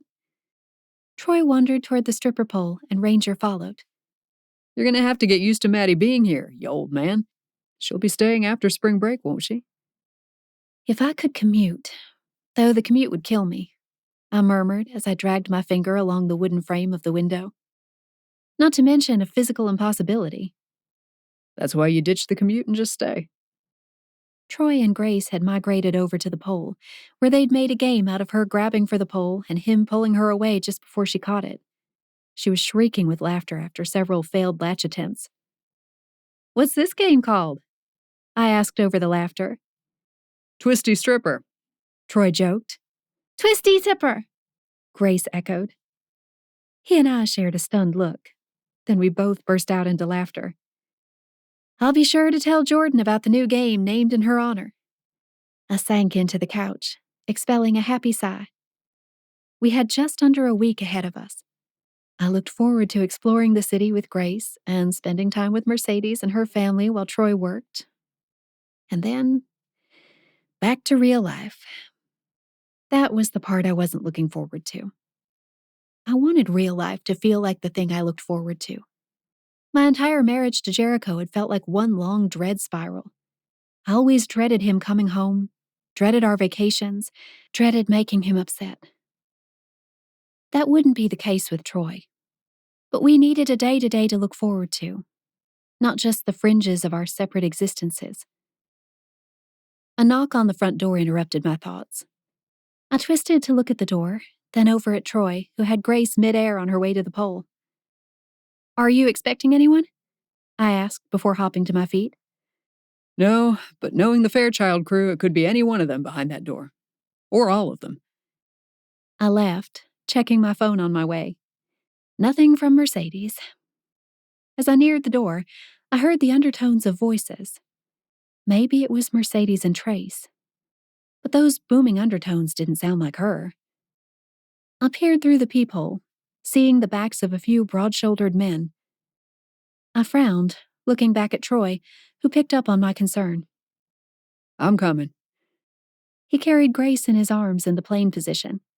She shrieked with laughter, holding out her arms as she zoomed along with him.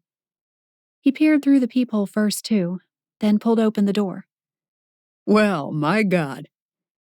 The amusement in his voice calmed me. The door swung open, revealing some familiar faces.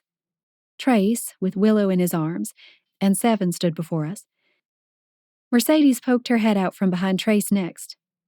Next to Seven, there was an unfamiliar face, but his icy blue eyes reminded me of someone I'd seen a time or two on video chats. Oh my God, I squeaked. You're here! Mercedes surged forward and pulled me into a hug, laughing wildly. Her baby bump was so much bigger than the last time I'd seen her, and I could feel it pressing into my belly. Boisterous greetings were exchanged between all of us, Grace immediately squealing with excitement that her bestie Willow was here. After we exchanged hugs, and I formally shook Nash Nightingale's hand, the 8 of us moved deeper into the apartment. Warmth flooded the room, filling me from head to toe with contentment. This is such a surprise! I watched as Seven unloaded some big bags onto the island. You have Trojan to thank for that. Seven said with a shy smile. He looked over at his best friend. He sent me on a wild goose chase for this specific cheese board. Tears pricked at my eyes as I looked over at Troy. He watched me with so much love in his eyes that it was hard to look away, or even remember that there were other people in the room. Gotta get weird cheese for my girl, Troy said simply. And there's no weirder cheese than in NYC. Yeah, it's kind of the sort of thing you might want to have more regularly, Mercedes said brightly, popping in a cube of cheese as Seven unwrapped the board. She got first dibs, as the one currently growing a human, but I was next in line. I picked a cube and popped it in my mouth. Something smoked and buttery melted in my mouth, and I let out a happy hum. Holy shit. This was what it felt like to have a community. A real, grounded network. Jericho had deprived me of that for so long. I barely had any friends back in Kentucky thanks to his efforts to distance me from my high school and college friends. God, this is good. Nash, please have some. I don't want to interrupt your fun family night, guys, Nash said, his husky baritone the sort of voice that women paid money to hear. I'm just here to drop off the keys. He revealed a set of keys, grinning over at Troy, who returned the look. I narrowed my eyes. Troy was keeping something from me. What are the keys for? I asked. Nash looked at me guiltily. I think that's for him to explain. But just know, this guy loves you a whole lot, and I'm happy to support my family man Bodyguard. See, this is why I wanted to be here, Seven said, reaching for a cheese cube. Mercedes rolled her lips inward, looking like she was trying to keep herself from bursting. Nash squeezed Troy's shoulder and waved at the rest of us, heading for the door. Enjoy your evening, friends. We all called out our goodbyes, and when the door shut, I looked around at everyone. Guys, I started. Troy set the keys on the kitchen island and then scooped my hands into his. Maddie, it's no secret I'm fucking crazy about you. I want you and Grace in my life forever. I'm yours, and you two are mine. There's no question about that. So, when Nash and I negotiated our contract, I made sure to include some provisions for the future. Emotion swelled in my chest. I almost couldn't believe my ears. Yeah? I've got a company car now that's better equipped for a family. My Jeep is going into storage, and these keys are for the condo I'm renting. Mercedes made a little squeak, but I couldn't rip my eyes off Troy. I'm sorry, she whispered. The hormones are making it impossible to keep my excitement in. What condo are you renting? It's up to you. But I thought you'd be most comfortable living a bit closer to family. Troy's heartbreaker grin came out to play as he rubbed his thumb back and forth across my knuckles. Then he looked over at Mercedes.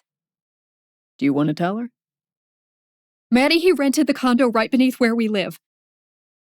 Her words came out rushed and loud, and I could tell it was a major relief for her to finally get it out. I covered my mouth with a hand, the tears already blurring my vision. It's above a bookstore, she added. Oh my God, was all I could muster.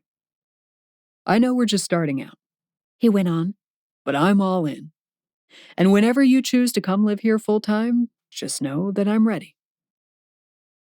My ears rang from the warring pressures of excitement and disbelief. Was this real life? This is unbelievable, I said, and then the tears finally broke the dam and streamed down my cheeks. Troy scooped me up into his arms, and I cried into his chest. The tenderness of his decisions, including me in his plans, leaving space for me to join or not join on my own terms, was somehow the hottest thing anyone had ever done for me. When I looked up, I found tears in his eyes too. I pushed onto my tiptoes, pressing my lips to his in a long, sweet kiss. I love you, Troy. I cinched my arms around his neck and got lost in his warm, brown eyes. I never wanted to be anywhere else but here, in his arms. And I love you more, Maddie. I love you more than I even thought was possible.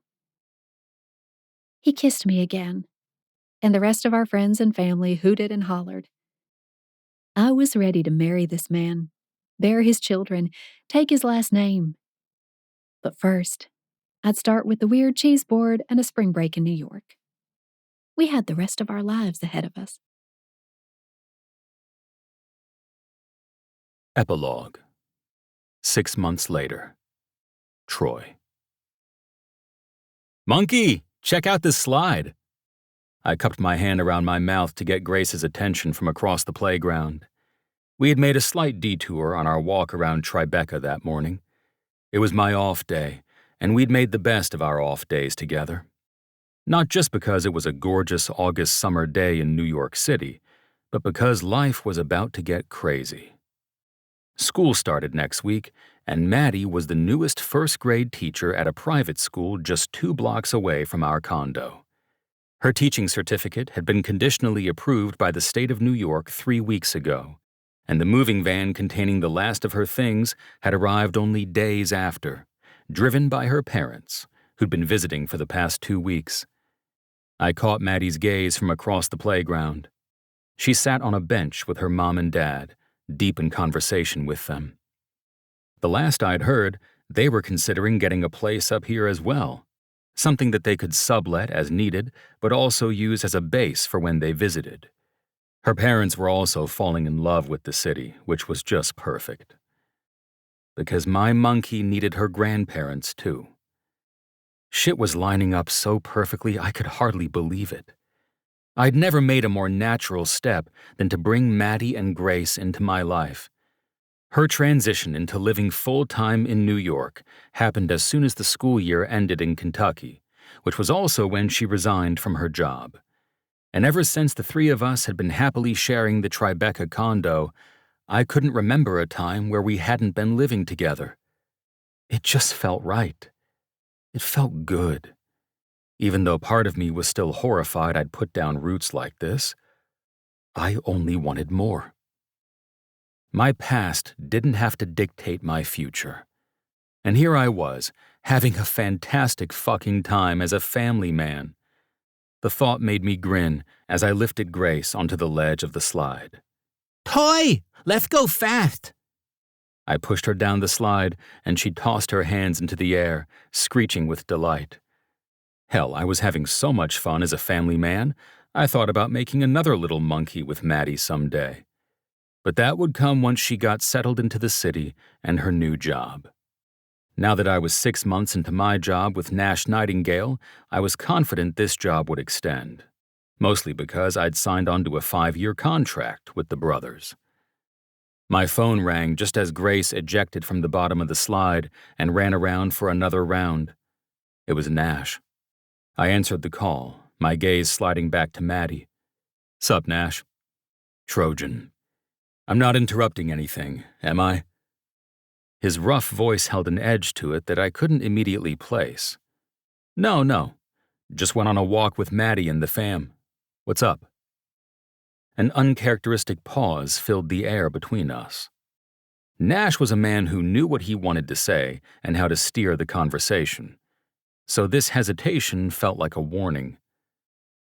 "I might need to steal you for a few hours today," he finally said. "Shit. Is everything okay?" He expelled a sigh. "I got some major news, and I'm honestly not sure what it all means yet. But Archer and I found out today that we are set to receive a pretty major inheritance from a grandfather we never knew about." My insides tightened. Whoa, that's huge. Grace shrieked with glee as she zipped down the slide next to me. Thankfully, she'd figured out the slide-to-shriek pipeline on her own. "Wait, what, Grandpa?" "Yeah, we had the same question," Nash laughed. "Someone from my biological father's family."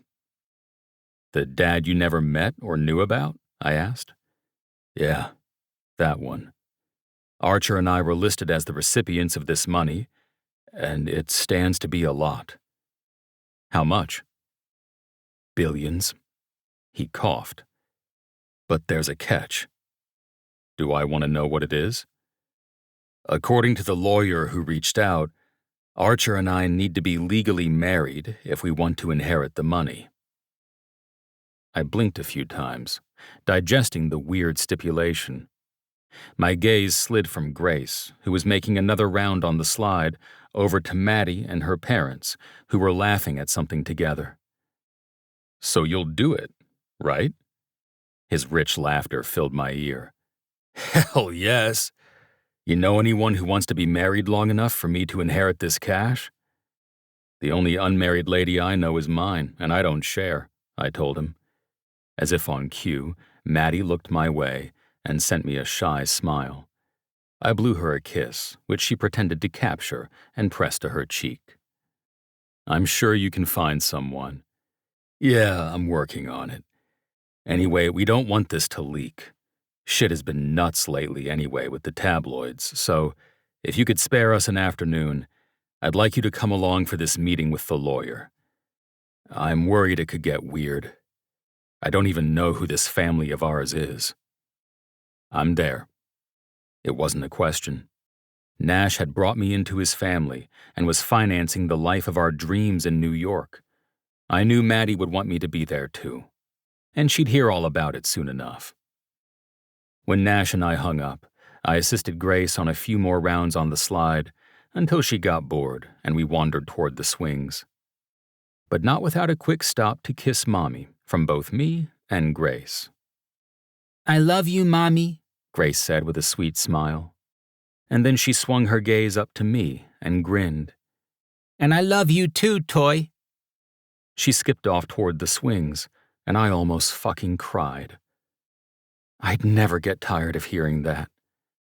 I'd never get tired of being the man my girls needed. I swooped down for my own kiss from Maddie, and then I followed behind Grace. I was living the dream I never knew could actually be mine. The end. This has been Broken Bodyguard, The Nightingales of Wall Street Book 1. Written by Ember Leigh, narrated by Jill Smith and Jeremy York. Copyright 2024 by Ember Leigh. Production copyright 2025.